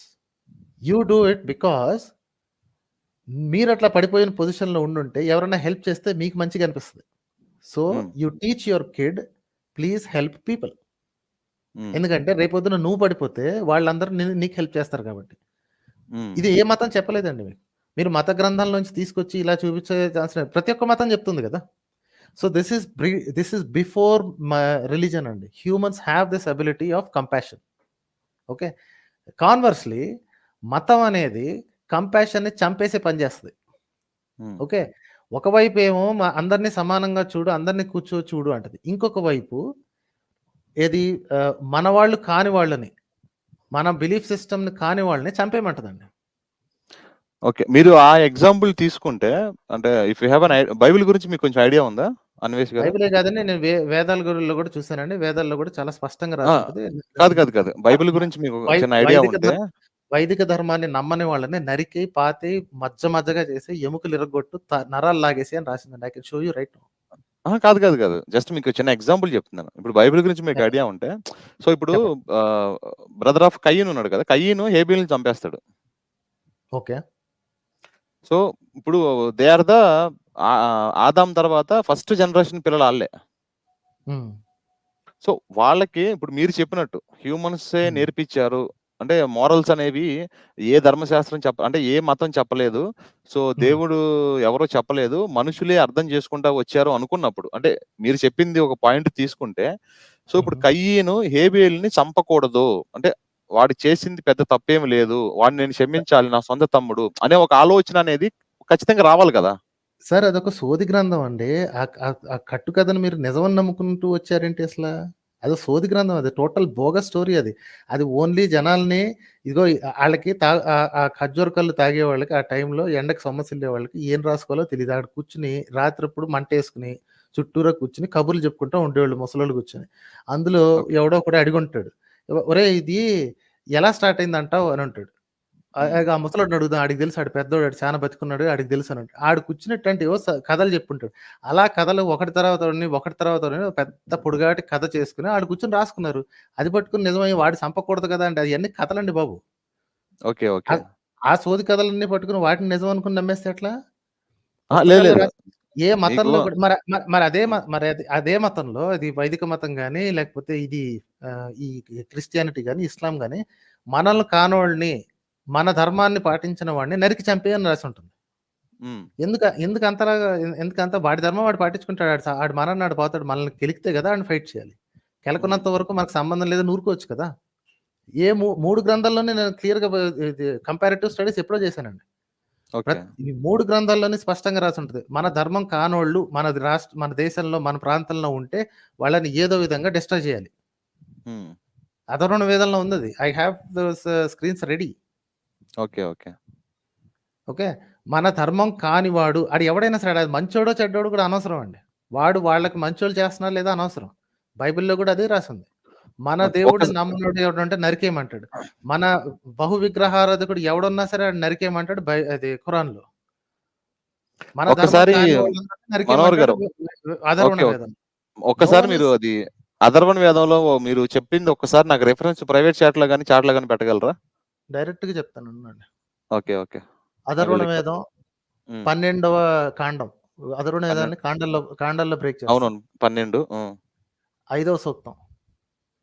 మొత్తం 5వ సూక్తం చూడండి, సుమారుగా 72 మంత్రాలు ఉంటాయి అందులో. మొత్తం అంతా చూసి చెప్పండి. నేను I'm going to make a series on that. Next time మీరు వచ్చినప్పుడు ఆ మొత్తం దాని కాంటెక్స్ట్ మొత్తం తెలియాలంటే ఒక్క మంత్రం చూస్తే తెలియదండి. కరెక్ట్ గా చెప్పాలంటే 62, 63, 64 ఈ 3 మంత్రాలు చూస్తే తెలుస్తుంది. But I don't suggest anybody to do just those mantras. మొత్తం సూక్తం మొత్తం చదివితే మీకు అసలు ఎక్కడ స్టార్ట్ అయింది, ఆ మంత్రం ఏంటి, ఏ దేవత ఉన్నాడు, ఏ ఛందస్సులో మాట్లాడుతున్నారు, ఆ కాంటెక్స్ట్ ఏంటి, ఎందుకు అసలు ఆ సూక్తం చెప్పాల్సి వచ్చింది అనేది ఫస్ట్ 2-3 మంత్రాల్లో చెప్తారు. 5వ సూక్తం 12వ కాండం 5వ సూక్తం అథర్వ వేదం 12:5. ఓకే. ఇది చూసి తర్వాత మీకు నెక్స్ట్ టైం వస్తే రండి. I show you that this Vedic religion or whatever we call it, Sanatana Dharma is equally disgusting as the others. Just that మనం ఇది నమ్ముతున్నాం, మన దగ్గర ఇది ఉంది కాబట్టి ఇది ఏదో గొప్ప ఫీల్ అవుతున్నాం అండి. ప్లస్ ఈ మతాన్ని మన వాళ్ళు ఎక్కువ సీరియస్ గా తీసుకోవట్లేదు కాబట్టి, ఇప్పుడు ఆ ఖురాన్ ఉందనుకోండి, వాళ్ళు చాలా సీరియస్ గా తీసుకుంటారు కాబట్టి అందులో రాసిన ఇంజంక్షన్స్ ని బహు విగ్రహారాధకుల్ని చంపాలి అని ఉంటే they try to do that and they have those terrorist organization. మనోళ్ళు మన వేదాలను లైట్ తీసుకున్నారు కాబట్టి బతికిపోయాం అంతే తప్ప ఇదేం గ్రేట్ ఏం కాదండి. అథర్వణ వేదం has one of the most disgusting pieces of crop return in it. One of this is that. మీరు 5వ సూక్తం చదవండి, 12:5. అథర్వణ వేదం 12:5 అందరికీ చెప్పేది ఇదే. సూక్తం మొత్తం చదవండి, అరౌండ్ 72 మంత్రాలు ఉంటాయి. ఒకే ఒక్కటి ట్రాన్స్లేషన్ చూడకండి, అట్లీస్ట్ 2-3 ట్రాన్స్లేషన్స్ చూడండి. హిందీ, సాంస్క్రిట్ దొరికితే చూడండి. ఓకేనా? నేను చూస్తాను డెఫినెట్ గా. అంటే అందుకే అడిగాను, ఒకసారి చూసి దానికి అంటే 2-3 దానికి పైన కింద వచనాలు కూడా ఒకసారి చెక్ చేసుకుని అప్పుడు చెప్తాను. చూడండి. అందుకే మొత్తం అంతా సూక్తం మొత్తం ఇచ్చింది, అరౌండ్ 73 ఉంటాయి, మొత్తం చదవండి. ఖచ్చితంగా. సో వన్ లాస్ట్ థింగ్ అండి, ఇప్పుడు మనకి when it comes to science, ఇప్పుడు observable science universe, when it comes to science observable universe ఉంది, నాన్ అబ్జర్వబుల్ యూనివర్స్ కూడా ఉంది మనకి. ఓకే. సో అంటే అబ్జర్వబుల్ యూనివర్స్ అంటే ఇప్పుడు దాకా సైంటిస్టులు మేబీ టెలిస్కోపిక్ తీసుకోండి, లేదంటే వాళ్ళకు ఉన్న రిసోర్సుల మీద బేస్ చేసుకుని డిపెండ్ అయ్యి వాళ్ళు ఎక్స్ప్లోర్ చేసినంత వరకు. ఓకే. సో అంతవరకే మన టెక్నాలజీ డెవలప్ అయింది. మేబీ ఫ్యూచర్ లో దానికన్నా ఎక్కువ వెళ్ళకపోవచ్చు. ఓకే. కానీ ఇప్పుడు మనం దేవుణ్ణి ఎప్పుడైనా ప్రామాణికంగా తీసుకుంటే హీఈస్ బియాండ్ ద యూనివర్స్ అని చెప్పుకుంటాం మనం. అది ఎప్పుడు కనిపెట్టారు? జనాలు యూనివర్స్ని డిస్క్రైబ్ చేయడం స్టార్ట్ చేసిన తర్వాత ఈ కొత్తగా వచ్చిన ఈ దుర్మార్గులు ఎవరైతే ఉన్నారో వీళ్ళు కబుర్లు చెప్పడం స్టార్ట్ చేశారు. బియాండ్ ద యూనివర్స్ అసలు యూనివర్స్ అన్న మాట ఎక్కడి నుంచి వచ్చిందండి? విశ్వం బయట ఉంటాడు కృష్ణుడు కానీ వీళ్ళు కానీ. వాళ్ళ పుస్తకాల్లో ఎక్కడ భగవద్గీత మొత్తం ఎంత ఎక్కడుంది? కృష్ణుడిది ఒక ధామం ఉంది. ఆ ధామం ఎక్కడి నుంచి వస్తుంది? సూర్యమండలాన్ని ఛేదించుకుంటూ అవతలకి వెళ్తే అక్కడ ఉందని చెప్పి ఒక లొకేషన్ కూడా చెప్తాడు. విశ్వం లోపలే కదా ఉంది. మరి కృష్ణుడి ధామం అని చెప్తాడు, ఈ స్వర్గలోకం అని చెప్తారు. ఈ లోకాలన్నిటి డిస్క్రిప్షన్లో ఉంది. గరుడ పురాణంలో ఉంది, పద్మ పురాణంలో ఉంది, అన్నింటిలో డిస్క్రిప్షన్ ఉంది. They are not talking about anything outside of universe, they are talking about in this universe only. మరి ఇప్పుడు మన దేవుడిని తీసుకెళ్లి బయట పెట్టడం ఏంటంటే, యూనివర్స్ బయట పెట్టడం, అది ఎక్కడైతే మనం ఇంకా అబ్జర్వ్ చెయ్యలేమో అక్కడికి తీసుకెళ్లి దాచిపెడుతున్నాం దేవుడిని. అది మోసం కదండి. మొన్నటిదాకా ఈ పుస్తకాలు రాసుకునేంతసేపు ఏమో ఏమిటి సూర్యమండలం వెనక ఉంది, అవతల ఉంది, కృష్ణుడి ధామం ఉంది, ఇక్కడి నుంచి ఇన్ని లక్షల యోజనాల దూరంలో ఉంది అని చెప్పేసి బోల్డ్ అని పురాణాల్లో రాసుకున్నారు. మెజర్మెంట్స్ డిస్క్రిప్షన్ కూడా రాసి ఉంది. ఇక్కడి నుంచి ఈ డైరెక్షన్ లో ఆ తార వెనక ఇన్ని లక్షల యోజనాల దూరంలో అని చెప్పి ఇంత పర్ఫెక్ట్ గా రాసుకున్న తర్వాత ఇప్పుడు తీసుకెళ్లి యూనివర్స్ బయట పెట్టడంలో అన్యాయం కదండి. అది టోటల్ బోగస్. అదన్నా అవ్వాలి, ఇదన్నా అవ్వాలి. ఏది కరెక్ట్? యూనివర్స్ బయట ఉండడం కరెక్ట్? ఆ లెక్కను చూస్తే యూనివర్స్ బయట ఉందని మీరు కనుక నిజంగా నమ్మితే పురాణాలు మొత్తం బోగస్ అండి. ఎందుకంటే పురాణాలు రాసింది ఇన్ని యోజనాలు అవతలా అని ఉంది. భగవద్గీత అయితే టోటల్ బోగస్ అయిపోద్ది మీరు చెప్పిన దాని ప్రకారం. మీరు చూడండి, అందులో చాలా స్పష్టంగా రాస్తాడు. కృష్ణుడు చెప్తాడు అందులో, నా ధామం ఇక్కడి నుంచి ఏంటి సూర్యమండలాన్ని ఛేదించి అవతల ఉంది అని చెప్తాడండి. ఎగ్జాక్ట్ మెజర్మెంట్ చెప్పడు, యోజనాల లెక్కని చెప్పడు, కానీ ఒక లొకేషన్ చెప్తాడు. దానికి ఒక లొకేషన్, దానికి ఒక క్యారెక్టరిస్టిక్స్ కూడా చెప్తాడు. ఓకే. అంటే మన సైన్స్ ఇప్పుడు మన ఎవల్యూషన్ ఆఫ్ ద సైన్స్ ప్రకారం మనం ఆ డిస్టెన్స్ దాటి ఇంకా వెళ్ళలేకపోయాం కదా. యా, దట్స్ ఓకే కదండి. వచ్చినప్పుడు వస్తుంది. మేబీ మొన్న 100 years బ్యాక్ వరకు మన గ్యాలక్సీ తప్ప ఇంకొకటి ఉందని సంగతి కూడా మనకు తెలియదు. Now that we have better measurements, now we know that there are more galaxies. నేను అదే అంటుంది. అంటే మీకు చిన్న పాయింట్ చెప్తాను. ఫర్ ఎగ్జాంపుల్ ఇప్పుడు ఒక 100 kilometers తర్వాత దేవుడు ఉన్నాడు, లేదంటే ఒక డివైన్ ఎగ్జిస్టెన్స్ ఉన్నది నేను ప్రపోజ్ చేశా. ఓకే, ఇప్పుడు దానికి కౌంటర్ ఇస్తానండి. ఇది వెరీ కామన్ ఆర్గ్యుమెంట్. ఓకే, ఆ తర్వాత ఉందేమో కదా అని. ఆ తర్వాత ఉంది అనటానికి ఈ ఋషులకి ఎలా తెలిసింది? మీ చెప్పిన దాని ప్రకారం దేవుడు వచ్చి చెప్పాడు అని. ఓకే, ఇంత పెద్ద యూనివర్స్ ఉంది. The vastness of the universe is unimaginable. Earth ఎంత పెద్దగా ఉంది అంటేనే మన వాళ్ళకి తెలియదు. Unimaginable size of the universe వెనక దాక్కున్న దేవుడు వచ్చి ఎప్పుడో చచ్చిపోయిన కొంతమంది ఋషులకి వచ్చి చెవిలోనో మనసులోనో చెప్పి వెళ్ళిపోయాడు. వాళ్ళు పుస్తకాల్లో రాసుకున్నారు. అది మనం ఇప్పుడు నమ్మేస్తున్నాం. సో ఇంత పెద్ద యూనివర్స్ లో ఎప్పుడో చచ్చిపోయిన ఋషులకు మాత్రమే కనిపించాడు అంటారు. And that is believable for people.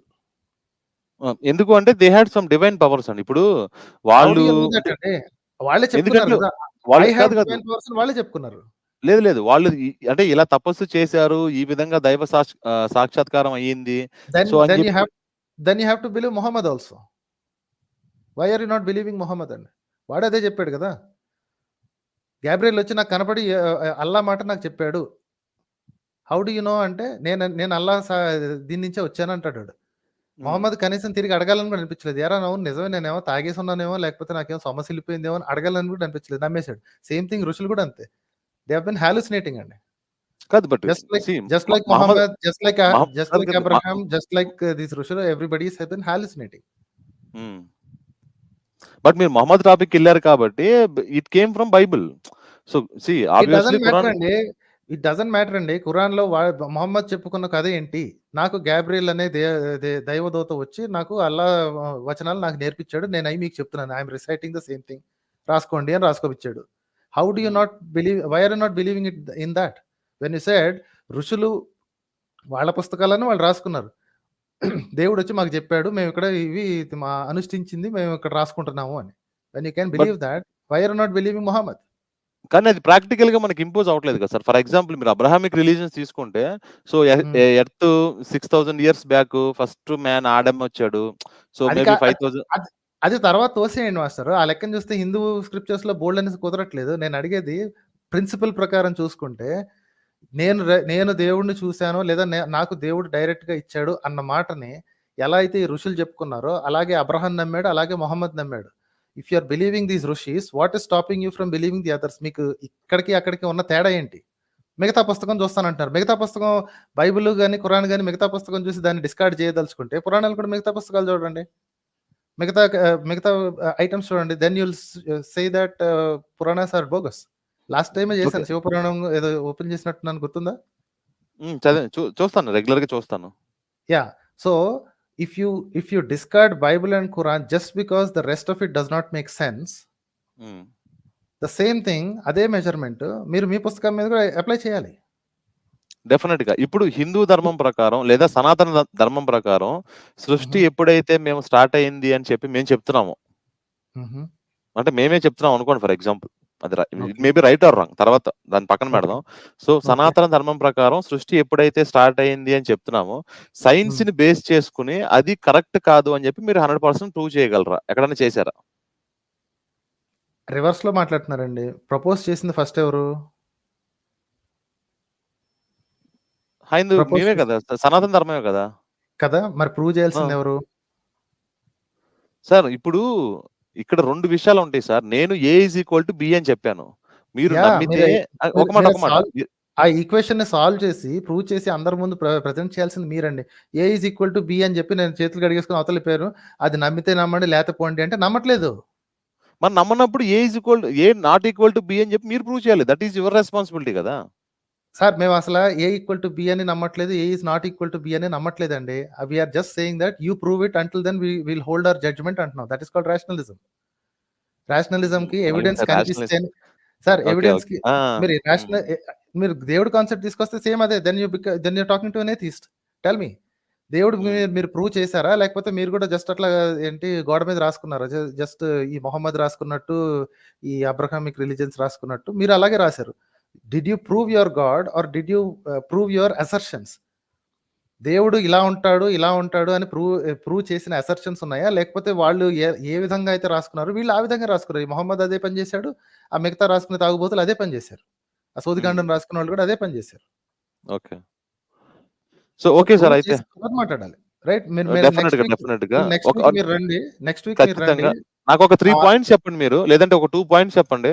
What you are expecting from us, అంటే మీరు ఏది ప్రూవ్ చేయాలి, లేదంటే ఏది మాట్లాడాలి, ఏది కన్విన్స్ చేయాలి అనుకుంటున్నారు? ఒక 2 పాయింట్స్ లేదా 3 పాయింట్స్ చెప్పండి.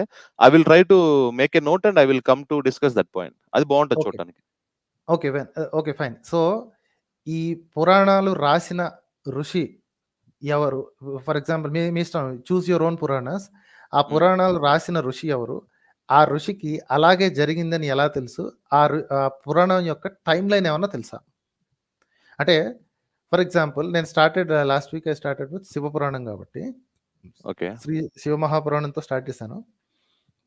అది రాసే టైం అంటే ఏ కాలంలో రాయబడి ఉంటుంది? పోనీ హిందూ కాలమానం ప్రకారం యుగాలు ఉంటాయి కాబట్టి ఏ యుగంలో రాయబడి ఉన్నది అనేది మీ ఉద్దేశం. Okay, choose your Puranas and I'm not saying Shiva Purana గురించే చేసుకుని రాని కాదు, ఏ కాలంలో రాయబడి ఉన్నది అని మీ ఉద్దేశము. తర్వాత అందులో గనక దానికి వ్యతిరేకంగా కనిపిస్తే అప్పుడు మనం టైం లైన్ రీసెట్ చేసుకోగలమా? ఆ ఋషికి ఎలా తెలుసా ఈ జరిగాయని? ఓకే, మీరు 109 స్ట్రీమ్ చూస్తే ఫస్ట్ 1 అవర్ పాటు అనుకుంటా శివపురాణం మీద ఉంటుంది. ఓకేనా? సో అది తీసుకోండి. ఇంకో పాయింట్ ఏంటంటే జస్ట్ 2 తీసుకుందాం. ఇది ఒకటి, ఇంకోటి అధర్వణ వేదం ఇందాక నేను చెప్పాను కదా, ఆ సూక్తం ఒకటి కనుక్కుని రండి. 12వ కాండం 5వ సూక్తం మొత్తం సూక్తం. ఆ రెండిటి గురించి మాట్లాడుకుందాం నెక్స్ట్ వీక్. ఖచ్చితంగా, డెఫినెట్ గా. ఓకేనండి? ఓకే డెఫినెట్ గా మాట్లాడుకుందాం. Right sir, nice talking to you అండి. అంటే I think we spent a lot of time. Sure sir, all good అండి, all good. This is all good. Okay thank you అండి. Thank you. By.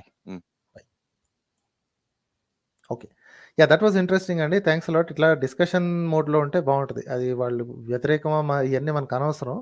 Don't try to put people in boxes. Okay, so అతను opposition అని నాకు ఏది లేదు, discussion అందరికీ open, everybody should be able to talk. And నేను wrong అవ్వచ్చు, ఆయన రాంగ్ అవ్వచ్చు, డజంట్ మ్యాటర్. ఇక్కడ గెలుపు ఓటములు అనేది అసలు ప్రసక్తే లేదండి.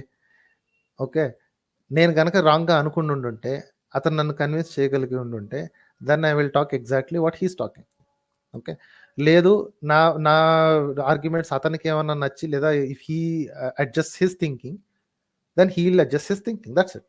It's all about adjusting thinking అండి. ఇక్కడ గెలిపోవటంలకి సంబంధం లేదు. ఆ ఎక్స్పెక్టేషన్ పెట్టుకోకండి ఎవరు కూడా, వినేవాళ్ళు ఎవరు కూడా. ఓకే ఓకే, కింద ఇందాక శివాజీ సేన అనే క్యారెక్టర్ ఒక అతను వచ్చి మళ్ళీ వెళ్ళిపోయాడండి. మళ్ళీ వస్తాడో లేదో తెలియదు కానీ, ఇంకొకడు సుప్రీం అని చెప్పి కింద కామెంట్స్లో ఎగురుతున్నాడు. వచ్చే ఇది ఉందో లేదో తెలీదు. ఓకే, వస్తాడో లేదో తెలియదు కానీ, ఓకే ఎనీవే, కొత్త పేర్లలో లెమన్ సోడా అనే పేరుతో వచ్చారండి. I pick up lemon soda. Hi lemon soda గారు. Hello sir, I audible? Yes sir, కొంచెం దగ్గరికి రండి, బ్యాక్గ్రౌండ్ బూమింగ్ సౌండ్ వస్తుంది.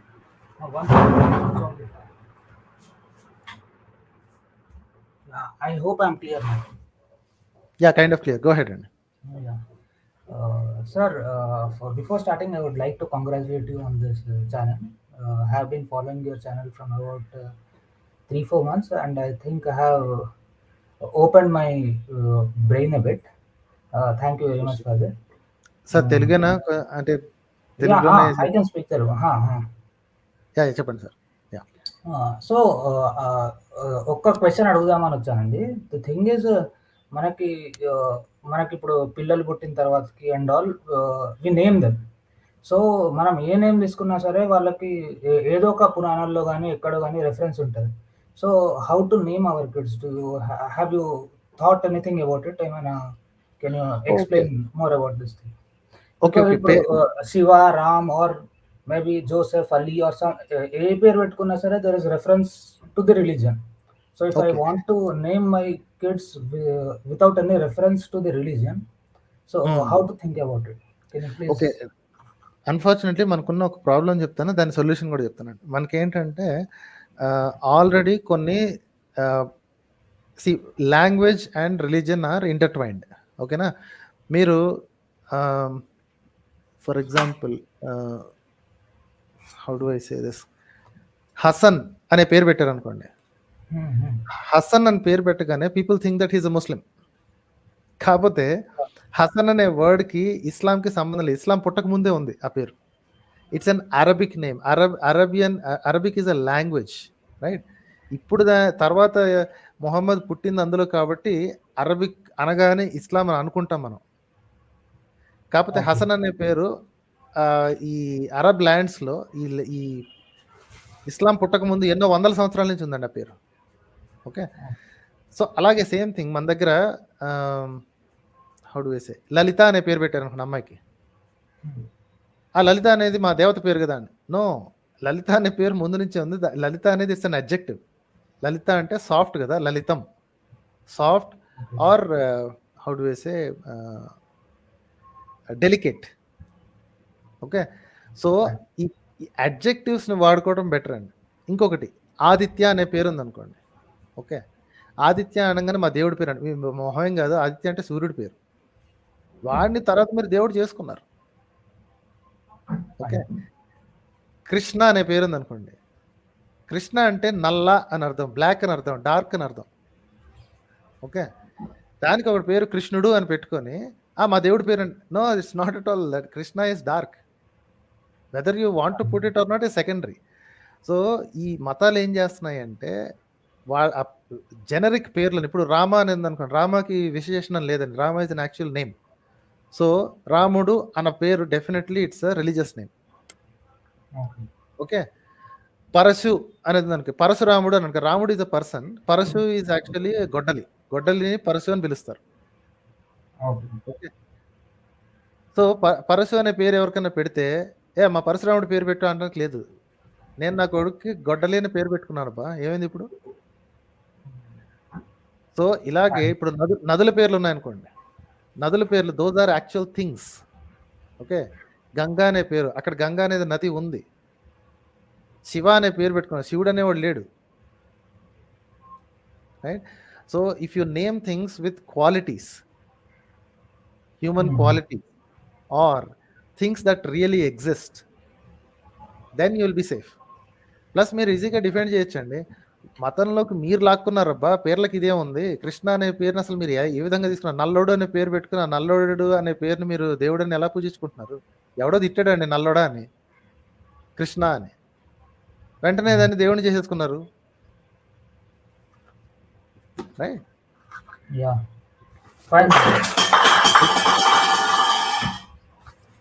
ఏదో పడిపోయినట్టున్నాయి కానీ. So this is what it is అండి. Don't get into this trap. వాళ్ళు ఏంటంటే అలాగే సేమ్ థింగ్. ఇప్పుడు జాస్మిన్ అనే పేరు ఉంది. జాస్మిన్ అనే పేరు ఒక వస్తువు పేరు కదా. జాస్మిన్ అనే పేరు ఎవరు పెట్టుకున్నా వెంటనే క్రిస్టియానిటీకి తగిలిస్తారు. అది వాళ్ళ కర్మది. అందులో వాళ్ళు ఎక్కువ పెట్టుకున్నారు ఇంగ్లీష్లో ఉంది కాబట్టి. ఇప్పుడు సాంస్క్రిట్ పేర్లు పెడుతున్నారండి, ఎవరికి అర్థం కాని పేర్లు పెడుతున్నారు. ఓకే, ఏమనంటే అది మా ధర్మం కాదమ్మా, భాష వేరు మతం వేరు. ఆ భాషని మతం వాడుకుంటుంది ఎప్పుడైనా సరే. అరబిక్ని ఎలాగైతే వాడుకుందో Islam, Arabic has nothing to do with Islam. Arabic existed before Islam came in. Right? So ఇలాగే Sanskrit existed before Hinduism came and took over. Okay, same thing. ఇది హీబ్రూ లాంగ్వేజ్ ఉంది చూసారా, వీళ్ళకి ఈ దిక్కుమాలిన రాతలు రాయకముందు, సోదికాండం ఆదికాండం రాసుకోక ముందే హీబ్రూ లాంగ్వేజ్ ఉంది. ఇంగ్లీష్ అనేది మొన్న కదండి తయారైంది. ఏంటి 12th century తర్వాత కదా అదేంటి ప్రాపర్ ఇంగ్లీష్ అనేది తయారైంది. ఇంగ్లీష్లో ఏ పేరు పెట్టుకున్నా క్రిస్టియానిటీకి తగిలించడం మనకు అలవాటైంది. ఎందుకంటే వాళ్ళే మనకు అలవాటు చేశారు కాబట్టి మనకు అలా అనిపిస్తుంది అంతే. ఇంగ్లీష్ పేరు ఏది పెట్టుకున్నా సరే ఇది అని. Right? Fine sir, thank you sir. అది ఓకేనండి. Thank you very much sir. Right అండి. Thank you. By.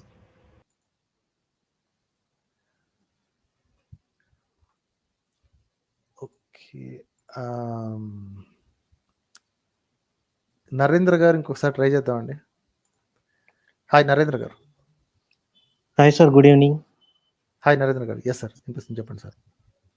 Good evening sir. Good evening sir, చెప్పండి sir. Big fan of your work sir. ఇష్టం సార్ మీ వర్క్ అంటే. ముఖ్యంగా మీ వ్యంగ్యం బాగుంటుంది సార్. మంచి సర్కాస్టిక్ గా అర్థమయ్యే భాషలో చెప్తారు. Okay okay. నావేం లేదు సార్, ఒక 2 కొంచెం నర్వస్ కున్నాను, అంతకుమించి ఏం కాదు సార్. ఒక 2 ఉన్నాయి సార్ పాయింట్స్ వచ్చి. 2 టాపిక్సే సార్. అది కొంచెం చిన్న బ్రీఫ్ గా చెప్పండి సరిపోతుంది. ఫస్ట్ వచ్చి ఏంటంటే ఇదే సార్, వాస్తు మీరు ఆల్రెడీ నెంబర్ ఆఫ్ వీడియోస్ అయితే చేశారు. అదే ఏమైతుందంటే సార్, అది ఇంటి దగ్గర కొంచెం బాగానే ఉంది సార్, ఇల్లు అంతా బాగానే ఉంది. ఒక 24 years అవుతుంది ఇల్లు కట్టి, ఎటువంటి డిఫెక్ట్ ఉండదు సార్. డాడీ కట్టించారు, అది బాగుంటుంది. 1 second సార్. చెప్పండి. ఎస్ సార్, అది నాన్నగారు కట్టించారు, అది బాగుంది సార్. 2014లో చనిపోయారు.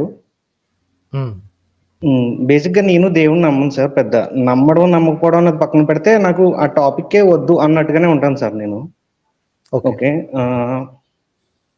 తర్వాత నుంచి ఏమైందంటే ఈ పైన వీళ్ళు ఉంటున్నారు, అందుకే ఇది ఎలా వస్తుంది, చనిపోయారు అందుకే, ఇంట్లో మిద్దు ఉంది, అంత బరువు ఉండకూడదు, ఇంత కబోర్డ్లు ఎందుకు కట్టారు, ఇంత కబోర్డ్లు ఉంటే ఇంట్లో పెద్దవాళ్ళకి ఏదో తిప్పలు వస్తాయి, ఇవి వచ్చి అమ్మని బాగా పొల్యూట్ చేయడం మొదలు పెట్టారు. మళ్ళీ దీనికి తగ్గట్టుగా ఈ ఎప్పుడైతే స్మార్ట్ ఫోన్ ఇవన్నీ వచ్చినాయో, అమ్మ కూడా యూట్యూబ్ లో చూసి ఇవన్నీ చెప్పడం నేర్చుకోవడం, మళ్ళీ ఇది ఇక్కడ ఉండకూడదంట, ఇక్కడ దీపం వెలిగించాలంట, లేనిపోని తంతంతా వచ్చింది సార్. మొత్తం అసలు అనవసరమైంది ఇదంతా. అది ఇప్పుడు సార్ ఇంకా ఉంది బేసిక్ గా సార్. ఏమైందంటే మళ్ళీ కొంచెం రెనోవేషన్ చేద్దాం అనుకుంటున్నాం. కొంచెం పైన సీలింగ్స్ వర్క్ ఉన్నాయని, సర్లే చేయించమ్మా, ఇబ్బంది ఏముందని చెప్పాను. అంత అయిపోయిన తర్వాత నేను మళ్ళీ సిద్ధాంతం తీసుకొస్తాను, నాకు ఎలాగ అంటున్నారు, నాకు నచ్చట్లేదు అని. ఓకే అయితే ఏదో చెయ్యి, ఇంకా నేనేం కాదంటాను, వాడు ఏం చెప్తాడు మహా అయితే, వాడు చెప్పినా నేను చేసేది ఏం లేదు అన్నట్టుగా నేను ఉన్నాను సార్. మళ్ళీ వాళ్ళతో ఆర్గ్యుమెంట్ ఎందుకు సార్ ఎప్పుడు అన్నట్టుగా నేను ఈ మైండ్ సెట్ లో ఉంటాను. ఎందుకు ఆర్గ్యుమెంట్ తో ఏది రాదు, వీళ్ళు కొంచెం ఏదో వీళ్ళకి కావాల్సింది చేసి మెయిన్ విషయాల్లో గట్టి పడదాం అన్నట్టుగానే ఉంటాను సార్. అలాగే నేను సరే అయితే అని అన్నయ్య ఉన్నాడు, అన్నయ్యకి చెప్తే తీసుకొచ్చాడంట. వాడేకంగా ఇంటి గుమ్మాలు మార్చేయాలి, మెయిన్ ఉన్న గుమ్మాలన్నీ తీసుకెళ్లి ఇంకెక్కడ పెట్టాలి, దేవుడి గది తీసేసి వంటగదిలో పెట్టాలి, వంటగదిలో చిట్టడుకుంది, ఇప్పుడు మీ ఆయన అందుకే చనిపోయారు, తర్వాత ఏమో మీ అబ్బాయికి అంటే వాడు హెల్త్ ఇష్యూలకు సంబంధించినవి క్యారెక్టర్ వల్ల ఏదన్నా మన క్యారెక్టరే మనల్ని ఎలా నడుచుకోవాలో డిసైడ్ చేస్తుంది సార్. మనకి సమస్యలు తెచ్చి పెడుతుంది కదా, దాని మీద వచ్చిన సమస్యలు కూడా ఇల్లు వల్ల వచ్చింది అన్నట్టుగా చెప్పేస్తున్నారు సార్ వీళ్ళు. అమ్మ వాడు ఏం చెప్తాడు, నువ్వు ఏంటంటే అబ్బాయి లేదు ఇది పక్కాగా చెయ్యాలి, ఆడు చెప్పిన ప్రకారంగా చూసుకుంటే పెద్ద డబ్బులు అవుతుంది సార్. అది డబ్బులు అవుతుంది అన్నది పక్కన పెడితే అది అసలు వేస్ట్ సార్ అది వర్క్. ఎందుకంటే ఇంట్లోకి వెలుతురు వస్తుందా లేదా, సరిగ్గా గాలి బాగా వస్తుందా, ఎటువంటి స్మెల్ లేకుండా ఉందా, మనం ఉండడానికి ప్రశాంతంగా ఉందా, చుట్టూ ఎన్విరాన్మెంట్ ఎలా ఉంది, ఇవన్నట్లో చూసుకుంటే చాలా బెస్ట్ సార్. చాలా అందంగా ఉంటుంది, చాలా స్ట్రాంగ్ గా కూడా ఉంటుంది. నేను అలా చెప్పినా వీళ్ళకి కన్వే అవ్వట్లేదు సార్. అసలు ఇది ఒకసారి మీకు తెలిసిన విధంగా ఏదైనా ఒక ఐడియాతో ఏమైనా చెప్తారా, లేకపోతే నేను డైరెక్ట్ వెళ్ళి ఇది మళ్ళీ చూపించేస్తాను సార్ నేను క్లియర్ గా, ఒకసారి వినమ్మా, కొంచెం నీకు అర్థమయ్యే భాషలన్నా చెప్తారేమో, ఎందుకంటే నువ్వు ఇంట్లో వాళ్ళు చెప్పేది వింటున్నారు, నేను చెప్పేది వింటావు, కానీ బయట చెప్పేదే నిజం అనుకుంటున్నావు కదా, వాళ్ళది ఏదో చెప్పారు కదా, ఒకసారి ఏం చెప్తారు కదా ఏదో ఒకటి ఒకసారి విను అన్నట్టుగా ఏదైనా సజెషన్ ఇస్తారని. నేను చెప్తాను చూడండి. చెప్పండి సార్. మీకు షేర్ చేస్తున్నా, ఇది మ్యాప్స్, గూగుల్ మ్యాప్స్ అన్నమాట. ఓకేనా? Okay sir. Okay sir. ఇది కదా మన ఇండియా. సో వాస్తు అనేది ఈ దేశంలో తప్ప ఇంకెక్కడ కనపడదు. సో ఎగ్జాక్ట్ సేమ్ లెవెల్లో పోనీ పైకి వెళ్తే వాస్తులు మారిపోతాయి, కిందకి వెళ్తే వాస్తులు మారిపోతాయి. ఎగ్జాక్ట్ సేమ్ లెవెల్లో ఈ సౌదీ అరేబియా మొత్తం ఉంది, ఈ ఇక్కడ బోల్డ్ అన్ని కంట్రీస్ ఉన్నాయి.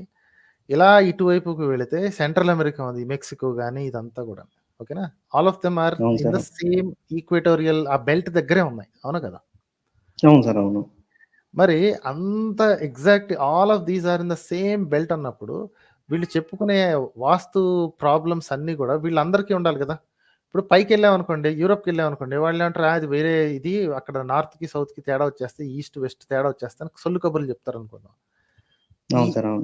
ఇండియా ఏ లెవెల్లో అయితే ఉందో మిగతా ఇన్ని కంట్రీస్ ఉన్నాయి కదా, వీళ్ళెవ్వరికి వాస్తుతో ప్రాబ్లమ్స్ లేవండి. ఇట్ సైడ్కి పోతే సగం చైనా ఇదే లెవెల్లో ఉంది, ఈ థాయిలాండ్, మయన్మార్, మలేషియా, ఫిలిప్పీన్స్ ఇవన్నీ ఇదే లెవెల్లో ఉన్నాయి. ఓకే, వీళ్ళెవ్వరికి లేని వాస్తు ప్రాబ్లమ్స్ ఇక్కడ ఉన్న వాళ్ళకి మాత్రమే ఎందుకు ఉంది? రైట్. సో మీరు విదేశాలకు పోయే ఉంటారు, లేదా పోయిన వాళ్ళు తెలిసే ఉంటారు, ఎవడన్నా వాస్తుతో కట్టాడు. ఓకే, ఒమాన్ కానీ, యెమెన్ కానీ, సౌదీ అరేబియా కానీ, ఇరాక్ కానీ, ఈ దేశాలు మొత్తం మీద ఎవడైనా సరే ఈ లెవెల్లో ఉన్న ఏ దేశమైనా, ఇథియోపియా, సౌత్ సుడాన్ ఇన్ని ఉన్నాయి. సరే ఆఫ్రికన్ కంట్రీలు అంటే పర్లేదు, మెక్సికో మొత్తం ఉందండి. ఓకే, సుమారుగా చూసుకుంటే ఈ టెక్సాస్ ఏ ఏరియాలో ఉందో మన ఇది ఉత్తర భారతదేశం, ఈ ఏరియా సుమారుగా అదే లెవెల్లో ఉంది. రైట్. వీళ్ళెవ్వరికి అవసరం లేనిది మనకు మాత్రమే ఎందుకు ప్రాబ్లమ్స్ తీసుకొస్తుంది? ఈ లెక్కన దేవుడు అనేవాడు ఉంటే మన దేశాన్నే దారుణంగా చూస్తున్నాడు, మిగతా వాళ్ళకి ఆ ప్రాబ్లం ఎందుకు పెట్టలేదు? రైట్. ఆ ప్రాబ్లం మిగతా వాళ్ళకి ఎందుకు పెట్టలేదు? దిస్ ఇస్ వెరీ బ్యాడ్ కదా, చాలా బ్యాడ్ సార్. ఒకే ఫ్లాట్, పోనీ వాళ్ళ ఉద్దేశంలో ఫ్లాట్ ఎర్త్ కానీ రౌండ్ ఎర్త్ కానీ what ever you take, same లెవెల్లో ఉన్న ఇన్ని దేశాలకి లేని ప్రాబ్లమ్స్ ని మన దేశంలో ఉన్న వాళ్ళకి మాత్రమే ఎందుకు పెడుతున్నాడు? అది తెలుగు వాళ్ళకి సార్, మెయిన్ వీళ్ళకి ఎక్కడి నుంచి పట్టుకున్నా తెలియదు. ఆ బరువు ఎక్కువైందని అటువైపు, బరువు ఎక్కువైందని ఇటువైపు, టాయిలెట్ ఉందని అటువైపు, బెడ్రూమ్ ఉందని ఇటువైపు తలబెట్టుకుంటున్నాను, ఇన్ని వందల ప్రాబ్లమ్స్.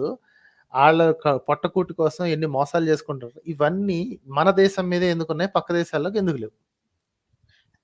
వీళ్ళు కొత్తగా ఇంకోటి ఏం చెప్తున్నారంటే సార్, ఇంట్లో బాత్రూమ్ ఉండకూడదని సార్, అది బయట ఉండాలంటే ఎక్కడో. సార్ ఇప్పుడు ఒక లేడీస్ ఉన్నారు, ఎలా వెళ్తారు సార్ అసలు? వీళ్ళ మతంలో అండి, ఈ హైందవ మతంలో వాళ్ళకి టాయిలెట్స్ అంటే ఏంటో తెలియదండి. వాళ్ళ గ్రంథంలో ఎక్కడ కూడా టాయిలెట్స్ అనే కాన్సెప్ట్ లేదు. చెంబట్టుకుని బయటికి పోవటమే. సో ఆడవాళ్ళు ఎలా కష్టపడతారు, ఎందుకు వాళ్ళు అంత కష్టపెడతారు అన్నదానికి కూడా సమాధానం లేదండి. They just don't know. So ఈ this whole religion is created only for the benefit of men అండి. స్త్రీలకి ఇందులో ఎటువంటిది లేదు. స్త్రీలకి వాళ్ళ గురించి ఆలోచించే వాళ్ళు ఉండుంటే కనీసం అనుబంధంగా ఒక బాత్రూమ్ కట్టేవాళ్ళు. తర్వాత తరాల్లో వాళ్ళు ఆఖరికి తడికలు కట్టుకుని స్నానం చేయాలన్నది కూడా లేదండి. ఇల్లు తీసుకెళ్లి నదుల్లో మునకడం తప్ప వేరే పద్ధతే లేదు వీళ్ళకి. లేదు సార్, లేదు. అది వీళ్ళు చెప్పడం కూడా ఇదే సార్. మళ్ళీ ఏంటంటే వీళ్ళ మెయిన్ టార్గెట్ కూడా ఆడియన్స్ సార్.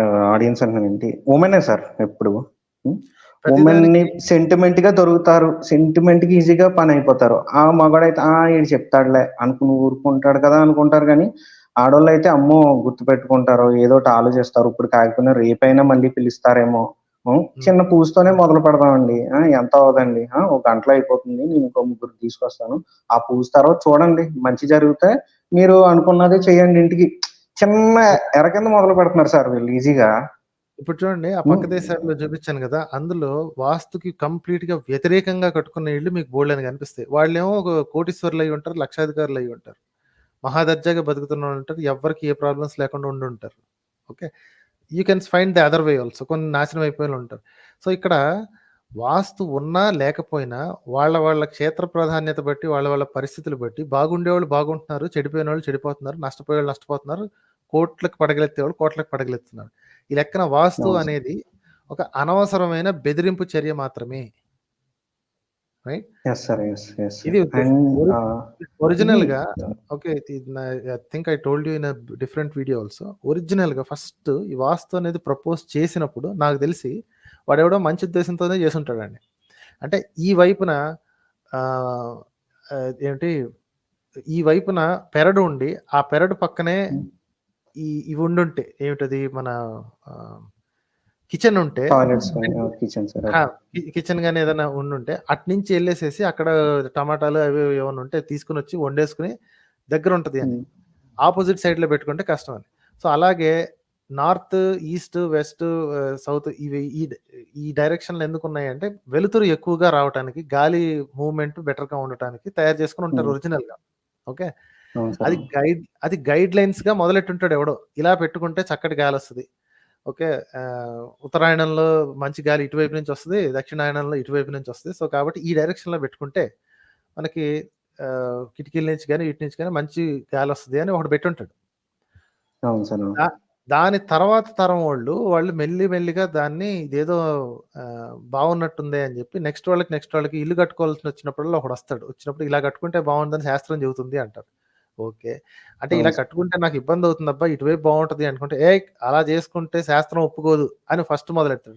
ఇంకో తరం ఏమోగానే అలా చేసుకుంటే అరిష్టం అబ్బా, నీకు తెలియట్లేదు అనుకోడండి. ఆ తర్వాత అరిష్టాన్ని కాస్త తీసుకెళ్లి మీ ఇంట్లో చచ్చిపోతారు, మీ జాతకంలో ఇలా ఉంటేనే బెటర్ గా ఉంటది, అన్ని కలిపి చెప్తారండి. Threatening sir. ఇంకా ఎంత బ్లాక్ మెయిలింగ్ దిగిపోతున్నారు సార్. ఇంకా మళ్ళీ వీళ్ళు చెప్పే దాంట్లో ఒకడొకటి చెప్తాడు, వీడు వెళ్ళిపోయిన ఇంకో వచ్చిన అరగంట తర్వాత వాడు చెప్పాడు, వాడి ముఖం వాడికి తెలీదు, ఇది ఇంకెక్కువ ఉండాలి, ఇది మీకు ఇంకా బాగుంటది, కానీ ఈ గుమ్మాలు కాదు మొత్తాలు కిటికీలన్నీ కూడా తీసేయండి అంటున్నాడు వాడు. ఎవరికి ఇష్టం వచ్చింది వాడు సార్. ఇంకా ఇప్పుడు 2 అని మనకి నిజం సార్. అది ప్రపంచంలోనే కాదు, ఈ యూనివర్స్ అవతలకి వెళ్ళినా గానీ ఆ కాల్కులేషన్ తో ఏ మ్యాచ్ చేసినా గానీ మళ్ళీ తిరిగి మనం ఏ భూమి మీదకి రాగలం, కొన్ని బయటకన్నా వెళ్ళగలం. ఆ 2 టేబుల్ 3 టేబుల్ ఇది అంత కాల్కులేషన్ కరెక్ట్ గా ఉంటుంది. వీడు ఏ కాల్కులేషన్ లేకుండా వీళ్ళు అసలు చూసి చూడకుండా వీడు కరెక్ట్ ఎలా చెప్పేస్తున్నారు సార్ వీళ్ళు అసలు. ఎందుకంటే నమ్మేవాళ్ళు ఉన్నారండి. ఇప్పుడు ఇద్దరు వాస్తు శాస్త్రజ్ఞుల్ని పట్టుకునేవాడు వాస్తు శాస్త్రజ్ఞులు అని చెప్పుంటది. ఆ పదానికి దాన్ని ఏమంటారు, పేరు తక్కువ. కానీ ఈ వాస్తు సన్నాసుల్ని ఇద్దరిని తీసుకొని కూర్చోబెట్టి నాకు ప్లాన్లు గీసి పెట్టు అంటే 2 వేరు ప్లాన్స్ వస్తాయి. ఓకే, ఆ ప్లాన్స్ వాళ్ళకే తిరిగి చూపించి, ఒరే నువ్వు ఇట్ట చెప్పావు, వాడు ఇట్ట చెప్పాడు, ఏది కరెక్ట్ అంటే, మీకు ఇంకొకళ్ళని నమ్ముకోదలుచుకుంటే నమ్ముకోండి, నన్ను అడిగారు కదా నేను ఇది చెప్పాను, మీకు ఆడినే నమ్ముకోదలుచుకుంటే ఆయన వెళ్ళి నమ్ముకోండి, ఇలా దబాయిస్తారండి. అవును సార్, అవును. They don't want to defend. ఎందుకంటే పక్కనోడు కరెక్ట్ ఈడి పగులుద్దని చెప్పి మీకు వాడు నచ్చితే, వాడు రాసింది నచ్చితే చేసుకోండి, వాడినే పిలుచుకోండి, నన్ను ఎందుకు పిలిచి నాపో టైం ఎందుకు వేస్ట్ చేస్తారని కోపం నటిస్తాడు దొంగ వేధవ. కోపం నటిస్తాడు సార్. మళ్ళీ ఒకవేళ వీడు అంతగా వాడు రాంగ్ అని ప్రూవ్ చేయాల్సి వస్తే అందులో ఏది బాగాలేదో అన్నది కరెక్ట్ గా చెప్పాలి. అరే బాబు నువ్వు ఇలా పెట్టుకుంటే ఇది వచ్చిందన్నది చెప్పాలి. అది ఏం చెప్పడు. ఈ మాత్రం నన్ను ఎందుకు పిలిచారు, నా టైం వేస్ట్ చేస్తారా మీరు? ఎగ్జాక్ట్లీ ఈ దొంగ కోపం నటించి ఏదో ఫేస్ ఒకటి పెట్టుకుని ఏదో చెప్పిస్తున్నట్టు మొహం పెట్టుకుని పోతాడు. ఇంట్లో వాళ్ళు భయపడిపోతారు.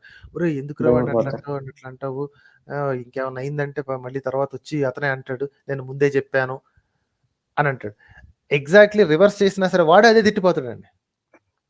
వాడిని పిలుచుకొచ్చి ఇగో ఈ సిద్ధాంతం ఎట్లా చెబుతున్నాడు నువ్వు ఎట్లా చెబుతున్నాడు, మరి ఆడమాటేనండి నన్ను ఎందుకు పిలిచారు, నా దారి నేను పోతా, పోయి ఆడనే పిలిపించుకుని ఆడనే చేయించుకుని తర్వాత ఏమైనా నష్టం వస్తే ఆ తర్వాత వచ్చి నా దగ్గరకు వచ్చి మీరే కాళ్ళ మీద పడి ఏడుస్తారు, అప్పుడు చూస్తారు మీ సంగతి అని చెప్పి వాడు బెదిరించుకుంటూ పోతాడండి. నమ్మేవాళ్ళు ఉన్నంత వరకు ఇలాగే జరుగుతుంది మాస్టర్. అక్కడ ఓన్లీ నమ్మకం మీద. అవును సార్, నేను సింపుల్ గా చెప్తాను సార్. అమ్మా ఎప్పటికైనా మనకు సమస్యలు అనేవి వస్తాయి. సమస్యలు తీర్చుకుని మనం ముందరకు వెళ్ళాలి తప్పించి ఇల్లు మార్చినంత మాత్రం ఒక్క సమస్య కూడా రాకుండా జీవితం అంటూ ఉండదు. ఒకసారి అర్థం చేసుకో. సమస్య అలా అవును సార్, సంబంధమే లేదు సార్ అసలు. బిల్డింగ్ కట్టాలి అంటే ఆర్కిటెక్ట్ ని పిలవాలండి, సన్నాసి విధవల్ని కాదు పిలవాల్సింది. ఓకే, ఆర్కిటెక్ట్ ని పిలిచి దాన్ని కరెక్ట్ గా పెట్టి, ఆర్కిటెక్ట్ లో కూడా వేరియేషన్స్ ఉంటాయి. ఓకే, వాడికి ఇలా కావాలంటే ఇలా మీకు అందులో చూస్ చేసుకోవచ్చు. వాడు వచ్చి బెదిరించాడు మిమ్మల్ని. ఓకే, 4 ఆర్కిటెక్ట్లను ఇస్తే 4 వేరు డిజైన్లు ఇచ్చాడు. ఆర్కిటెక్ట్ ఫస్ట్ మిమ్మల్ని అడుగుతాడు మీకు ఎలా కావాలబ్బా, కింద 3 బెడ్రూమ్లు కావాలి, పైన 2 బెడ్రూమ్లు కావాలి, అలా వేసుకుంటున్నారా, డూప్లెక్స్ కట్టించుకుంటున్నారా అని అడుగుతాడు. ఓకే, ఇదొక డిజైన్ ఉంది, ఇదొక డిజైన్ ఉంది, ఇదొక డిజైన్ ఉంది, మీకు ఏది కావాలని అడుగుతాడు. ఇందులో కూడా నేను ఇంకోటి సింపుల్ ఏంటంటే, నేను చదివింది కూడా సివిలే సార్, నేను చదివించింది కూడా సివిల్ ఇంజనీరింగ్. వాళ్ళకి ఇంకా క్లియర్ గా మీరు అనుకుంటుంది అమ్మ ఆ రోజుల్లోనే 2002, 2001లోనే నాన్నే ఏదో సిద్ధాంతం తీసుకొచ్చి ప్లాన్ వేసి కట్టించారు కదా క్లియర్ గా. ఇంట్లోకి ఎండ మీరు అనుకునే ఈస్ట్ ఫేసింగ్ కి పొద్దున్న 6ంటికి సూర్యుడు పైకి లేచిన వెంటనే డైరెక్ట్ సింహం ద్వారంలో పడాలంటున్నారు కదా, పడుతుంది. ప్రతి బెడ్రూమ్ కి కిటికీలు ఉన్నాయి, ఉంటే విండోస్ ఉన్నాయి కాబట్టి మంచిగా గాలి వస్తుంది. ఇందులో మీకు గాలి రావడానికి ఇబ్బంది లేదు. మనకి ఒక ఈస్ట్ గోదావరి సార్ మాది, చాలా బోర్ కూడా వాటర్ కి అయితే సమస్య ఉండదు సార్. ఒక 50, 60, 60 మంచి వాటర్ పడిపోతుంది. దీనికి సమస్య లేదు. ఇంక ఎందుకు అసలు ఏమన్నా సీలింగ్ నుంచి పెంచిన ఏమన్నా ఊడిపోయి పడిపోతున్నాయా? వాళ్ళు చేసుకోవాలి కానీ ఏదైనా ఆల్టర్నేషన్ లో ఇవన్నీ అవసరం అనవసరం కదా సార్ అన్నట్టుగా నేను ఎంత చెప్పినా వీళ్ళకి కన్వే అవ్వట్లేదు సార్. అసలు ఏదో చేసేది ఏం చెప్తున్నారో వీళ్ళు డైరెక్ట్ ఎమోషనల్ డ్యామేజ్ దిగిపోతున్నారు సార్ ఈజీగా.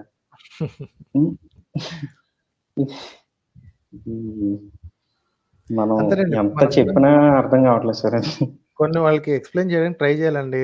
వాళ్ళు ఆ నమ్మకంలో ఇరుక్కుపోతే వాళ్ళ భయం అనమాట, నష్టం జరుగుద్ది అన్న భయం. ఈ మిగతా వాటినైనా క్షమించవచ్చు కానీ ఈ వాస్తుని, న్యూమరాలజీని అస్సలు క్షమించడానికి లేదు. వీళ్ళు one of the lowest of all creatures అండి. ఎందుకంటే వీళ్ళు మంచి చెప్పకపోగా భయంతో బతికే రకాలు. ఓకే, జనాల భయాన్ని అడ్డు పెట్టుకుని బతికే నీచులు వీళ్ళు అనమాట. జాతకాలు కూడా అంతే, జాతకాలు చెప్పుకునే వాళ్ళు, వాస్తు చేసుకునే వాళ్ళు, ఈ న్యూమరాలజీ చెప్పుకునే వీళ్ళందరూ ఒకే జాతి, అధమ జాతులు అనమాట, అధములు అనమాట. వీళ్ళు జనాల భయంతో వ్యాపారం చేసే నీచులు. వీళ్ళు మంచి చేసేది ఏమీ లేదండి. ప్రతిదీ వచ్చి ఇలా అరిస్టాల లిస్ట్ చెప్తారు. ఓకే, మీకు తిన్నగా కట్టుకోవాలి అని అనిపిస్తే ఆర్కిటెక్ట్ని పిలిస్తే చెప్తాడు కదా తిన్నగా కట్టుకోవడానికి. మరి ఈ సిద్ధాంతి ఏదో ఎందుకు పిలుస్తారంటే ఆ సిద్ధాంతి ఏదో వచ్చి బెదిరించిపోతాడు. ఇలా చేయకపోతే అదవుద్ది, ఇలా చేయకపోతే అదవుద్ది, శాస్త్రం ఎట్ట చెబుతుంది, శాస్త్రం అట్ట చెబుతుంది అని చెప్పి సొల్లు కబుర్లు చెప్తాడు. శాస్త్రం అప్డేట్ అయ్యి వచ్చింది లేదు, వాళ్ళకి అసలు టాయిలెట్ అనేది లేదు. అసలు వాళ్ళ మతంలో ఎక్కడ టాయిలెట్ లేదు, వాళ్ళకి టాయిలెట్ కట్టాలన్న చెప్పడానికి అర్హత లేదు వాళ్ళకి అసలు. అందుకే బయట కట్టుకోమంటారు.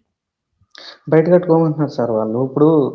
ఇప్పుడు ఉన్నారు సార్, ఎవరైనా లేడీస్ ఉన్నారు, పాత తరం లేడీస్ అయితే పోనీ ఏదో బయటకు వెళ్తారు, ఇంటి బయట ఉన్న బాత్రూమ్కి వెళ్తారని అనుకోవచ్చు. కానీ ఇప్పుడు వచ్చే జనరేషన్ ఎలా వెళ్తారు సార్ అసలు? అపార్ట్మెంట్ అదే అంటాను సార్. అపార్ట్మెంట్ సంగతి ఏంటమ్మా మరి అంటే, నాకు ఏం చెప్పు, నువ్వు అలా చెప్తే ఏం కుదరదు, అది చెప్పాడు ఇంకా చేసేదంతే. మొండి వాళ్ళు సార్, మన ఇంట్లో వాళ్ళు కూడా అదో రకమైన మొండి ప్రవర్తిస్తారు.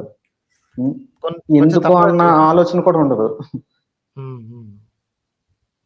అదే సార్, కొంచెం ఇంకో టాపిక్ వచ్చి సార్. చెప్పండి sir. I thought I will close it. చెప్పండి ఇంకొక. Okay sir. ఓకే. ఇంకోటి ఏం లేదు సార్. మీకు ఇది నెట్వర్క్ మార్కెటింగ్ ఉంటుంది కదా సార్, అది పిరమిడ్ స్కీమ్స్ వచ్చి. సార్ ఏంటి సార్ ఇది, ఒక బ్యాన్ చేసిన మళ్ళీ పుట్టగొడుగుల్లా వస్తూనే ఉంటాయి ఏంటి అసలు? దీని వీళ్ళు ఏమన్నా కమిషన్ తీసుకున్నా లేకపోతే పక్కగా ఒక ఏది చేయరు సార్ అసలు? గవర్నమెంట్ అనేది క్లోజ్ చేయదు, ఒక చట్టాలు ఏదైనా తీసుకొచ్చి ఎలాంటి పెట్టడానికి అన్నది ఏమి ఉండదు, అలాంటి ఎందుకు ఏం చెప్పరు సార్ అసలు? ఇది ఆశ మీద బతికే మెథడ్ అండి. ఇది ఆశ మీద బతికే మెథడ్ ఇది. ఓకే, అత్యాశ. మనం కష్టపడి సంపాదించకుండా బేవర్స్గా ఇంకొకళ్ళని ఇందులో జాయిన్ చేస్తే మీకు బెనిఫిట్ వస్తుంది అనగానే ఇంకొకళ్ళని తీసుకొచ్చి జాయిన్ చేస్తారు. మనం ఎలాగైతే అసలు మతాలన్నీ కూడా పిరమిడ్ స్కీమ్లే. ఎస్పెషల్లీ ఈ హిందూ మతం కాదులేండి, వీళ్ళేమో ప్రాసెలిటైజ్ చేయరు ఎక్సెప్ట్ ఆ ఇస్కాన్ వెధవలు తప్ప. మిగతా మతాలన్నిటికీ ప్రాసెలిటైజేషన్ ఉంది. అంటే నువ్వు 10 మందిని జాయిన్ చేస్తే నీకు దేవుడి క్యూ ఏదైతే ఉందో, స్వర్గానికి వెళ్ళే క్యూ ఏదైతే ఉందో, నిన్ను కొంచెం ముందుకు నడిపిస్తాడు అనమాట. రైట్. సో ఈ పిరమిడ్ స్కీమ్స్ అన్ని కూడా ఎగ్జాక్ట్లీ అదే మెథడ్ అండి. నీకు లాభం రావాలంటే నువ్వు ఇంకో కొంతమంది తీసుకొని జాయిన్ చేయి. అప్పుడు నువ్వు ఆ ల్యాడర్లో నువ్వు పైకి వెళ్తావు.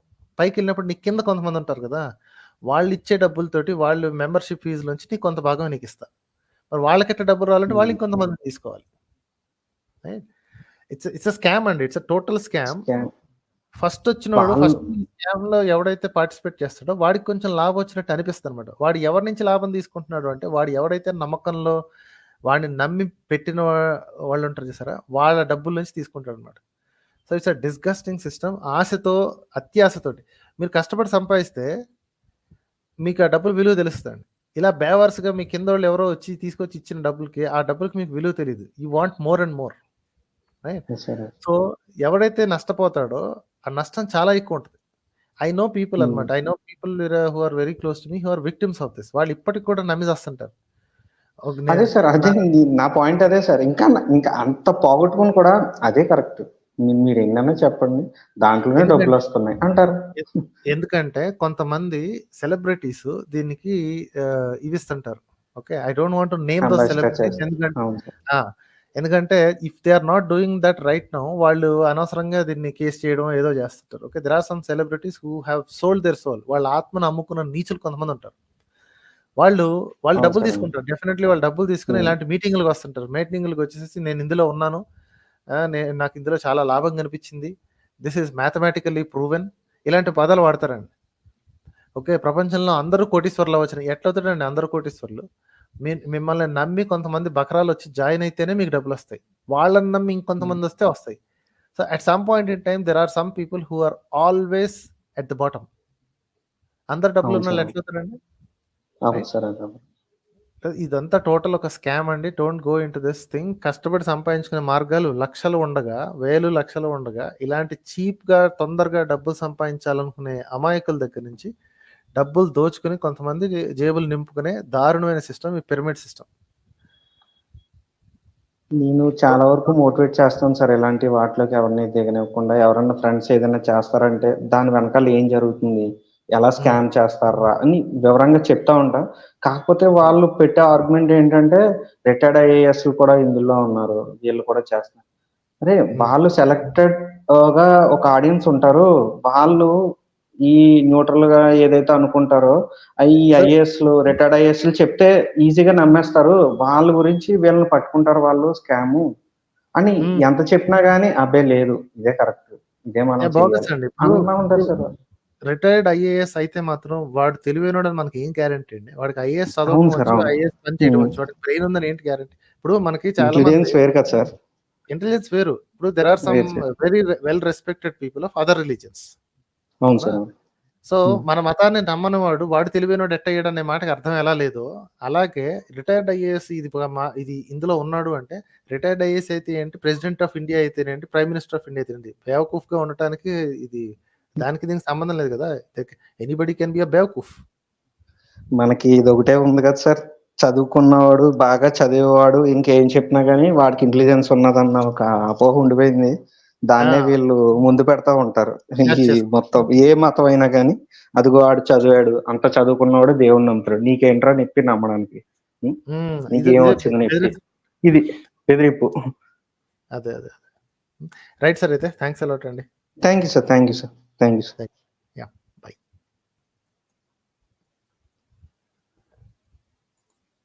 ఓకే, సందీప్ అనే పేరుతో వచ్చారు. సారీ, నాట్ సందీప్, ఎవరు, థింకర్ అనే పేరుతో వచ్చారు. Let's take him. Hi thinker గారు. Sir, good evening. Sir, again, another good fan of your work, sir.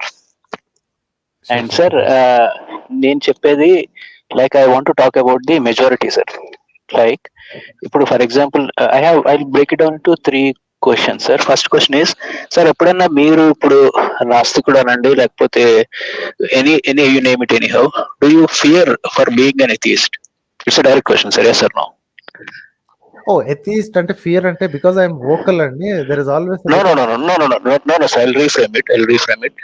ఇప్పుడు మీ చుట్టుపక్కల అందరూ, మీ ఫాదర్, మదర్, మీ పేరెంట్స్, మీ ఫ్యామిలీ ఎవరైనా సరే దేవుడు నమ్ముతూ ఉంటాడు sir, because of your background and ethnic this kind of thing. So మీరు ఒక్కరే ఇట్లా దేవుడు లేడు, అఫ్ కోర్స్ మీకు ఇంకా గ్రూప్ కమ్యూనిటీ ఉండి ఉండొచ్చు, ఐ డోంట్ నో, బట్ మీరు ఎప్పుడన్నా అట్లా ఒంటరిగా ఫీల్ అయ్యారే, దేవుడికి నేను అటాచ్ అయ్యి ఉంటే బాగుండు కదా, maybe am I going in a wrong way అని ఎప్పుడన్నా మీరు భయపడ్డ సిచ్యువేషన్ ఉందా sir? Because I'm connecting with you. Okay. See, vulnerable positions అనేది జీవితంలో జరుగుతూనే ఉంటాయండి. ఓకే, వల్నరబుల్ పొజిషన్స్ ఎలా ఉంటాయో చూడండి. సడన్లీ మీకు మీ దగ్గర బంధువు కానీ లేకపోతే క్లోజెస్ట్ పర్సన్ కానీ యాక్సిడెంట్లో ఉండటం, వెళ్ళి లోపల ఏదంటారు ఆపరేషన్ థియేటర్లో ఉండటం, you're waiting outside and you're terrified. Okay, you are extremely vulnerable at that time, you are very unstable at that time. ఆ టైంలో మీకు ఆల్రెడీ ఈ సౌండ్ వస్తుంది, you can mute it. Already ఆ టైంలో మీకు మీ culture already has taught you somethings, right? ఉండండి, I'll mute you for a minute. So your culture already taught you that there is a higher power who can control things అని మీకు నేర్పించబడింది. కాబట్టి you tend to in that vulnerable position 1-2 సార్లు అనిపిస్తుంది అన్నమాట. Please ఇదేంటి మంచి వార్త వినాలి 10 సార్లు అనుకుంటూ you'll feel that. Okay, vulnerable పొజిషన్లో ఉన్నప్పుడు థింక్ చేసేది ఏది కూడా cannot be rational, does not have to be rational, right? So at that point in time some times అనిపిస్తే, అరే ఏదైనా హయ్యర్ పవర్ ఉంటే బాగుండు కదా, నా మాట విని కవర్ చేస్తే బాగుండు కదా అని. But that doesn't mean that belief sticks. Okay, ఒక గంట తర్వాత న్యూస్ బ్యాడ్ రావచ్చు, గుడ్ రావచ్చు. ఓకే, ఆ బ్యాడ్ న్యూస్ అయితే ఆ ట్రాజెడీ ఇంకొన్ని రోజులు ఉంటుంది. ఆ రోజుల తర్వాత your rationality kicks back in and say that boss time వచ్చింది, వాళ్ళ ఇదేంటి పరిస్థితి అలా ఉంది కాబట్టి the team could not save them. Okay, in case బాగుపడిపోయి బయటకు వచ్చారు అనుకోండి, everything is normal, then you would say that boss the team has successfully did their job, medical team has did their job and they came out. ఇక్కడ higher power కానీ వాళ్ళ ఏంటి కనుసరణలో నడవటం కానీ there is nothing like that అని. Once you are stable, once you are out of that vulnerable position, your rationality kicks in. అంతే తప్ప నేను ఎప్పుడు ఉంటే బాగుండు అని మాత్రం నేను ఎప్పుడు అనుకోలేదండి. ఇట్స్ ఆల్వేస్ దట్ ఇట్లాంటి వల్నరబుల్ పొజిషన్స్ వచ్చినప్పుడు there will always be a moment of lapse. And that's okay, ఎందుకంటే that is not defining your entire existence కదా.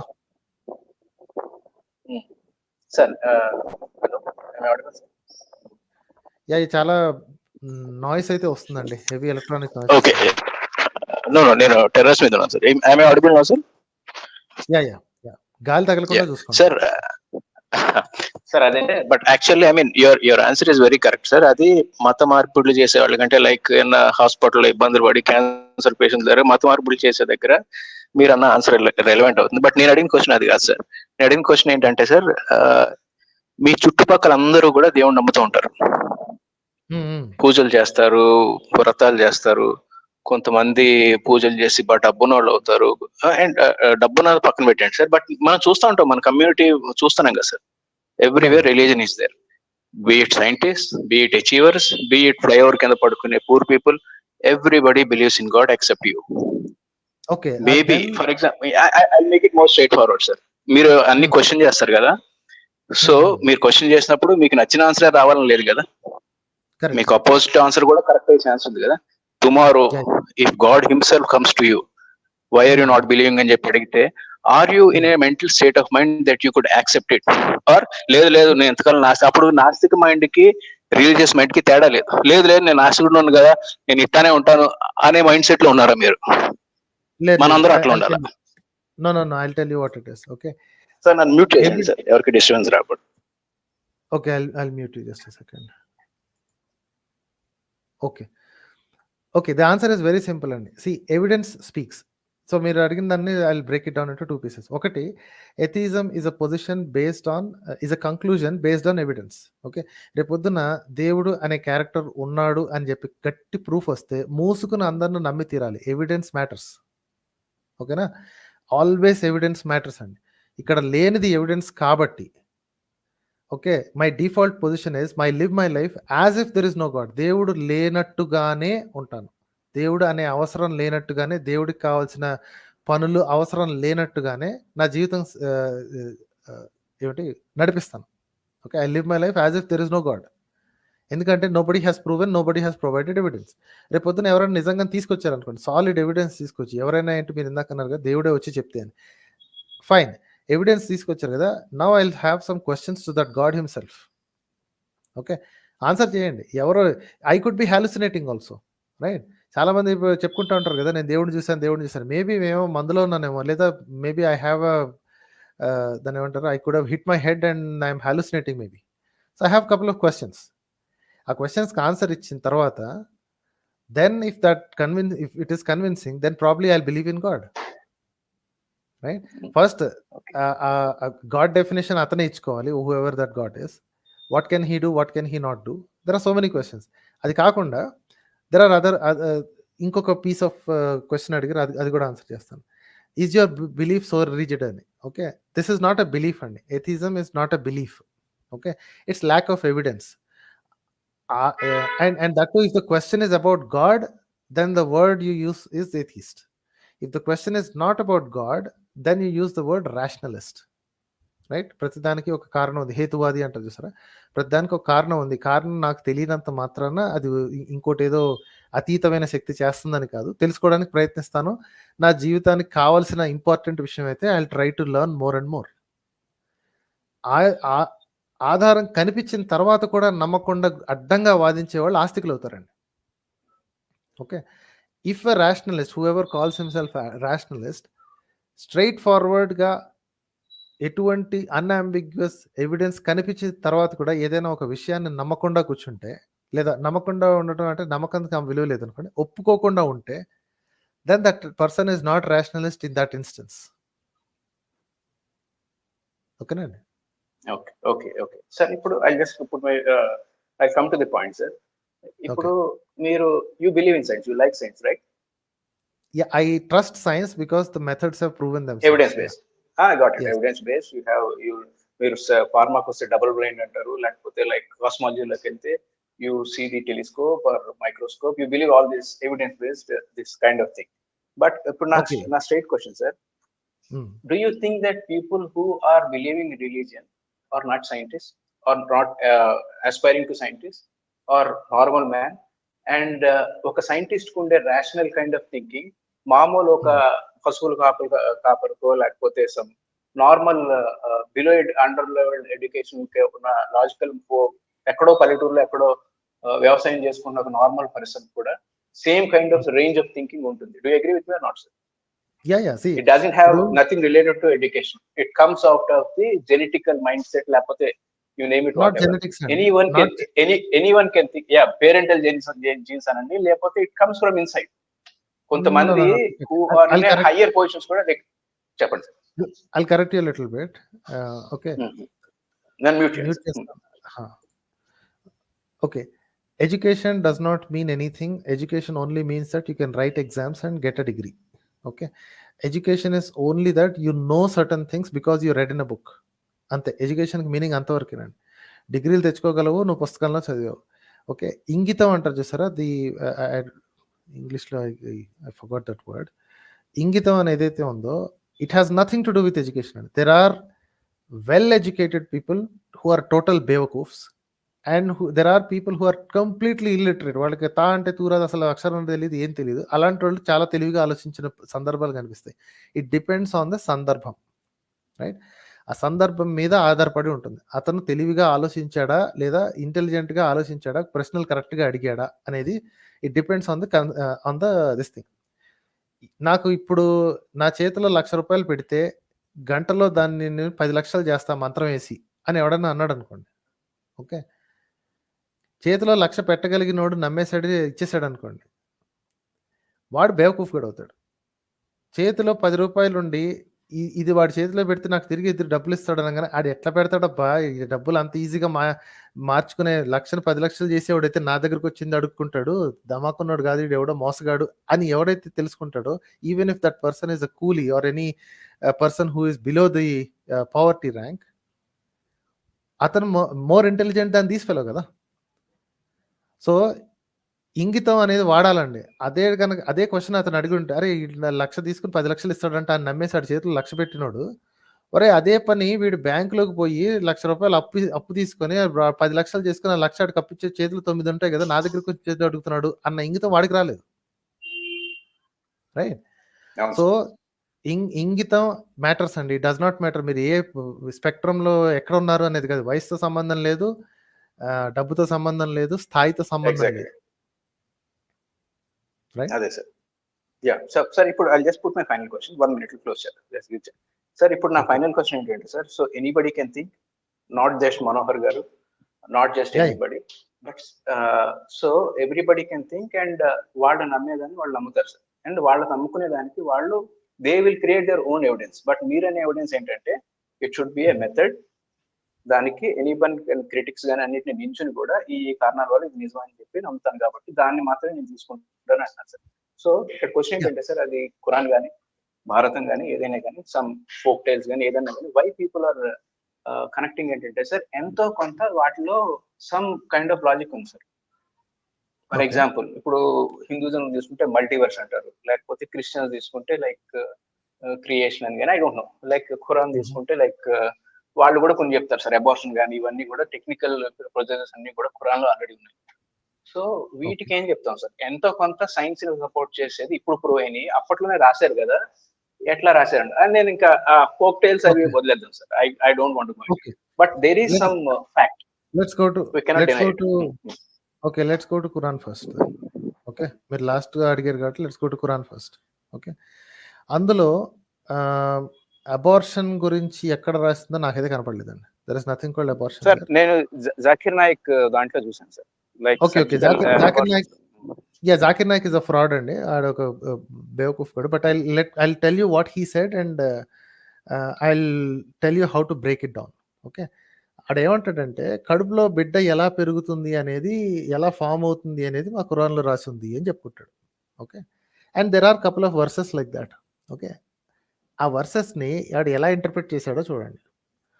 ఫస్ట్ ఒక చిన్న గుళికలాగా, ఆ తర్వాత ఒక చిన్న బుడగలాగా, ఆ తర్వాత ఒక నవిలి పారేసిన మాంసపు ముద్దలాగా, ఆ తర్వాత దానిలోంచి ఎముకలు, ఆ తర్వాత దాని మీద స్కిన్ను, ఆ తర్వాత దాని మీద రోమాలు, ఇలా మేము తయారు చేశాము అని వేరు వేరు చోట్ల ఉన్న అయాతులు, ఖురాన్లోని అయాతులు వేరు వేరు చోట్ల ఉన్న వాటిని ఒక పద్ధతిలో ఒక లైన్లో వీడే పెట్టి, ఇదిగో మా దాంట్లో ఎంబ్రియాలజీ గురించి ఉంది అని చెప్పుకుంటాడు. ఓకే, అది ఆ సీక్వెన్స్ లో లేదు యాక్చువల్లీ. ఓకే, అక్కడో చోట విసిరి పారేసినట్టు Quran is the worst kind of compilation అండి. అస్సలు సీక్వెన్స్ ఉండదు దానికి. ఓకే, 3 ఆయాతుల తర్వాత 4వ ఆయాత్కి ముందు వాటికి సంబంధం ఉండదు. అట్లా సంబంధం లేని దిక్కుమాలిన రాతలు రాసుకుని పుస్తకమే ఖురాన్. బట్ ఎనీవే, అందులో అక్కడెక్కడో ఉన్న ఆ సురాలో ఈ సురాలో అందులో ఉన్న వాటిని పట్టుకొచ్చి ఒక సీక్వెన్స్ లో పెట్టి, ఇదిగో మా దాంట్లో సీక్వెన్స్ రాసింది అంటాడు. ఓకే, దానికి చాలా సింపుల్గా బ్రేక్ చేసి, అంటే అంత పాత వాళ్ళకి ఎలా తెలుసు, 1400 ఏళ్ల క్రితం వాడికి ఎలా తెలుసు, దేవుడే చెప్పాడు కదా అని. బొక్కేం కదండి, అప్పటికి కూడా అబార్షన్స్ అనేవి ఉన్నాయండి. కడుపులో పిల్లలు పోవటం ఉంటుంది. ఇప్పుడు మేకలు, ఇదేంటి గొర్రెలు, వీటన్నిటిని కోసుకు తినేవాళ్లే కదా. అందులో కడుపుతో ఉన్న జంతువులు ఎలా ఉంటాయో తెలిసిందే కదా. శత్రువులు, ఆడవాళ్ళు మగవాళ్ళు ఉన్న శత్రు మోకల్లో ఉన్న వాళ్ళని కడుపు చీల్చి లోపలే ఉందో చూసిన నీచులే కదా వీళ్ళంతా. సో ఏ మంత్లో ఏమేమి ఉంది అనేది it's a known thing everywhere. వీళ్ళు మన ఆఖరికి మన పురాణంలో కూడా అగ్ని పురాణంలో అనుకుంటా ఒక చోట రాసి ఉంటుందండి. ఓకే, మొదటి నెలలో ఇలా ఉంటుంది పిండం, 2వ నెలలో ఇలా ఉంటుంది, 3వ నెలలో ఇది వస్తుంది, 4వ నెలలో స్కిన్ వస్తుంది, 5వ నెలలో బోన్స్ వస్తాయి. ఇలా ఒక సీక్వెన్స్ రాసి ఉండేటప్పటికి మన వాళ్ళు గుడ్డలు నిలవట్లే. అబ్బా ఏం రాశాడు అసలు, దేవుడే ఉన్నాడు కదా అన్ని లక్షల సంవత్సరాలు.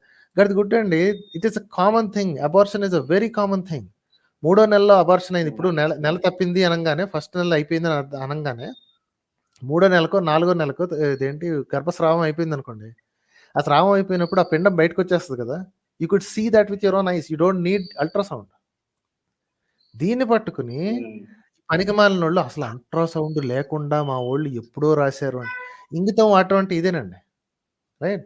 What are the methods? ఇప్పుడు కడుపులో పిండం బతికుండంగా చూపించేది అల్ట్రాసౌండ్. అంతకుముందు ఎలా తెలిసింది అంటే గర్భస్రావం అయినప్పుడు చూసేవాళ్ళు. సింపుల్ ఎక్స్ప్లెనేషన్ అండి. First month, second month, third month అన్ని మంత్స్లోని గర్భస్రావాలు చూశారండి. Okay, and you carry this knowledge to the next generation by telling your stories. ఇప్పుడు మంత్రసానులు అంటారు, లేకపోతే దాన్ని ఏమంటారు, ఊర్లలో చేసేవాళ్ళు ఉంటారు చూసారా, దాన్ని ఏమంటారు, డెలివరీస్ చేసే కొంతమంది ఓల్డ్ లేడీస్ ఉంటారు, రైట్? మిడ్ వైఫ్స్ అంటారు ఇంగ్లీష్లో. So how do they gain that knowledge? That's because they have seen so many deliveries. Trial and error, see and observation. Exactly. So ఇలాగ కొన్ని తరాల పాటు రాసుకున్న స్టోరీస్లో ఎవడో కూర్చొని రాసేసాడు, మొదటి నెలలో ఇలా ఉంటుందంట, 2వ నెలలో ఇలా ఉంటుందంట. మన వాళ్ళకి ఏమో గుడ్డలు నిలవట్లేదు. అబ్బో ఖురాన్లో ఏం రాశారా బాబు, ఇదేంటి మన అగ్ని పురాణంలో ఏం రాశారా బాబు. ఇట్స్ అ సింపుల్ ఎక్స్ప్లెనేషన్ అండి. Just that people know what abortions look like. And at that point in time, ఇప్పుడు ఫర్ ఎగ్జాంపుల్ ఈ సుశ్రుత అనేవాడు ఉన్నాడు చూసారా, surgeon. He used to dig up dead bodies and perform దాన్ని ఏమంటారు, డిసెక్షన్స్. మజిల్స్ ఎలా form అయ్యాయి అని అలా చేస్తేనే తెలిసిందండి. అతన్ని ఆ టైంలో శవాలను పీక్కు తినే దుర్మార్గుడు అని చెప్పి చాలా తిట్లు తిట్టారు అని తిట్టేవారట. ఇప్పుడు ఆయన్ని హాస్పిటల్ దగ్గర బోర్డు పెట్టుకుంటారు, సుశ్రుత హాస్పిటల్ బోర్డు పెట్టుకుంటున్నారు. నీచులు అంటే ఇలాగే ఉంటారండి. ఒకప్పుడు వాడిని తిట్టి ఇప్పుడు అవసరం కాబట్టి చేస్తాను. So it's all about observation అండి. వాళ్ళు పుస్తకాల్లో రాసుకున్నారని చెప్పి సంకలు గుర్తుకోవాల్సిన పని లేదు. It was based out of somebody's observation. వాళ్ళు చూసి కనిపెట్టిందే తప్ప దేవుడు చెప్పాడు అనేది సోది కదలు, ఇవన్నీ టోటల్ బోగస్.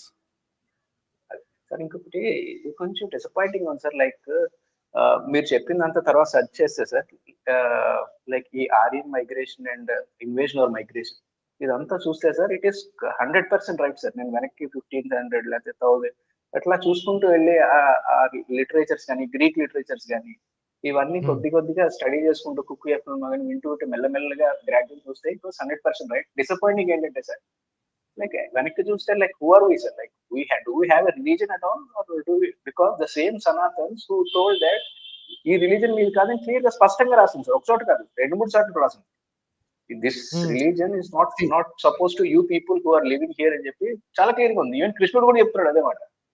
ఎగ్జాక్ట్లీ. సో ఎట్లా అంటే మనకి రిలీజన్, ఇలాంటి రిలీజన్ లేదంటారా? అది డిసార్డర్ లేదండి. యాక్చువల్లీ రిలీజన్ కాదు కానీ the land here has some belief system అండి. వాటిని దర్శనాలు అంటారు. ఓకేనా? దర్శనాలు అనేవాళ్ళు అది ఒక్కొక్క ఇప్పుడు ఎలా ఎక్స్ప్లెయిన్ చేయాలి, ఇది ఎక్స్ప్లెనేషన్ కొంచెం కష్టమైంది. మనకేంటంటే రిలీజియన్ అనేది ఒక బాక్స్ లాగా తయారైపోయింది, సెన్సిటివ్ అయిపోయింది సార్. అది ఎవరన్నా అడగాలన్నా కూడా ఇబ్బంది, ఎందుకంటే సబ్ కాన్షియస్ గా తెలిసిపోతుంది, బికాజ్ ఎవిడెన్స్ మనం కాదనలేము. సో ఇక్కడ ఈ ప్రదేశంలో ఉన్న వాళ్ళకి బిలీఫ్స్ ఉన్నాయండి. ఓకే, వీళ్ళు అనుకునే దేవుళ్ళ బిలీఫ్స్ కాదు. Each area has their own beliefs. Gangalamma, Bathukamma, Chenchalamma, and మొన్న రాత మనం ఎవరు మన ఇస్రో అయిన వీళ్ళు పెడతారు కదా సార్, వెళ్ళి రాకెట్ మిషన్ తీసుకొచ్చి అక్కడ పెట్టి ఒక గంగాలమ్మ తల్లి సార్ ఎవరు, వీళ్ళు యాక్చువల్ గ్రామ దేవతలు సార్ యాక్చువల్ గా. సో ఈ బిలీఫ్ సిస్టమ్స్ ఉండేవి కదా, వాళ్ళకు ఉండేవండి. ఇప్పుడు ఇక్కడేమో ఇంతకు ముందు అంతా రేషనలిస్ట్ గా ఉండేది అని చెప్పడానికి ఏం లేదు. Okay, they have there own beliefs. కాకపోతే there used to be a civilization where there is ఇప్పుడు ఆ ఇండస్ వ్యాలీ సివిలైజేషన్ తవ్వకాలు ఏదైతే చూస్తే they don't seem to believe in any God అండి. ఎందుకంటే వాళ్ళకి కావాల్సిన గాడ్కి కావాల్సిన, లేకపోతే వాళ్ళ బిలీఫ్ సిస్టమ్కి కావాల్సిన డివోషనల్ ప్లేసెస్ ఏం కనపడలా. ఓకే, అంటే అది కూడా మన ప్రాబ్లమే అయ్యి ఉండొచ్చు. ఎందుకంటే మనం ఏంటంటే వాళ్ళని ఎక్స్పెక్ట్ చేస్తున్నాం. వీళ్ళు ఇలా పూజలు చేస్తారు, ఇలా గుళ్ళు ఉంటాయని ఎక్స్పెక్ట్ చేస్తున్నాం. ఉండుండొచ్చేమో, వాళ్ళు ఎవరు లేరు కాబట్టి వాళ్ళు చెప్పేవాళ్ళు కాదేమో. వాళ్ళు కూడా ఎట్లాంటి ప్రకృతి ఆరాధకులు ఉండేవాళ్ళు ఏమో మనకు తెలియదు కదండి. రైట్? ఇలా గుళ్ళు పెట్టుకుని చేయాలన్న ఆచారం లేదేమో వాళ్ళకి. బట్ వీళ్ళేంటంటే ఇప్పుడొచ్చిన ఈ సనాతన ధర్మవాదులు ఏంటంటే వాళ్ళు కూడా మా వాళ్ళు, గుళ్ళుగా వీళ్ళు సార్ మా వాళ్ళు. గడ్డితో తయారు చేసిన చిన్న చిన్న కుదుబుట్టి బొమ్మలు అండ్ చిన్న చిన్న రాళ్ళు, అంటే జేబుల్లో పెట్టుకోగలిగినంత చిన్న చిన్న రాళ్ళతో ఉండేది హరప్పాల అని చెప్పేసి ఉంది సార్. అంటే దోస్ కెన్ బి టాయ్స్ అండి. Those can be toys, not like statues and sculptures కాదు, కానీ చిన్న చిన్న బొట్టలు అవి ఉన్నాయి, మ్యూజియంస్ లో కూడా ఉన్నాయి. ఎగ్జాక్ట్లీ. సో వీళ్ళు ఆరాధించడానికి ఒక దేవుడు లాంటి క్యారెక్టర్ని, ఒక పెద్ద సుప్రీం పవర్ లాంటిది ఉన్నది అన్న దానికి ఎటువంటి ఆధారం లేదు. రైట్? కానీ ఈ సౌత్ ఏరియాలో వాటిల్లో we have some of these things అనమాట. ఈ నమ్మకాలు ఏవైతే ఉన్నాయో. ఓకే. సో రిలీజియన్స్ అనేవి బయట నుంచి వచ్చినాయండి. ఇప్పుడున్న మేజర్ రిలీజియన్స్ 3 బయట నుంచి వచ్చినాయి. They are not indigenous, or at least they are not invented by indigenous people.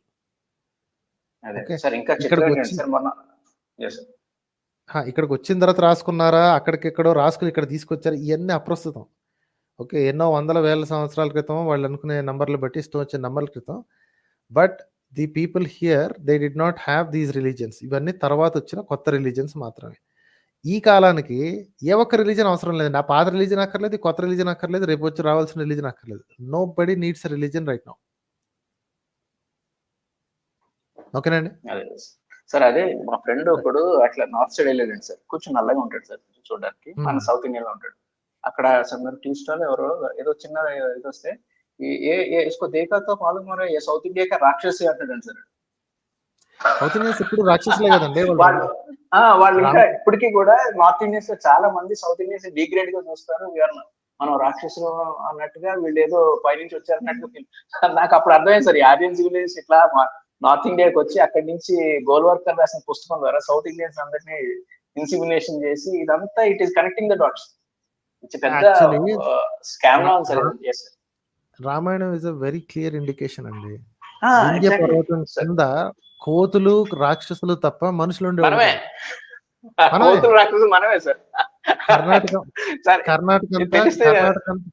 Karnataka అంతా కోతులండి. ఆంధ్ర తమిళనాడు మొత్తం అంతా, మహారాష్ట్ర కర్ణాటక ఇది మొత్తం అన్ని కోతులండి. ఓకే. ఈ తెలంగాణ ఆంధ్ర తమిళనాడు కేరళ వీళ్ళంతా రాక్షసులండి. ఈ లెక్క నరకాసురుడు, హిరణ్యకశిపుడు, రావణాసురుడు, ఈ సురులు అందరూ కూడా సౌత్ ఇండియన్ రూలర్స్ అయి ఉండాలి సార్, వీళ్ళు రాసిన కథలు బట్టి చూస్తే. అసురులు అందరూ ఇక్కడి నుంచే వాళ్ళ పుస్తకాల్లో రాసుకున్నారు. మన వాళ్ళకి సిగ్గు లేకుండా ఎత్తి మీద పెట్టుకుంటున్నారు, వీళ్ళకి బుర్రన్నా లేదు. అంటే బాటమ్ లైన్ ఏంటంటే సార్, ఎక్కడి నుంచో వచ్చిన వీళ్ళు మన పితరులను చంపేసి వాళ్ళని రాక్షసులుగా చేసి మనతోనే వాళ్ళు చచ్చిపోయినందుకు సెలబ్రేట్ చేస్తున్నారు దీపావళి అది అని చెప్పి. Same thing. All religions did the same thing అండి. ఇప్పుడు అక్కడే ఉన్న కాబాలో ఏంటి విగ్రహాలని బ్రేక్ చేసి అదే కాబాని ఇస్లాంకి సెంటర్ చేశాడు మొహమ్మద్ అనే దుర్మార్గుడు. అదే కదా సార్, సేమ్ థింగ్ ఇక్కడే. కెథాలిసిజం లో కూడా ఉంది సార్. కెథాలిసిజం కూడా ఏం తక్కువ కాదు సార్.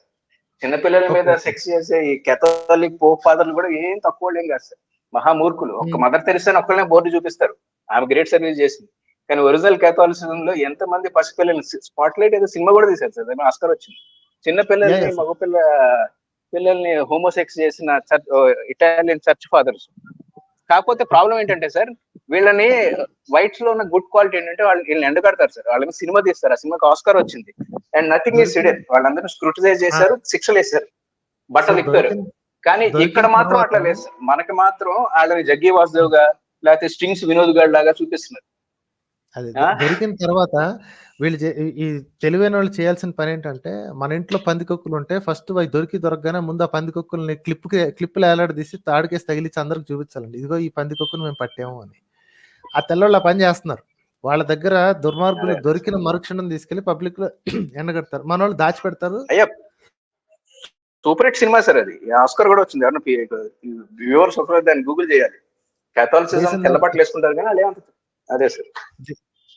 మనోడు దుర్మార్గుడు దేశం దాటి పారిపోతుంటే పారిపోనిస్తుంటారు అన్నమాట. అదే అదే సార్. ఇప్పుడు జగ్గి చూడండి sir.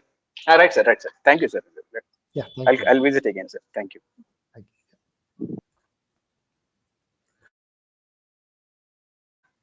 Okay Nandi, I think we have to close for today. Ravikumar గారు, భాస్కర్ గారు, కృష్ణ గారు, దాస్ గారు, కల్పన గారు. లెట్స్ క్లోజ్ విత్ కల్పన గారు అండి. ఆవిడ చాలాసేపు నుంచి వెయిట్ చేస్తున్నారు. Will just finish in about 5 minutes and will close it అండి. మిగతా వాళ్ళు I'm sorry about it. Next week మళ్ళీ కలుద్దామండి. కల్పన గారితో క్లోజ్ చేద్దామండి. హాయ్ కల్పన గారు.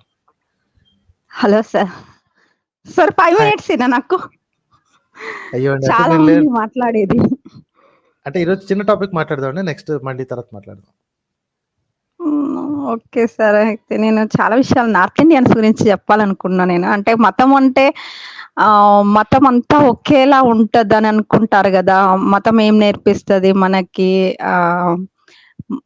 నాస్తికులకు ఆస్తికులకు ఏంటి తేడా, అసలు ముందు ఆస్తికులు అంతా ఒకేలా ఉంటారా ఇండియా మొత్తము అనేది ముందు వాళ్ళు అసలు ఒక్కసారి ఇండియాని స్టడీ చేస్తే తెలుస్తుందేమో. అన్ని స్టేట్స్ కల్చర్స్, వాళ్ళ బిహేవియర్స్ అవన్నీ స్టడీ చేస్తే అసలు తెలుస్తుందేమో ఇంత వేరియేషన్ ఉందనేది. దాని గురించే మాట్లాడాలనుకున్నా. అంత ఓపిక మనోళ్ళకి అసలు లేదండి. ఏంటంటే వాడు జై శ్రీరామ్ అంటాడు, నేను జై శ్రీరామ్ అంటాను. సో కాబట్టి నేను వాడు ఒకటే అని రామ్ రామ్, ఇద్దరు రామ్ రామ్ అన్నట్టు. సో అస్సలు కాదండి. నార్త్ ఇండియన్స్ అంటే నేను అగైన్ దేశంలో డివైడ్ చేయడానికి కాదు. నార్త్ ఇండియన్స్ ఒకటే కాదు, గుజరాతీలకి బెంగాలీలు అంటే పడదు, బెంగాలీలకి ఉత్తరప్రదేశ్లు అంటే పడదు, ఉత్తరప్రదేశ్ వాళ్ళకి మధ్యప్రదేశ్ పడదు, వాళ్ళు ప్రతి ఒక్కరికి ఇంకోళ్ళు అంటే పడదండి. పడకపోవటం అనేది చాలా కామన్. ఓకే, అది కూడా because they are from different states అని కాదండి, వాళ్ళ కల్చర్స్ డిఫరెంట్. మళ్ళీ అంటారు మేమేం ఒకటే హిందువులం కాబట్టి కొట్టుకున్నా తిట్టుకున్నా ఒకటే అంటారు. మరి వేరే మతాలకి ఎక్కడ వస్తుంది, వేరే మతాలతో మనకేంటి ఇబ్బంది అనే కాడ మతమే ఇబ్బంది అంతే. ఇంకా వాళ్ళ ఇంకేమీ ఉండదు అక్కడ. ఇంకో 100 ఏళ్ళు కనుక ఈ బ్రిటిషర్ మన పాలించాడు అనుకోండి, ఇంకొక 100 ఏళ్ళు ఉండుంటే యేసుని 11వ అవతారం చేసేసేవాళ్ళు. ఓకే, యేసుని 11వ అవతారం చేసేసి మావుడే అని చెప్పేసి క్రిస్టియన్స్ కూడా మావాళ్ళే అని తేల్చేసేవాళ్ళు అండి. ఇక్కడ ఉండే క్రిస్టియన్స్ కూడా చేసి వాడు ముందు వెళ్ళిపోయాడు కాబట్టి. ఇప్పుడు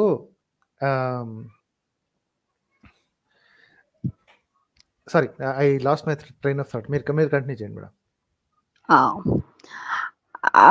అయితే నేను నార్త్ ఇండియన్స్ లో చాలా వరకు ఏంటంటే సరే వీళ్ళు అది మామూలుగా నేను ఫస్ట్ ఇక్కడ వచ్చిన కొత్తలో ఏంటంటే మామూలుగా అప్పుడు లాస్ట్ ఇది గోద్రా అల్లర్స్ జరిగినప్పుడు నేను అనుకున్నాను ఓకే, అప్పటి వరకు ఉన్న వాళ్ళంతా కూడా అంటే వీళ్ళు టెక్కేదారులు తీసుకున్న వాళ్ళంతా కూడా టీనేజర్స్ అన్నమాట.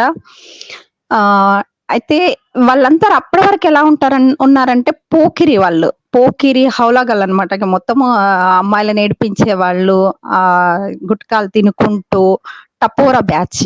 ఆ టపోరా బ్యాచ్ ఏంటంటే అప్పుడు మతాన్ని టేకేదారు తీసుకుందనమాట. ఇంకా కత్తులు అవి వాటిని ఏమంటారు తల్వార్లు పట్టుకొని తిరిగారు.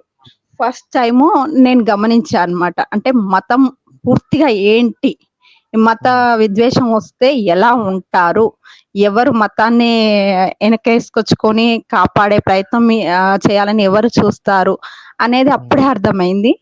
ఆ తర్వాత నాలో నేనే జరుగుతున్న అవన్నీ చూసి అర్థమైంది ఏంటి అంటే, అప్పుడే చిరంజీవి గారి సినిమా ఏదో వచ్చింది సార్, అది అంటే పొలిటీషియన్స్ మతాన్ని అడ్డు పెట్టుకొని ఎలా చేస్తారు అనేది సినిమా వచ్చింది. నాకు అప్పుడు క్లారిటీగా అర్థం అయిపోయింది అవన్నీ అనాలిసిస్ చేసుకుంటే.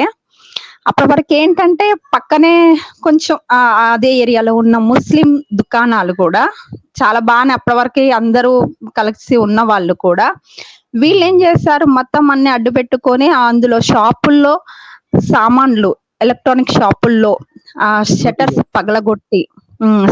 పగలగొట్టి ఎవరికి నచ్చిన సామాను వాళ్ళు ఎత్తుకెళ్లారు. అక్కడ మతం పనికొచ్చింది అనమాట వాళ్ళకి.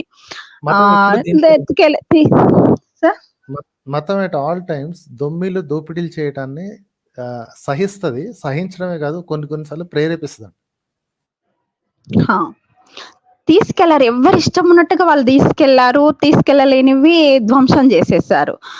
ఆ తర్వాత ఇప్పుడు అంటే సరే అప్పుడు గొడవ అయింది. ఆ గొడవ అటువైపు నుంచి వాళ్ళు ఇద్దరు వైపు నుంచి అదే ఆ టపోరి బ్యాచ్ మాత్రమే ధ్వంసం చేసిండ్లు అని తగలబెట్టారే తప్పితే మంచి వాళ్ళు నమ్మినా నమ్మకపోయినా వాళ్ళ వలన ఎలాంటి ఇది నష్టం లేదు. ఈ నష్టం అంతా వీళ్ళు ఈ బ్యాచ్ వాళ్ళే పేరుతో చేస్తున్న వాళ్ళు. ఆ తర్వాత నేను అనుకున్నాను సరే ఇంకా ఇది ఇట్లానే ఉంటే ఒక దగ్గర ఉంటే ఎప్పటికైనా గొడవలు, సరే దూరం ఉన్నా కూడా ఒక ఇంట్లో ప్రాబ్లమ్స్ ఉంటే విడిపోతే ఎట్లా దూరంగా ఉండి మంచిగా ఉంటారో అలాగే ముస్లిమ్స్ అండ్ వీళ్ళు హిందువులు అందరూ దూరంగా ఉంటేనే బెటర్ ఏమో, గొడవలు రాకపోవడం కోసమైనా దూరంగా ఉంటే బెటర్ ఏమో అనుకున్నాను. తర్వాత చాలా రోజుల తర్వాత ఇంకా అంటే వాళ్ళని రానివ్వకుండా ఇటువైపు ఏరియాలోకి రానివ్వకుండా చేస్తారులేండి ఆ టైంలో. బట్ ఇప్పుడు చూస్తే ఆఫ్టర్ 20 years 22 years తర్వాత అంటే ఇప్పుడు నేను ఒక 10 years నుంచి అబ్జర్వ్ చేస్తున్నాను ఇండియన్స్. ఇది ఒక మినీ ఇండియా లాగా అనుకోండి మేము ఉంటున్నది. ఒక 7-8 స్టేట్స్ వాళ్ళు ఉంటారు సార్. అయితే వీళ్ళంతా అబ్జర్వ్ చేస్తున్నది ఏంటంటే కల్చర్ లో చాలా డిఫరెన్స్ ఉంది. వీళ్ళంటారు అంటే ఇప్పుడు మన దాంట్లో మేనరికం ఉంటది కదా సౌత్ ఇండియన్స్ లో, వీళ్ళంటారు ఏంటి మీరు ఏమన్నా తురుకోళ్ళ అట్లా చేసుకుంటారు, మేనమావని కానీ మేనబావాలని కానీ అట్లా చేసుకుంటారు అనేసరికి షాక్. నాకు అప్పటిదాకా తెలీదు ముస్లిమ్స్ అలా కజిన్స్ చేసుకుంటారు అనే అది నాకు తెలియదు అసలు ఆ విషయం.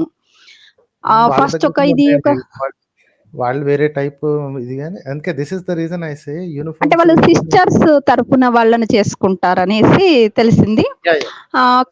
అయితే నార్త్ ఇండియన్స్ లో వీళ్ళకి ఈ సిస్టర్స్ అయినా బ్రదర్స్ పిల్లలైనా కూడా వీళ్ళందరూ కూడా కజిన్స్ అంతా కూడా అంటే సిస్టర్ బ్రదర్ రిలేషన్షిప్ అన్నమాట వీళ్ళది.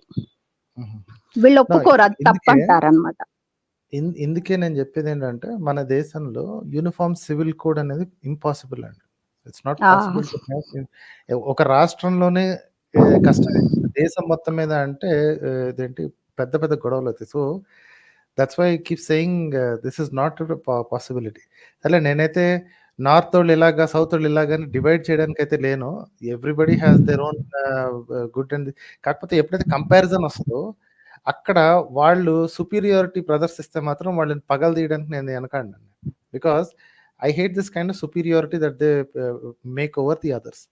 అదే హిందూ అంటే ఇప్పుడు మతాన్ని మతాన్ని వెనకేసుకొచ్చినప్పుడు ఆ మతంలో ఉన్న డిఫరెన్సెస్ ని యాక్సెప్ట్ చేయలేని నీచులైతే ఎవరైతే ఉన్నారో వాళ్ళని పట్టుకోవాల్సిందే. వాళ్ళని యూ హ్యావ్ టు అదే అంటున్నాను. మనమంతా మనమంతా ఒకటే అంటున్నారు కదా, మరి ఇక్కడ డిఫరెన్స్ వచ్చేటి వాళ్ళు అలా ఉంటారు, వాళ్ళు అలా చేసుకుంటారు, అక్కడే కదా మనం అట్లా కాదు కదా అని చెప్తారు కదా. మన దాంట్లో కూడా ఇలా ఉంది, అదే మన వాళ్ళకే అది నచ్చటం లేదు, వాళ్ళు అసహ్యంగా భావిస్తారు. మరి మనము ఎలా ఫీల్ అవ్వాలి? ఇంకొకటి సార్ ఈ మధ్య అంటే నేను ఇట్లా అంటే మేనరికల్ అంటే ఇటు బ్రదర్ సైడ్ అనుకున్నాను కానీ యాక్చువల్ గా ఒరిస్సాలో ఈ మధ్య వింటున్నది ఏంటంటే సిస్టర్స్ తరఫున కూడా మ్యారేజ్ చేసుకుంటున్నారంట. నాకు అది షాక్ సార్. అసలు అట్లా ఒక డిస్కషన్ లో బయట ఇప్పుడు ఇటు సైడ్ ఒక అడుగు దూరం ఉన్న వాళ్ళు చేసుకుంటే అటు సైడ్ ఒక దూరం ఉన్న వాళ్ళు చేసుకుంటున్నారు. మనకది అలవాటు లేక అలా అంటున్నారే కానీ కాన్సాంగ్వినియస్ మ్యారేజెస్ ఆర్ ఆల్వేస్ బ్యాడ్. ఒకే దగ్గర బంధువులు పెళ్లి చేసుకోవడం ఎప్పుడూ తప్పే. అది ఇక్కడి నుంచి చేసుకున్నా అక్కడి నుంచి చేసుకున్నా the genetic distance is the same. Science ప్రకారం రెండు కూడా exactly the same wrong, same amount of wrong అనమాట. మనకి ఏంటి అక్క కూతుర్ని చేసుకోవడం ఎంత తప్పు, అన్నయ్య కూతుర్ని చేసుకోవడం అంతే తప్పు మగవాళ్ళకి. So it is equally disgusting according to science. ఎందుకంటే genetic distance exactly the same. మన వాళ్ళు ఏంటంటే సోది కబుర్లన్నీ చెప్తారు. అది కొంతమంది వీళ్ళు ఇది సపోర్ట్ చేసి కొంతమంది అది సపోర్ట్ చేస్తారు. Anyway we have to close for today అండి. ఓకే సార్, నెక్స్ట్ వీక్ మాట్లాడతాం. Sure next time right. Okay yeah okay, thanks a lot everyone అండి. సారీ మిగతా వాళ్ళకి ఛాన్స్ దొరకలేదు. I'm so sorry about it. Next time కానీ ఆ పై next time కానీ again when we have a longer stream will have another 5 hours or 6 hours. ఇవాళ already 5 గంటల వరకు అయినట్టుంది. Next time will again do another 6 hours stream some time in future అండి, సమ్మర్లో చూద్దాం. So until then, see you and see you next time, Annie.